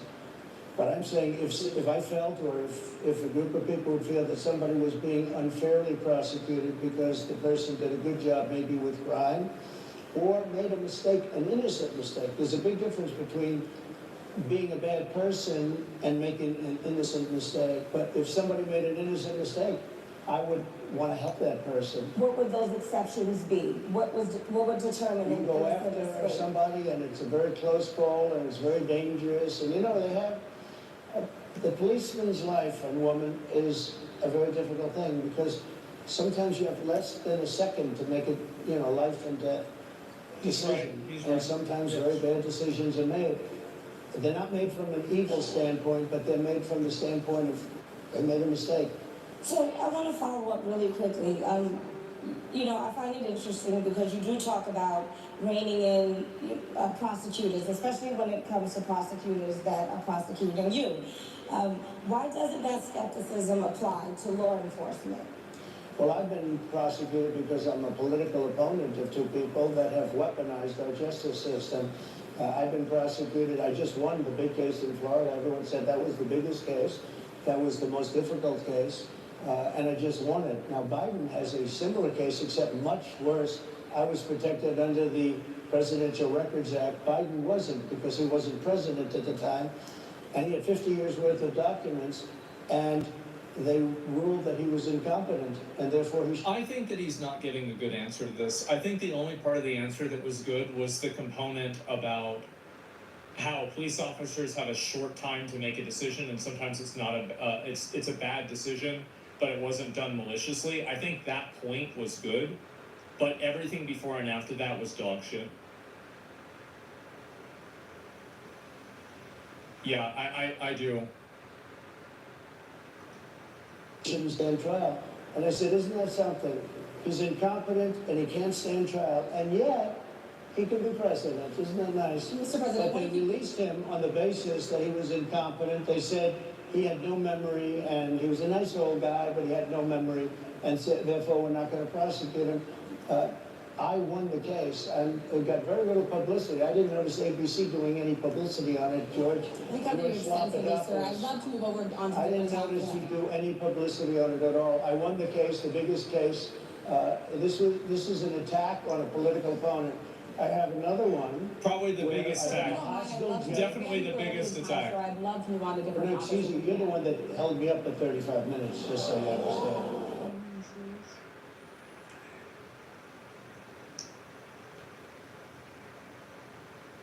Oh my God.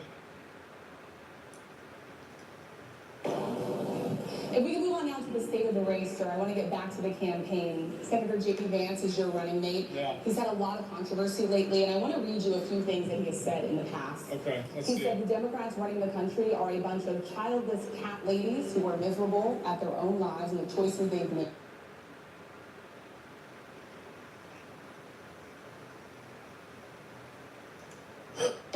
And so they want to make the rest of the country miserable too. He's not talking here about how great it is to be a parent. He's attacking what he says are the choices people are making to not have children. Oh my God! Did you know that he had these views about people who do not have children before you picked him to be your running mate? And do you agree with him? No, I know this. He is very family oriented, and he thinks family is a great thing. That doesn't mean he thinks that if you don't have a family, it's not. I know people with families. I know people with great families. I know people with very troubled families. And I also know people with no families. They didn't meet the right person. Things happen.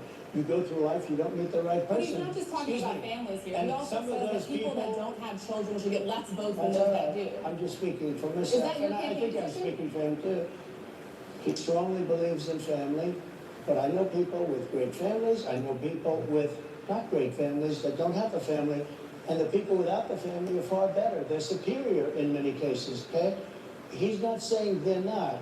What he's saying is that he thinks the family experience is a very important thing. It's a very good thing. But that doesn't mean that if you grow up and you grow older and you don't meet somebody that would be wonderful to meet and would have been good, that that's a bad thing. He's not saying that. My interpretation, you'll have to ask him actually, but my interpretation is he's strongly family oriented, but that doesn't mean if you don't have a family. Here's the reality. Is when he said that it's a bunch of childless cat ladies who want to make everybody as miserable as they are, he can't say that this is true. But There's something wrong with it. Just one last point and then we'll move on. to be fair, I think this is a good answer by Trump. Like this is a very, very good answer. It's unfortunate that all the good answers are about the things that don't matter, and all the bad answers are about the things that do matter. One of the bedrock It's problematic of American life is one person, one vote. Senator J.D. Vance has suggested that someone who has children should have more votes than a person who does not have children. I just want to be clear here. Is that the position of your campaign? Well, no, but it's not something I've ever heard before. I can tell you this. Right now, you have illegal aliens coming into our country. There it is. Many from prisons and many from mental institutions, and they want to give them votes. I don't think they should have votes. They came into our country illegally, and they're taking the vote away from all of the people in this room that have been here a long time, that have worked hard, that in many cases, and you'll see this happening, if I'm not elected, you're going to see it happen. If I am, you're not going to have any problem. But you're going to see it happening. A long time, you're going to see the people in this room and people outside of this room are going to be losing their jobs to people that have come into this country illegally. Mr. President, can we stay with just kind of the state of the race right now? Because I felt like that vice president question, candidate question was right in there with that. So let's talk about J.D. Vance for a little bit.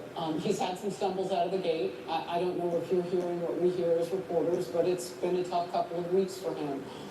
Why did you choose J.D. Vance? Why are people saying that J.D. Vance was having sex with Sophos? Where did this come from? Cause like I've never seen him say this. It was in his book. It's a lie, like they lie about you, like, cause I don't think that, like, I think that there's a chance he could have done it, but I don't think there's a chance that he would have said he did it. So how will we know? There's no way. Who the fuck goes out and says this as a politician? Yeah, I fucked the couch. How does this come up? First edition has had it printed. The second edition removed the admission.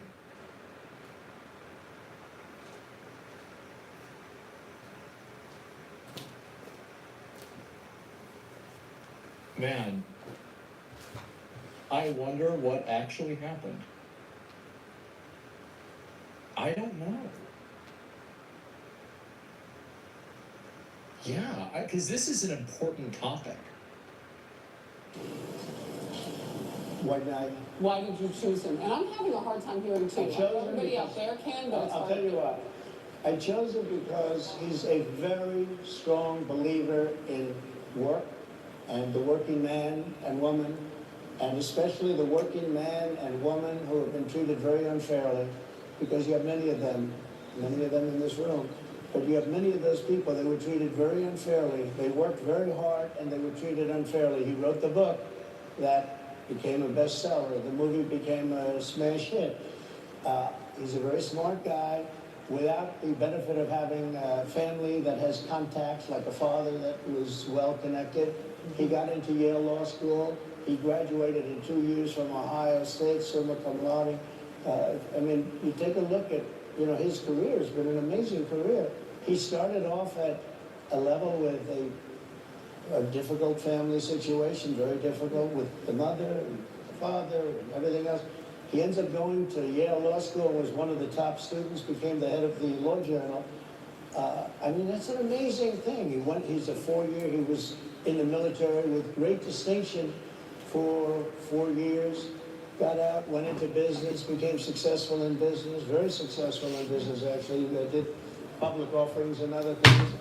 And I have to believe in that. I mean, he's somebody that was born in a rough situation. Most of the people know that situation because it was very well documented in his book.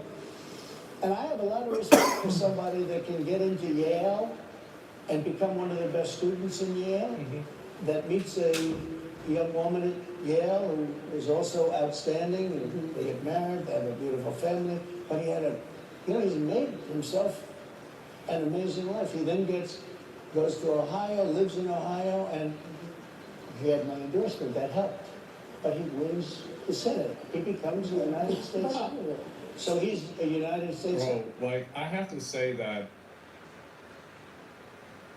do you know who really hopes Trump is going to win? Every fucking media company. This guy is just... I mean, this is pure fucking... This is crazy. Endless content. Yes. It's insane. Yeah. So, And so Harris, like I respect you for your success, I respect people for their success. the reason I asked the question is because the last time you and I sat and talked was the day that you were shot. We've been together for much of that day. You left to go to Butler, Pennsylvania, and we didn't know what was next. Yeah. And 2 days after I that, cannot understand your microphone. I know it is really hard for me. I mean, it's just, I can understand you perfectly. Push Whoa. this closer. So he's trying to get her to move, I bet. I can understand you. Happy to hear that. But I can't understand, Harris, I have a few more questions. because of the distance and the mics are really in lousy shape, but I cannot understand So, what you're saying. so what I wanted to say was the last time we spoke, you said some words that were prophetic because I asked you who you wanted to choose for vice president. Yeah. And you said normally it really wouldn't matter what they would, you choose somebody that you think has a future, that sort of thing. But you said these words 3.5 hours before an attempted assassination on your life. You told me that bad things happen, Harris, and that's why this decision is important this time.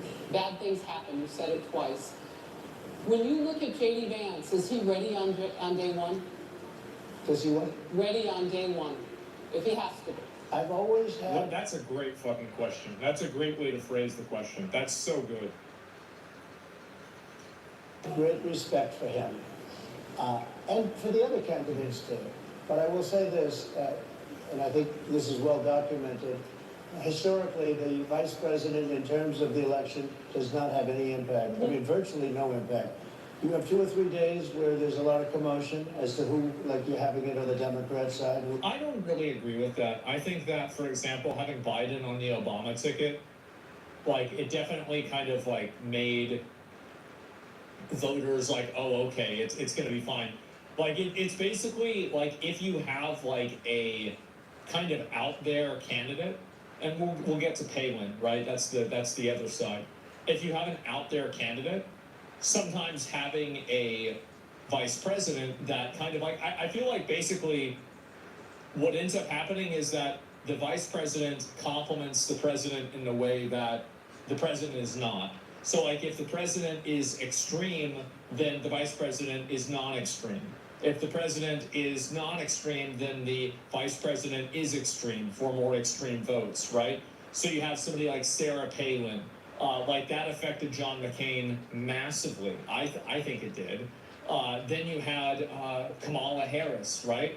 Obviously, Joe Biden is like the traditional super establishment. They bring on Kamala Harris, comparatively much younger, and also like a minority and a woman. And so that brings in that group of people that may feel alienated from just a Biden ticket, right? So yeah, absolutely. And I think that's, and also Trump, like Vance is 39. I think this is absolutely a point. Again, complimenting Trump because Trump is 78. It's going to be, and then that dies down, and it's all about the presidential pick.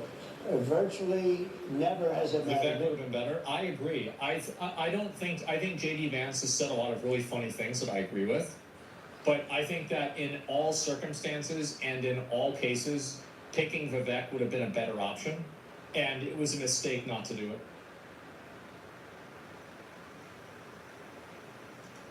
Maybe Lyndon Johnson mattered for different reasons or what And I think that should be taken seriously because this is, in my opinion, the second bad decision that he's made in terms, like, I didn't think Mike Pence was that great either. But Mike Pence was supposed to show it's going to be business as usual for Republicans in the same way. And I think that in picking bad partners and picking bad people to work with, this does indicate a lack of judgment. Pence is fucking wizard. Well, either way, right? All I'm saying is like it's a lack of good judgment. Not for vote reasons, but for political reasons, other political reasons. But historically, the choice of a vice president makes no difference. You're voting for the president, and you can have a vice president who's outstanding in every way, and I think JD is. I think that all of them would have been, but you're not voting that way. You're voting for the president. You're voting for me. If you like me, I'm going to win. If you don't like me, I'm not going to win. I'm going to get my J.D. Vance question in. J.D. Vance? I'm going to get my J.D. Vance Sure. question in. To your point and to Rachel's point, he, has a lot of opinions about childless women like myself or divorced people like yourself. Do you think, well, I mean, my But point at is least here. it was said in a friendly manner. My point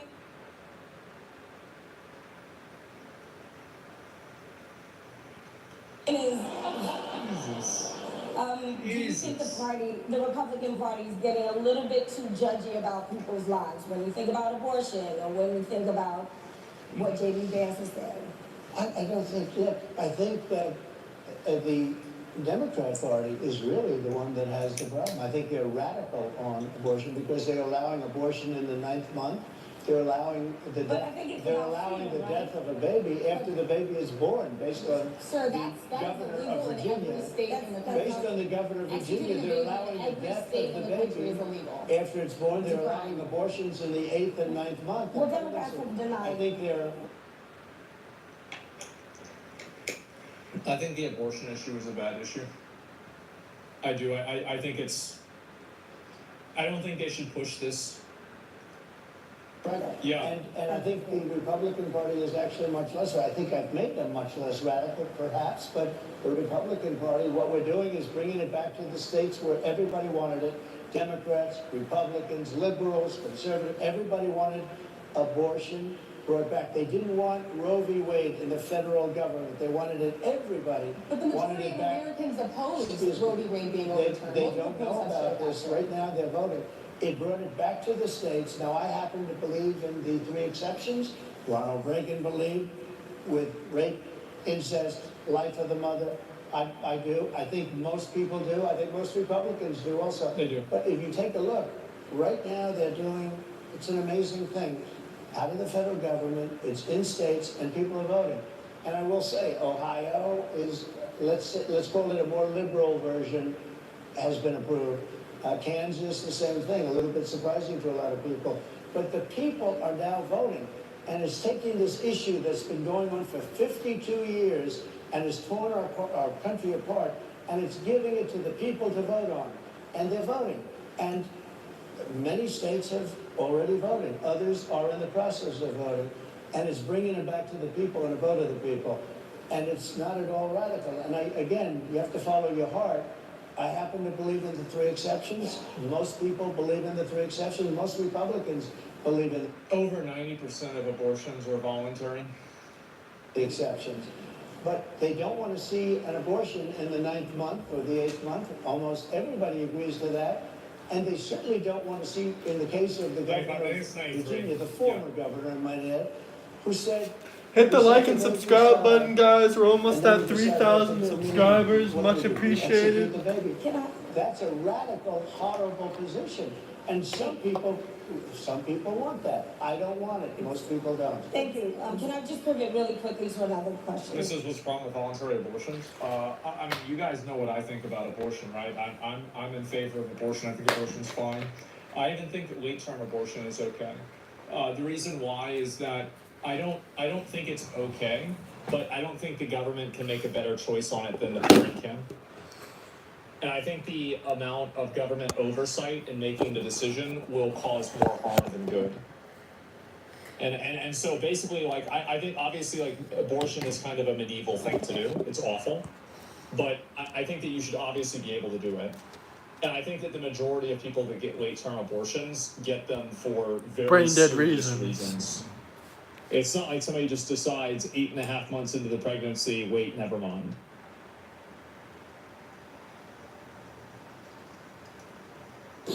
About the Board of Health, Harris. Hit the like and subscribe button. Also, click the link down below, guys. It's a YouTube video I just released, so go check it out. It's just that I think that it happens so infrequently, and the legislation and the creating of rules around preventing it from happening will create more harm than good as a net outcome. I think that it's bad too, but I don't think that you can make a rule that can prevent it from happening in something that's bad without there being a lot of collateral damage. I understand that, like, that's not a great answer to have. It's not a great way to look at it, but I think that's the best way to look at it.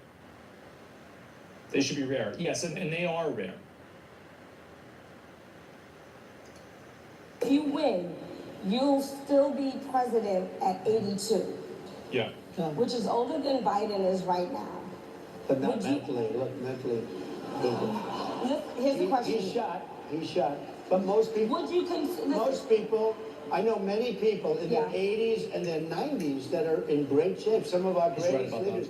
You look at throughout the world history, the greatest leaders, some of the greatest leaders in the world were in their 80s. But here's the question. Would you consider stepping down if you felt that your health was declining? Or would you? Absolutely.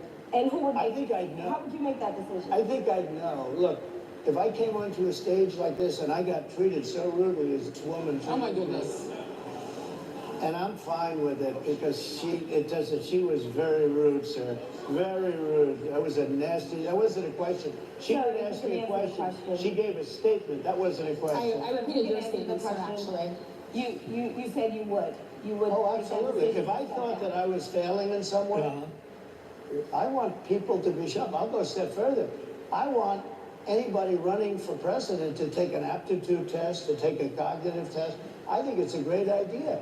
And I took 2 of them and I aced them. I took 2 of them. But let me ask you. I would like to have To be fair, this is as good of an answer as he could give. It is. This is as good of an people answer. running for president, and I don't mean because they're 75 or 85. I think anybody running, I'd like to do it. People say it's not constitutional. I would like to have something passed where you can do it. I think we should know. I mean, I've watched what's happened in the last couple of years under this gentleman, and our country is a mess. We have inflation. There we go. There we go. People falling in. We have Afghanistan, which was the worst, most embarrassing moment in the history of our country. Oh my gosh, shit, he's doing it again. What he has done to our country, and her too. What they've done to our country, she has been a horrible vice president. She's considered the worst vice president in the history of our country. But would you consider taking the cognitive test? Mr. President. I would love to And do make it. it public. Well, I've already taken 2 of them, but I'll do it again. Mr. President, how do you intend to? I suggested, Harris, that let's take one. I said, Joe and I will go and take a cognitive test. Now, Hit the like and subscribe button, guys. We're almost at 1,500 subscribers. She failed her law exam. She didn't Much pass her law appreciated, exam, so everyone. Much appreciated. Maybe she wouldn't pass the cognitive test.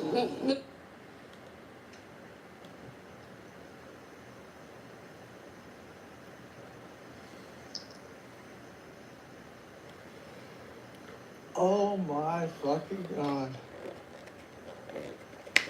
Jesus, man. This is crazy. Dude, is a savage? Yeah.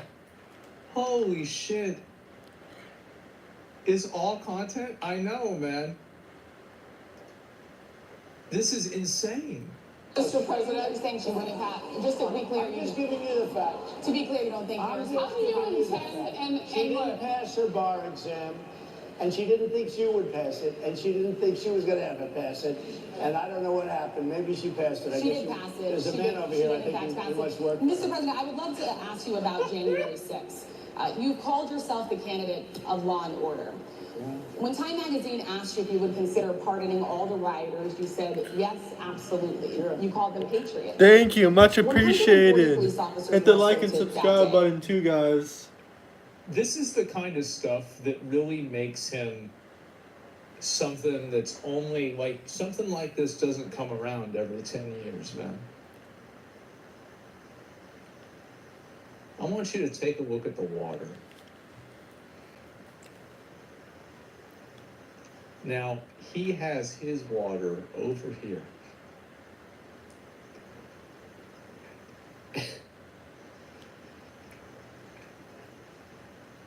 This is something this is really special, bro. This is something I didn't even notice this. Yeah. This is the thing, man. It's a power move. Oh my fucking god. I didn't even notice. Yeah. Their injuries included broken bones, at least one officer lost an eye, one had 2 cracked ribs, 2 smashed spinal discs, another had a stroke. Were the people who assaulted those 140 officers, including those I just mentioned, patriots who deserve pardons? Well, let me bring it back to modern day. Like about 5 days ago, we had an attack on the Capitol. A horrible attack on the Capitol. You saw they the did another people one? who were protesting and spraying these incredible monuments, bells, lions, all these magnificent limestone and granite with red paint, red spray paint that will never actually come off, especially in the limestone. It will never, I'm a builder, I know about this stuff. It'll never, you'll see it in 100 years from now. They viciously attacked our government. They fought with police. They fought with them much more openly than I saw on January 6th. What's going to happen to those people? What's going to happen to the people in Portland that destroyed them? Never, dude, bro. The best defense is a good offense. Not even about January 6th. Like, it's not nothing to fucking do with that. It's got nothing to do, bro. Like, what are you talking about this shit for? Question is on those. My question is on those rioters who assaulted officers. You have to Would you pardon what's those going to people? happen? Oh, absolutely, I would. You would pardon them? If they're innocent, I would pardon them. They've been convicted. And by the way, the Supreme Court just well, they were convicted by a very... Well,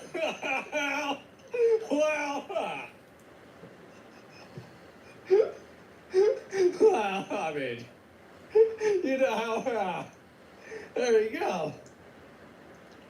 Very tough system. They were, how come the people that tried to burn down Minneapolis, how come the people that took over a large percentage of Seattle, how come nothing happened to them? How come the people so we're talking about people that were seen beating officers with flagpoles, dragging them down the stairs. They're on video. Have you seen that video, sir? Well, they you would pardon those rioters? They shot a young lady in the face who was protesting. They shot her to death. You know, nobody died that day. You do know that. But people died in Seattle. Nobody died, but people died in Minneapolis. People did die. Like, he just said that she got shot in the face. He meant police. You know, people died in Minneapolis, and nothing happens, and nobody ever talks, and nothing happens to those people. But you went after the J6 people with a vengeance. And I'll tell you what about the cops that were, and I'm all for the police, as you know, but what about the police that are ushering everybody into the Capitol? Go in. What about... My understanding with that is that, like, I mean, I don't know. My understanding was that Those were CIA operative police. Those couldn't maintain a perimeter. were CIA police. They were sent by the CIA to incite a riot at Jan 6. 100% confirmed there were police sent there to incite the riot. There wouldn't be enough, like, enforcement at the time. And then the additional, like, requests for enforcement were declined. The problem is, like, I don't really know how true that is. Because, like, the entire situation is, like, so politicized that I don't really know what actually happened there. It's not true. Yeah. Well, one way or another, there wasn't enough people there. There's a video of a guy unlocking a set of doors and waiting people to go inside. Then why you spread this bullshit then? Well, I'm asking a question, right? That's clearly what it is. Yeah, I'm asking a question. Yeah, because I'm not really sure. That's what I've heard. Because, like, I saw videos of people on January 6th breaking the windows. Like, that's bad. I don't know what you want me to say. Like, yeah, it's bad, and that's bad, and that's very bad. Like, here, if you were breaking a window... Hit the like and subscribe button, guys. We're getting really close to 2,500 subscribers. Much appreciated. Fucking pardoned. Absolutely not. It's not even a question. If you walked inside and you thought that it was okay, I can see those people, all right, fine. Just move on. Guys, it's okay. if you want to get monetized, go check out my recent video on how to get monetized. People that were violent, people that were aggressive towards police, people that were destroying property, they should absolutely... Go check out my recent video on how to make money on YouTuber, guys. on YouTube. I'm not talking about just somebody that walked inside. Who cares? Get the fuck out of here. But that's not the point. Look, nothing is Yeah, it's not a question. life. But you have people from Minneapolis, you have people just from 5 days ago in Washington, D.C. They were having fistfights and fighting with the police. They were spraying and destroying. They were desecrating our monuments in Washington, D.C. See, I have the very extreme opinion that I think the police should have come and arrested all those protesters too. The moment they started destroying the property, they should have been immediately arrested, sent to jail. It's not even a question. Like, how is this even a conversation? I agree, but at the same time, it shouldn't be blamed on Trump. Nothing happened to them. Was that extreme? And Because you I have think to the same thing on have January two 6th. systems of justice. They're both That's bad. why they went after me as a political opponent, because they felt they couldn't win without doing that. And we're going to win our cases, and we're going to be vindicated. But I have to spend a lot of time on that and money. That's what they want.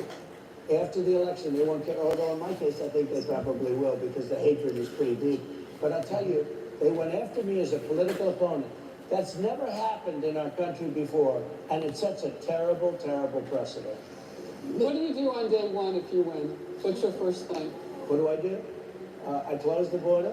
And I do two things, because I can do a lot of things simultaneously. I close the border. We don't want people coming in. We want people to come in, Harris, but they have to be vetted. They have to be checked. They have to come in legally. I want people to come into our country, but they have to be vetted. They have to be checked. So when you say, what do? That, and I drill, baby, drill. I bring energy way down. I bring interest rates down. I bring inflation way down, so people can buy bacon again, so people can buy a ham.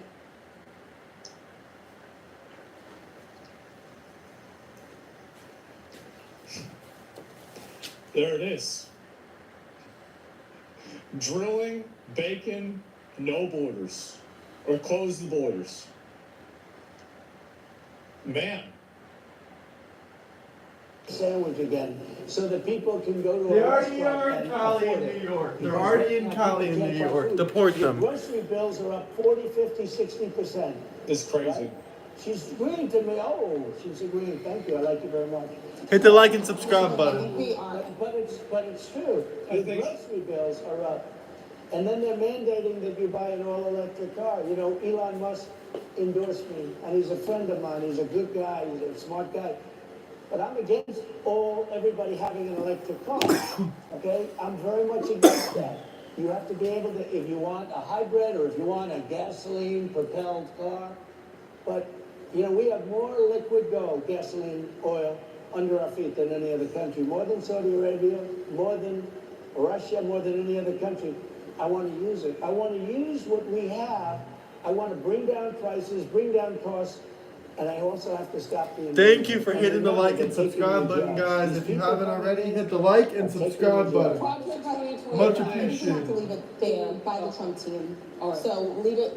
That is the last word. Thank you so much, Project Mr. Trump, for coming today and joining us. Well, thank you very much. They've been telling us. Thank you. Thank you, everybody, very much. Great Thank you, honor. Mr. President. Thank you. NBC will email about details regarding the conversation with President Trump on the other 6 September. Thank you. Thank you very much.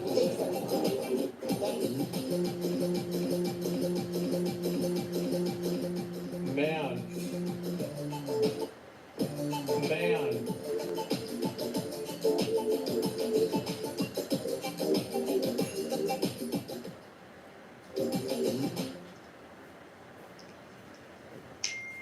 That's crazy. Oh my God. She hates him? Yeah, I bet. This was a lot crazier than I thought it was gonna be. I didn't expect it to go wild like this. Bro, like, she opens up on him on a question like that? Oh my God. 7 out of 10? I feel like it's probably about a 7 out of 10. She ripped him a new asshole on the opener? Yeah, she did. And then he just totally sidestepped the whole fucking thing. Most of my questions are going to demand a yes or no answer. Do you understand? I do. Okay, my first question.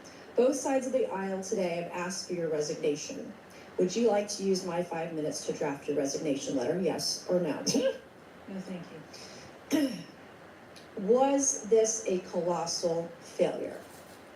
It was a failure. Yes or no? Was it a colossal failure? Is I mean, the president getting shot, like, if that's not a colossal failure, then what would be? Like, I feel like, is it only colossal if he gets killed? I mean, like, what's... Question, yes or no? I have admitted this is a This is a yes or no series of questions. Was this a colossal failure? Yes or no? Yes. Was this tragedy... See, for me, when I see people talking like this, like, any time for me, whenever I see a person who doesn't answer a question directly, I assume it's because they're trying to obscure something. They're trying to obfuscate something. They're trying to, like, hide something. Because a normal person, it's like, do you want, you know, ketchup or mustard? They're just going to say ketchup or mustard. Right? Like, you know, do you want a medium or a large? They're Come gonna on, say guys. medium or large. Look at me. You know me So, enough. like, yeah, if you don't answer a question directly, the odds are, like, this isn't always the case, right? Because people can ask bad questions too. But in a lot of these cases, I don't think that happened.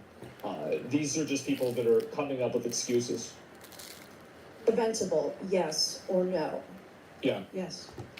Has the Secret Service been transparent with this committee? No. Yes. How?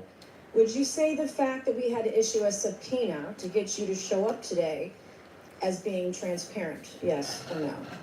I have always been. Yes or no? You didn't want to answer the question. We had to issue a subpoena to get you to show up today. That is not transparent, by the way. You stated earlier, Secret Service is not political. Is that correct? Yes.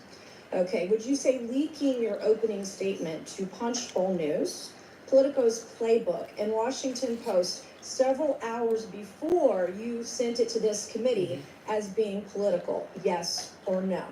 I have no idea how my statement got out. Well, that's bullshit. So, Mr. Hit the like and subscribe button, like guys. Yeah, she probably leaked it just so she could create the narrative. Yeah, no, she's right. I mean, she's a liar. I mean, it's obvious. Like, who the fuck would take this seriously? You ask unanimous consent to enter into the record articles by Punchbowl News, Political Playbook, Washington Post, all done at 5:24 a.m., 6:12 a.m., 6:34 a.m. A solid 3 to 4 hours before this committee got your statement. Without objection to order. Okay. Is the Secret Service fully cooperating with our committee? Yes. Okay, you say you're fully cooperating with this committee. On she's gonna July ask us 15th, some this questions. committee sent you a list of demands of information that we wanted. Has the Secret Service provided this committee a complete list of all law enforcement personnel that were there that day? Have you done that? Have you provided a list to the Oversight Committee? Yes or I will no? have to get back to you on that. That is a no. Have you provided all audio and video recordings in your possession to this committee, as we asked on Of July course 15th? not. Yes or no? I would have to get back to you. That is a no. You're full of See, this is the thing. Oh. shit today. You're just being completely... See, the problem is that, like, if she was being honest, she would say, of course we haven't given you all the information. Some of it's still classified and it's not ready to be shown to the public. Like, she would just say what happened. It's, again, like, to me, and you guys know this, have you guys ever bought something that was, like, illegal? Have you ever bought something that was illegal? And you know how important it is to have that level of trust, and the moment that somebody breaks that trust at all, you just have to completely cut contact. Totally. Where there's smoke, there's fire every single time. dishonest. Mr. Chairman, Mr. Chairman, I want to. Mr. Ch- I don't want We have to maintain decorum in this committee, no matter how have you provided upset we any and get. all memos to this committee that we've asked you on July 15th? Have you provided all memorandums within the Secret Service? I would have to get back to you on that. That is a no. You are being dishonest or Yeah. lying. You're being dishonest here with this committee. These are important questions that the American people want answers to, and you're just dodging and talking around it in generalities. And we had to subpoena you to be here, and you won't even answer the questions. We've asked you repeatedly to answer our questions. This isn't hard. These are not hard questions. Have you provided us all communications? And the thing is, like, if she was competent and good at her job, she could explain why releasing some things to the public would be a bad idea at this current time. She could easily explain it if she was competent. because some of the questions that are asking her are unreasonable. And it's like, of course you're not showing all the information. Do you know if there's a second shooter or not? Well, we don't know, right? They're not going to say that, because if they say that they think it's going to happen, like this could it could cue off the person who they're trying to find. Like, that's the thing. Well, DEI, I'll get to that. From the Secret Service related to that day and that rally. Have you provided this? I don't We've think that's asked the for this reason. information on July 15th. Have you provided any of this Guys do information this shit that too. this committee has asked of the Secret Service? Any of it? I'll have to get back to you. Have you even read this letter that we sent you? Did you even read this? Yes. Okay, and you have said you don't know, you have no idea. The answer is no. We haven't gotten a single document or piece of information or data from you or your agency in related to the rally that we have asked you for. So, I'm surprised that they can even deny giving that to Congress. It sounds insane. was this attempted assassination of Donald Trump a failure of training or execution or both? Mm-hmm. I think that those are answers that we need to Training, execution, or both? Which one? I think those are answers. All right. How many Secret Service personnel have lost their jobs due to this colossal failure? 0. At this time, none. How many? Again, displacement of responsibility to such an abstract sense that nobody can ever be blamed for anything. That's what's happening here. And I've seen it in so many other situations. Yep, there it is. This is what people do, and that's what bureaucracy does. Secret Service personnel have been required to take a refresher course on how not to let people shoot Donald Trump. Our personnel are currently operational. We are examining the facts of this investigation, and we will make the changes necessary. What time did law enforcement become aware that there was an individual on the roof with a clear line of sight to President Trump? I am still verifying timelines. Of course, 9 days in, you have no answers. How many minutes went by between the time? How do you not know that? Like, I feel like the fact that you don't know that is an indication that you're incompetent. Like, you should have known that on the first day. She's so unprepared? No, it's not that she's unprepared. See, unprepared implies that there could have been something that she could have done that would have made her, like, she knows the answer to that question. She's not stupid. Like, I don't think this woman is stupid. She's just incompetent at her job, and she's lazy.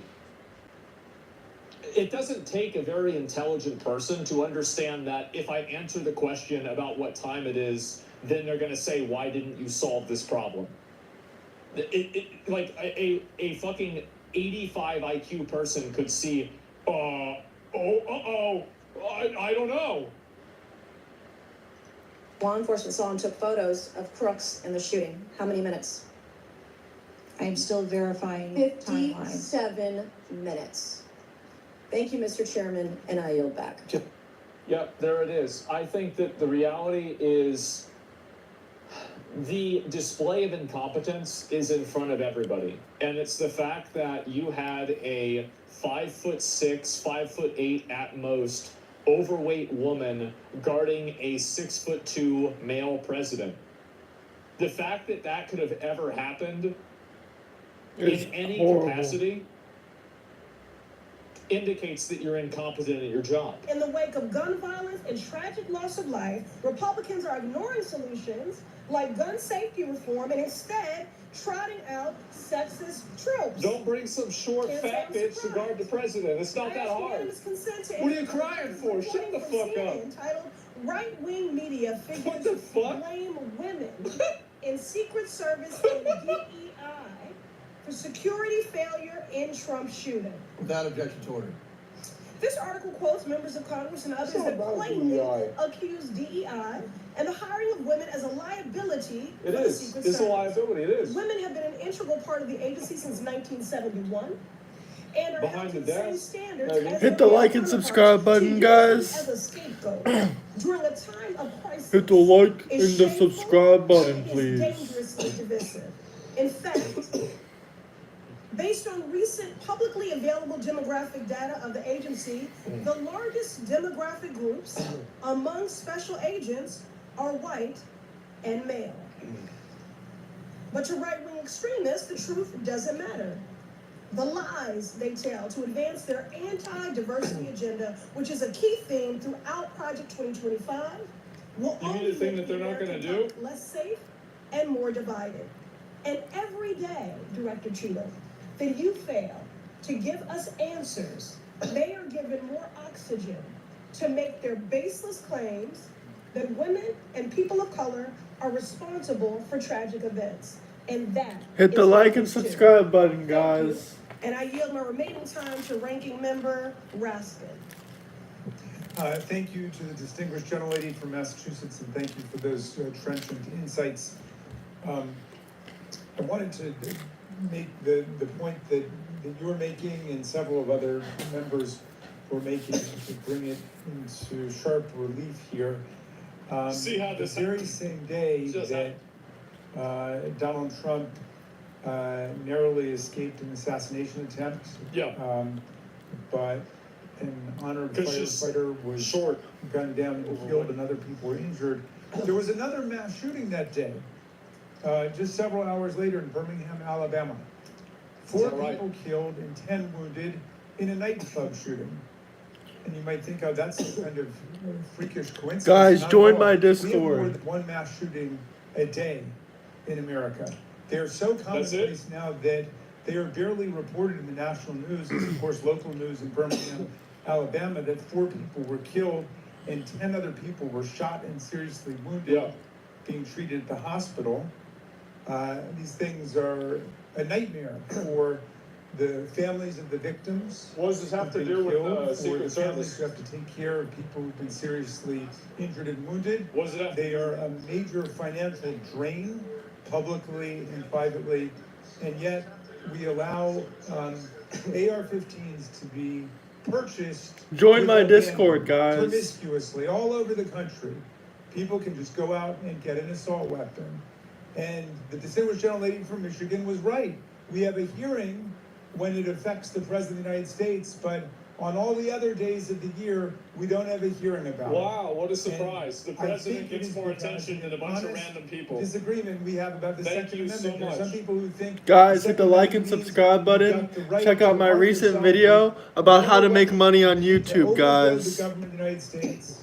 And we reject that as a false interpretation of the Second Amendment and a false interpretation of the Constitution. We can ban assault who weapons. doesn't reject that? We did It's Thomas back in Jefferson. 1994. It dramatically reduced these mass shootings, and when that But ban yeah, was whatever. lifted, the mass shootings went up through the roof. Again, we've shown it. And so, just like we're demanding real answers and real action from the Secret Service, let us demand real action and real answers from ourselves about the nightmare of mass gun violence, which puts America into a category all its own. Yeah, get there! Hit the like and subscribe button, guys.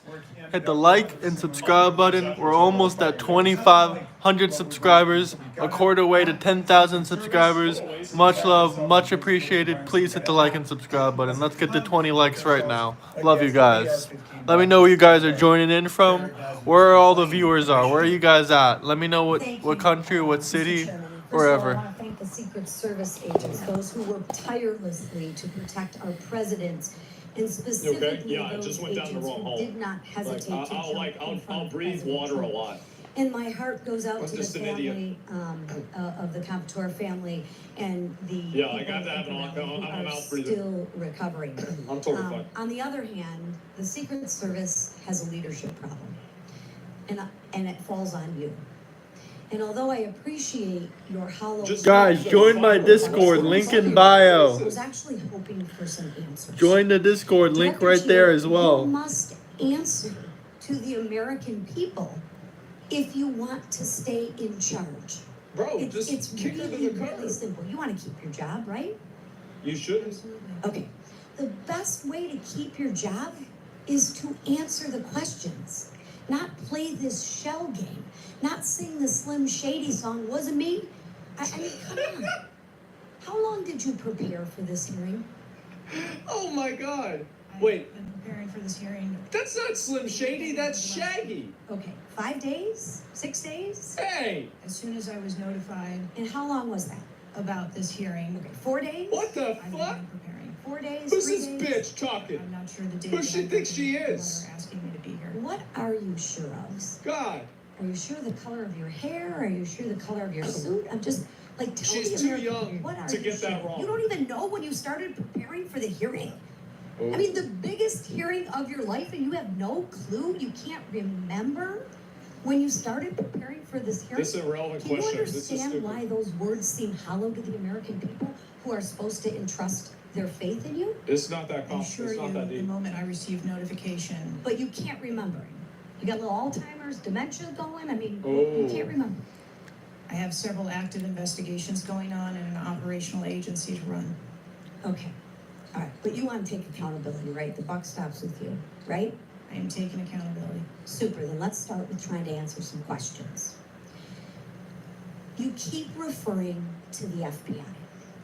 When asked how many shell casings were on the roof, you referred to the FBI.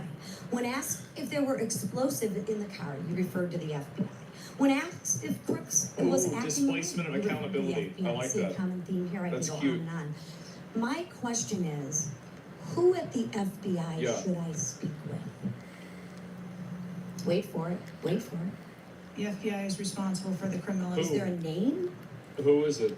She's not going to give a name because she I'm doesn't. not certain. I'm not certain. Who at All the right, here we go. FBI I'm is not running the certain. I investigation. don't know. Let me ask a different question. Have you been in communication with the FBI?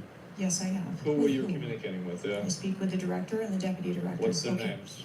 And what have they Yeah. shared with you about this investigation? So I'll give you an opportunity to answer again. What are the Did they share theatrics? with you how many shell casings were on the I roof? mean, it's interesting. It's entertaining. They have shared with me the. Did they share with you how many shell casings were on the roof? Yes. How many? Okay, how many were there? I would refer to the FBI for. How many? This is a joke. How is she still even here? In their investigation. So they've shared the information with you, you just don't want to share the information with us, correct? We have concurrent investigations that are going on. So they have shared this information How is this? with you. She done? You know the answer to the question. You just refuse to answer the question from the member of Congress who has subpoenaed you to be here. Is there a different answer to that question? Hit the like and subscribe button, guys. Testify Of before course. this oversight hearing. Beautiful. Then let's do that. Let's for once have your actions match your words. So you've been in communication with the FBI. You know the answers, and you refuse to tell us the answers. So I will ask you again. You know how many shell casings were on that roof. What is the answer to that question? I think it's pertinent. What is the answer to that question? I love this. I think it's pertinent I to hate talk to people you like this. about I the hate. information that the I Secret hate Service people has like her. and that the Secret Service knows related. I'm asking you an answer to the question. If you're supposed do, to be in yeah. charge, if the buck stops with you, how come you can't share the answers? What are you covering up? And what are you hiding, my friend? Bro, she's getting good. I'm not covering anything. Then why can't you answer a Yeah, simple you are. question? You're not saying what it is. I would leave it to the criminal investigation to answer questions related to that. When you talk to the FBI and you ask them how many explosives, well, let me ask you, did you ask them how many explosives were on the roof? Did they answer that question? Or in the car, excuse me. Did they answer that question for you? Yes. Yes. So you know the answer to that question that my colleagues have asked you. But again, you refuse to give us the answers. You're playing this wasn't me. Well, I submit to you, if you can't, and it's not a can't, it's a won't. Guys, hit the like and subscribe It's button. not, I don't. Join my Discord. I choose not to answer the question. The reason why she's Well, not let me saying tell is you because this, there's more If shells you're gonna than what leave, was you originally need to reported, leave. probably. If you want to be in charge, then answer the question And it or would make step it look aside worse. and have someone with the courage and the guts to answer to the American people the questions that they deserve answers to. And with that, I yield back. Chair now recognizes Mr. Boebert from Colorado. Thank you, Mr. Chairman. I'm going to continue down that vein. Yeah. You have been here sitting today, Director Cheadle, definitively able to dismiss erroneous information and speculation. However, you are refusing to answer questions that we now know that you have the information for. You are saying that you are wanting to answer questions that the Secret Service has information to. Well, ma'am, you are the Secret Service. You are the director. You have said that you are the best for the job. So, I'm going to ask you some questions now knowing that you do have answers from the FBI, who you have been passing the buck to this entire day. And I'll start with something that, maybe the FBI doesn't know because it has to do with you personally. You said you spoke with President Trump after the assassination attempt. And I want to know, did you apologize to him directly? Of course not, because that would take accountability. Yes, I did. I appreciate that. I appreciate that you recognize that this was your I bet she did. failure. Now, since the assassination attempt, you are under oath, reminding you. Have you communicated with anyone at the White House on an encrypted messaging app like Signal? Yes or no? No, I have not. Are you willing to surrender your personal phone for analysis? If I am required to do so. Okay. I will look into making that request. I mean, it wasn't a conspiracy. She's just stupid. Like, it's that's what I think. Messaging apps. Have you ever turned down enhanced security requests from Donald Trump's detail, his special agent in charge, Sean Curran? Have you ever turned that down? No, I have not. Have there been, has your team, has the Secret Service? Maybe not you personally. I believe, as I mentioned earlier, there are times when requests are made for. And you have denied them. They have been denied. And a denial. This is too broad of a question to mean Has the Trump campaign made anything. requests for additional assets that have been denied? This is too broad of a Denial doesn't question. mean vulnerability. Have there been additional Yeah. requests for enhanced security at Mar-a-Lago? We have made a number of enhancements to. You confirmed there were bomb sniffing dogs that were provided. You failed to confirm if there were aerial security surveillance assets that were provided. So yes or no, was that provided? At the rally, yes ma'am. We had Overwatch provided at the rally. You've confirmed that the assassin was identified as No wonder suspicious that happened. 57 minutes prior to the shooting. Explains everything. Was the suspicious individual ever approached by an agent? Was any contact ever made with him? Not to my knowledge. Is that the standard protocol for someone who is identified as suspicious? The protocol would be to locate the individual and. And you said that he was located 2 to 5 times You didn't even have to locate approximately? him. You already knew where it was. The information was passed potentially somewhere between 2 to 5. He was never located by an agent? To my knowledge, that individual was not located by an agent. We have dozens of rally goers who have identified him, and not one agent on the ground. There are many agents on the ground. Local law enforcement, Secret Service. No one was able to identify him and have sights on and see him. What I'm saying is that the agents that were on the ground at the time, I have no knowledge that they were able to interview him or locate him. Thank you. Was there a local law enforcement officer who approached the roof and saw the shooter and saw that he was present on the roof? That is the information that has been shared with me. Have you spoken to that local law enforcement officer? No, I have not. Are you going to? It is part of a criminal investigation that the FBI is interviewing those individuals. This government jobs is everywhere. On the water tower? No. Why? That would not be something that would be included in a security plan. A water tower? Has a man who is reported to have been present wearing a gray suit who allegedly requested a photo of the dead body of the assassin on top of the AGR roof been identified? I don't have that information. Is that something that you've heard of? No. Were ATF agents present at the rally? Why would they do that? To attend or to work? To work. Not to my knowledge. Yeah. How long did the county sniper have pricks in his in his sights. That's a good question. Before the shooter opened fire on President Trump. I don't have that specific timeline. Will you be able to tell us if he communicated with other agents on what he was seeing through his sights? Like 5 minutes. Once I have How that do you- information, absolutely. How would you not know that? To know why he I feel like that's kind of relevant, multiple right? rounds to be fired at President Trump before the threat was neutralized. We need to know if he was given an order to hold fire. Now, it's, you've excused the roof of being unmanned because of the slope of the roof. Do you continue to Remember the cow? accept the slope of the roof as a credible reason for leaving this position The undefended? slope of the roof. First, I'll go back and correct that there was no order to hold fire.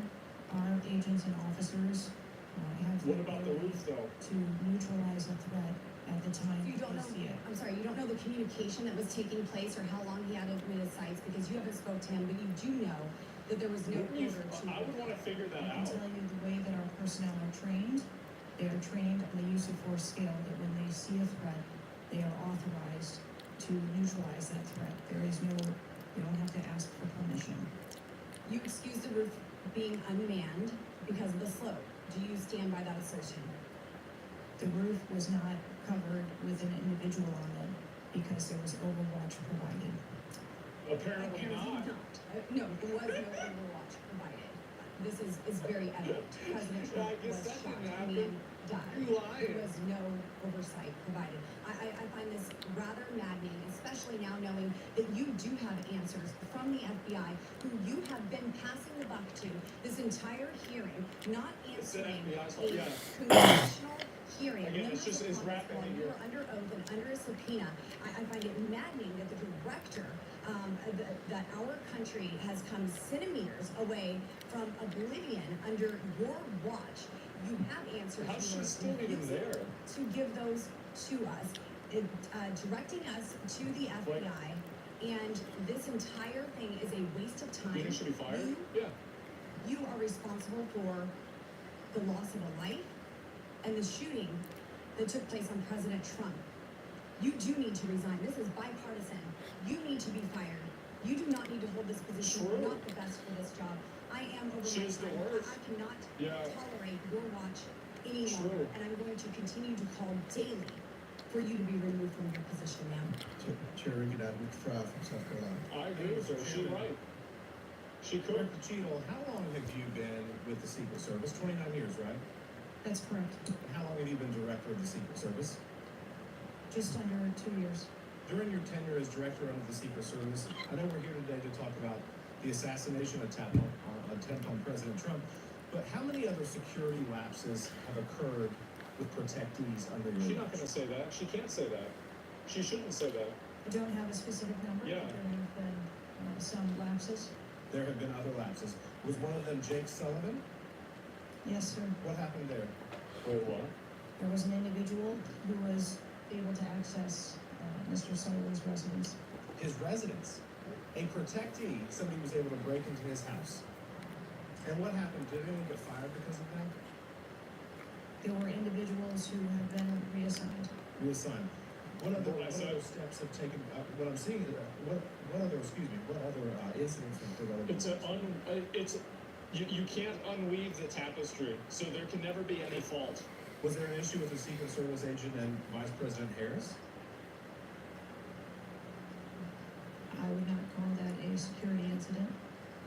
Well, it seems to me, I mean, you have security lapses with President Trump, you have security lapses with There's a secret you have issues with your personnel related to Vice President Kamala Harris. There seems to be a repeated theme here. Would you not agree with that?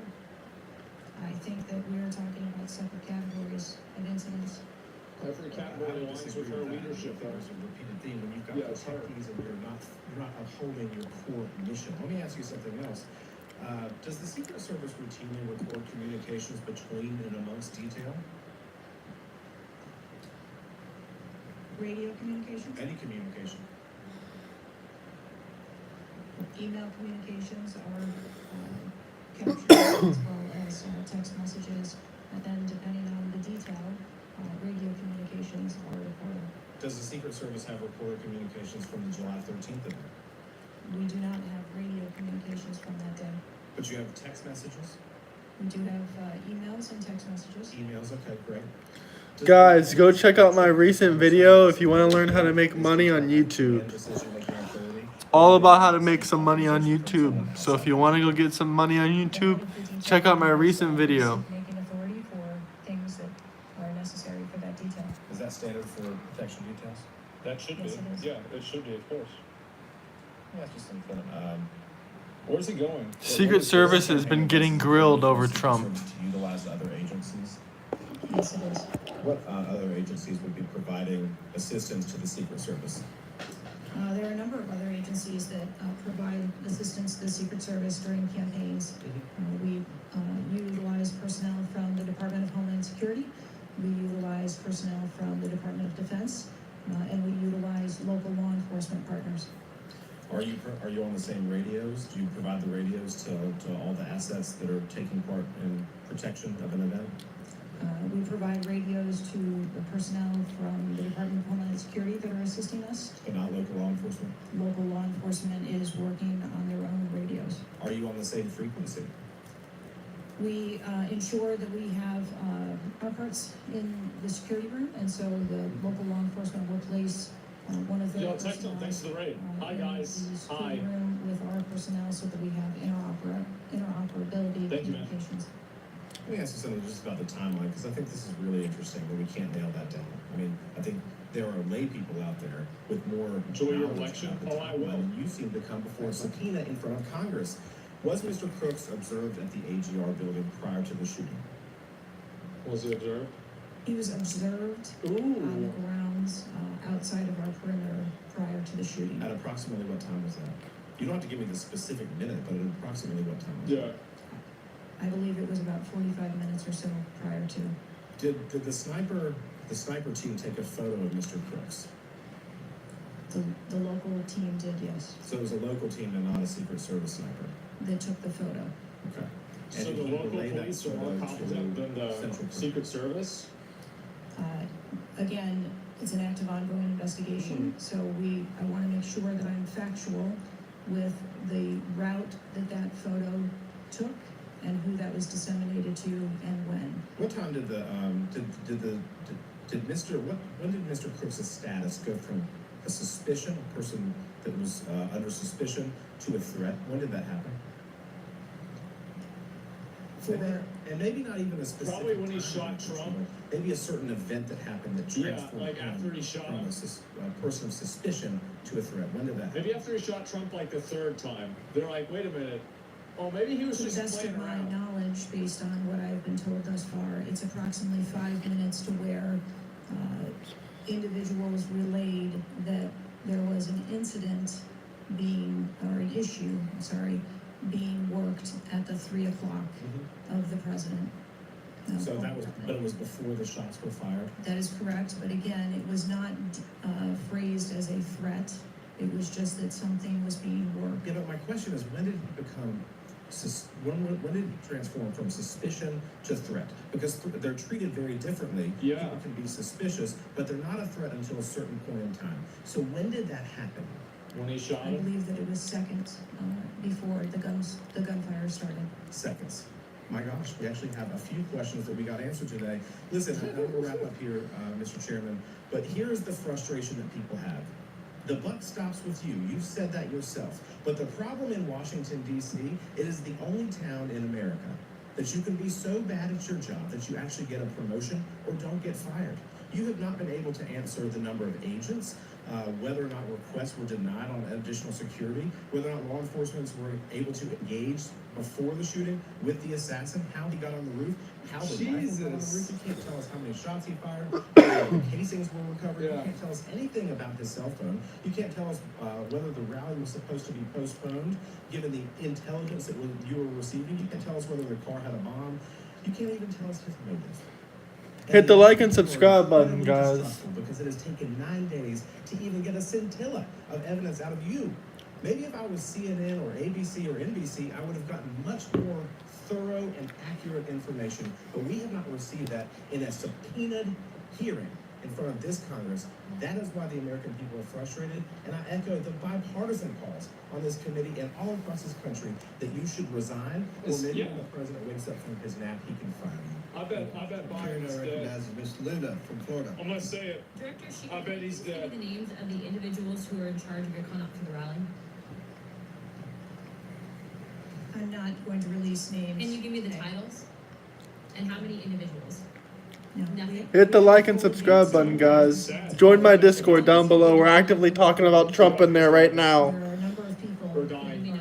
engaged in approving. Can you the give me plan. a number?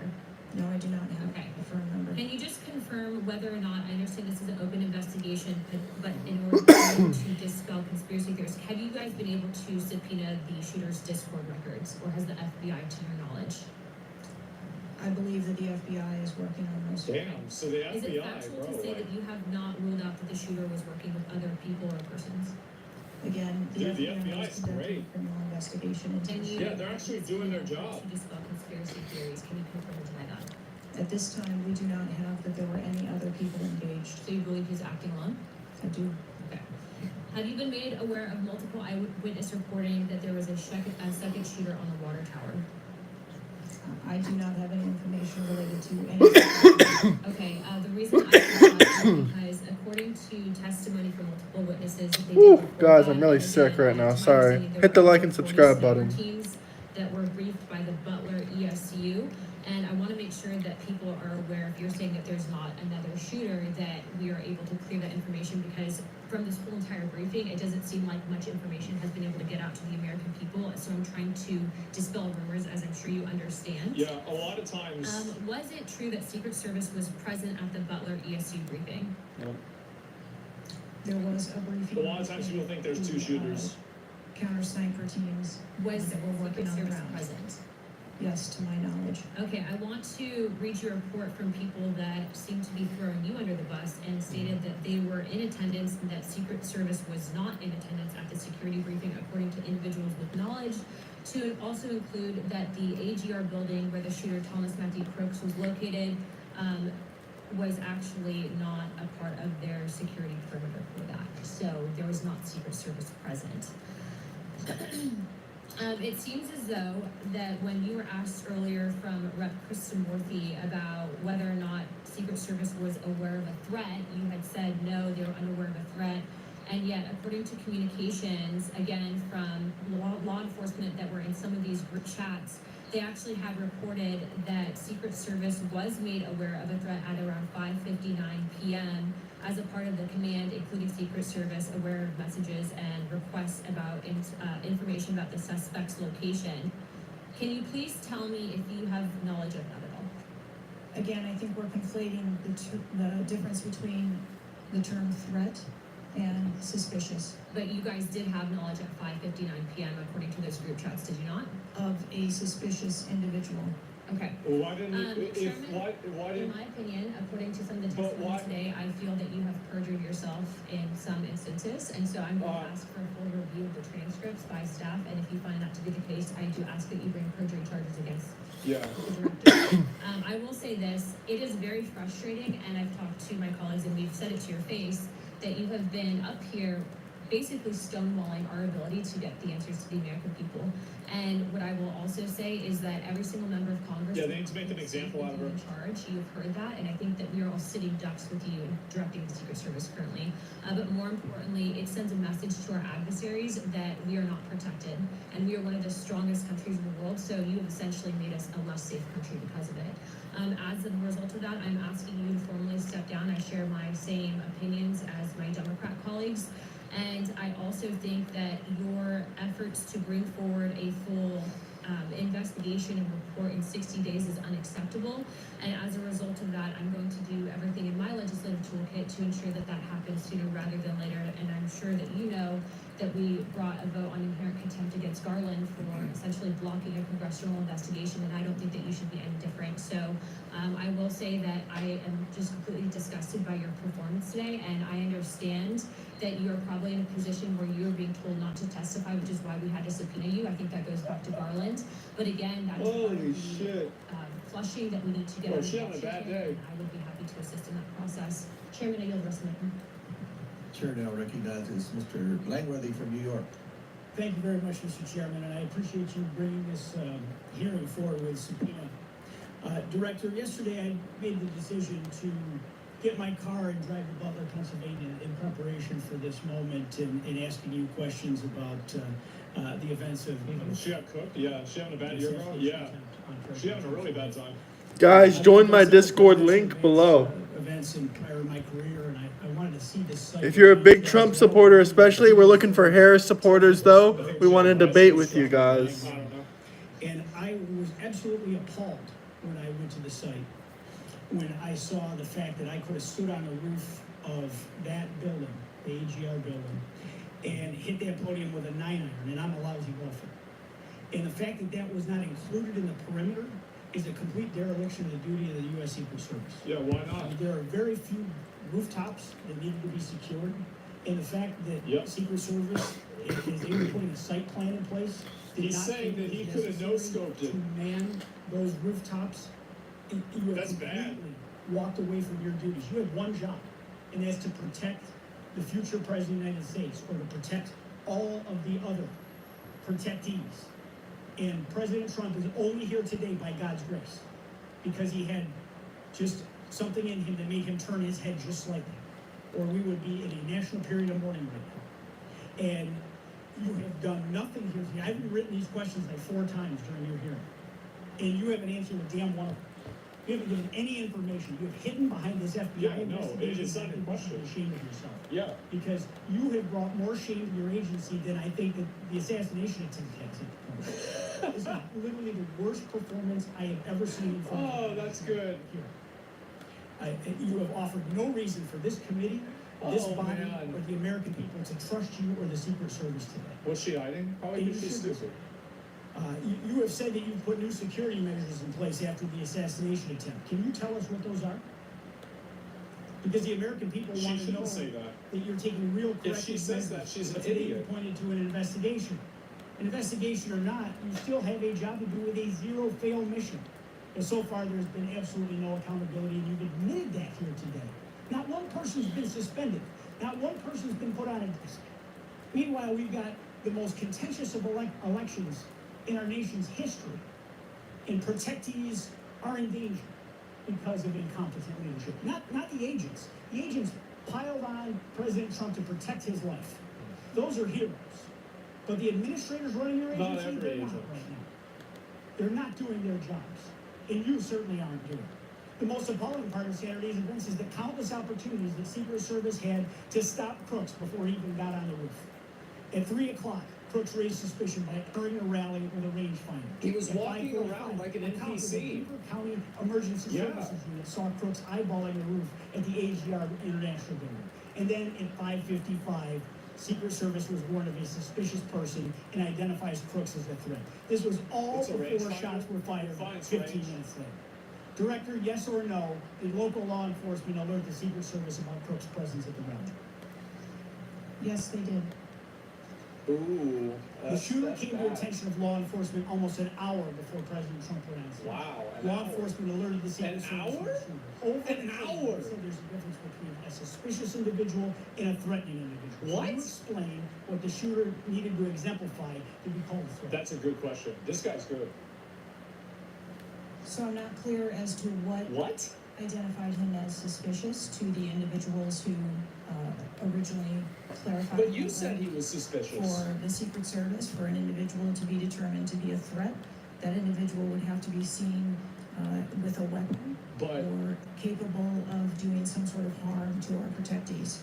I mean, Director, an individual walking into a rally with a rangefinder, scoping out an Why would you have a rangefinder? Reportedly flew a drone hours before. It sounds like a lot more than suspicious, especially in a Couldn't a presidential drone have a bomb on it? Your operational lapses, your resource management, and poor judgment nearly resulted in the assassination of President Trump. I mean, the dereliction of duty here is just appalling. The fact that you haven't visited Butler is just maddening to me. You're not taking this job seriously. Bless me, guys. Bless me, guys. Here, into this body, that hopefully will get a vote this week, calling on the president to fire you, man. You have not done your job. you are putting two black eyes on your agency, and you need to go. Mr. Chairman, I yield back. You're right.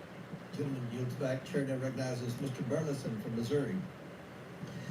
Sergeant Cheadle, I just want to kind of get an idea of what you can answer, because outside of what the FBI is responsible for, you have full responsibility for the Department of Secret Service. So the question is, what is the mission? Who defines the mission? Our mission of the Secret Service is to protect the president, the vice president. He's gonna be like, did you achieve that mission? Presidential candidates, the former presidents, and those by executive order, and we also have an investigative mission. And those are well defined. Yes. Everyone within the agency understands the mission. Yes, they do.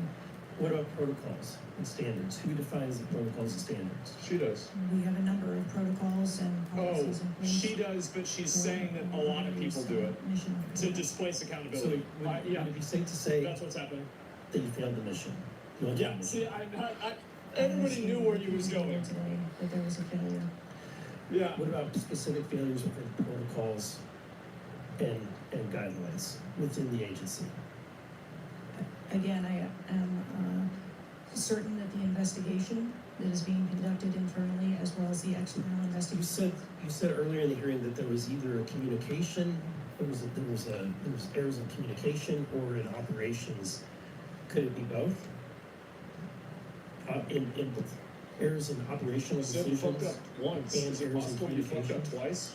I think the investigation potentially could identify both. So I want to talk about communications.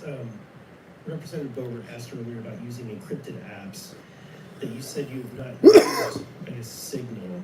Have you used any encrypted app to communicate from your personal device? I do on occasion use encrypted apps to communicate. So you use some form of an encrypted app to communicate with people within the federal government, with local law enforcement? Whom are you communicating using encrypted apps? That's a good question. Many times it's with colleagues and associates. So you're communicating with colleagues? But I thought she said earlier. There are times Hit the like that and the subscribe Secret Service button, will guys. work, internationally with some of the partners that they don't have the same texting capability. And you're not able to do that with your government issued device? Recently, we have been able to install some of those apps on government devices. Okay. Let's talk about some of the things that we can get access to. I'm actually shocked that you are using your personal device and encrypted communication tools. I think that might be the most shocking thing that I've heard today. I didn't expect for you to say that. Of course she was, yeah. We have requested, this committee has requested multiple documents. This is not, under the purview of the FBI, this is under your purview. We requested a complete list of all law enforcement personnel, including Secret Service, Department of Homeland Security, local law enforcement with the roles of protecting the president. And we requested that for us to receive that by July 18th. Did you provide that? I believe that our agency is in the process of collecting all documents. So you have not provided it. How long does it take to determine who the personnel were that were on site? We are collecting a comprehensive list of all the documents that have been requested. We also requested all the audio and video recordings that your agency, not the FBI, your agency has in possession related to that. Did we receive those? Have you provided those at all? We are in the process of collecting all documentation requested. You're in the process, but you have not. Any memorandums or any internal communications related to the event? We requested that you provide that. Have you provided any of that? We are in the process of collecting the information that has been requested. Okay. So no. So that's no. When can we expect to receive these documents? How long does it take to determine who was on site, who was being employed to be there to protect the former president? When can we expect that? How many days does it take to provide that At some information? point, We want to make sure that we have a comprehensive no date. accounting of Yeah. all of the documents that were engaged in that day, and we will make them available as soon as possible. I think transparency is the key here. It's shocking to me that Yep, we are no date. communicating in a encrypted app to colleagues. I'm almost certain that violates some federal laws.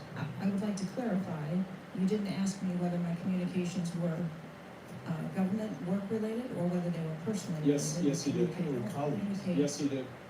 government He acted business there with federal with workers. colleagues on a personal device. I communicate on my work device. Are you using an encrypted device on your work device? I am not. No encrypted apps. No, I do not. Okay. Thank you, Mr. Chairman. Chair now recognizes Mr. Waltz from Florida. Thank you, Mr. Chairman. Also, Madam Director, please, I'd like to direct your attention to this video. And I sincerely appreciate the clarity on this. Can you turn up the volume, staff? I want to ask you, because this has popped up. Republican Congressman Mike Walls, he said on social media on Saturday, and I'm going to read this for you because he does talk about. Can you respond to that? who knows why that happened? Well, that is, yeah, that's a baseless and Yeah, who irresponsible knows why? statement, and is one that is unequivocally false. Director Cheadle, did you speak with your boss, Secretary Mayorkas? Sit and cut it? No, it says this is live. You fall under DHS, did you speak Yeah, it with says him it's live. on the 14th, the day after? Yes, I did. So you spoke with him before he made that statement? I spoke with him. They're showing the video as evidence. Did you inform him that all requests for additional resources? Sorry, I didn't understand. You fall under DHS, did you speak with him on the 14th, the day after? I was really, I thought it was just like the news So you station. spoke with him before he made that statement? I spoke with him immediately. Sorry. Did you inform him that all requests for additional resources for President Trump had been fulfilled?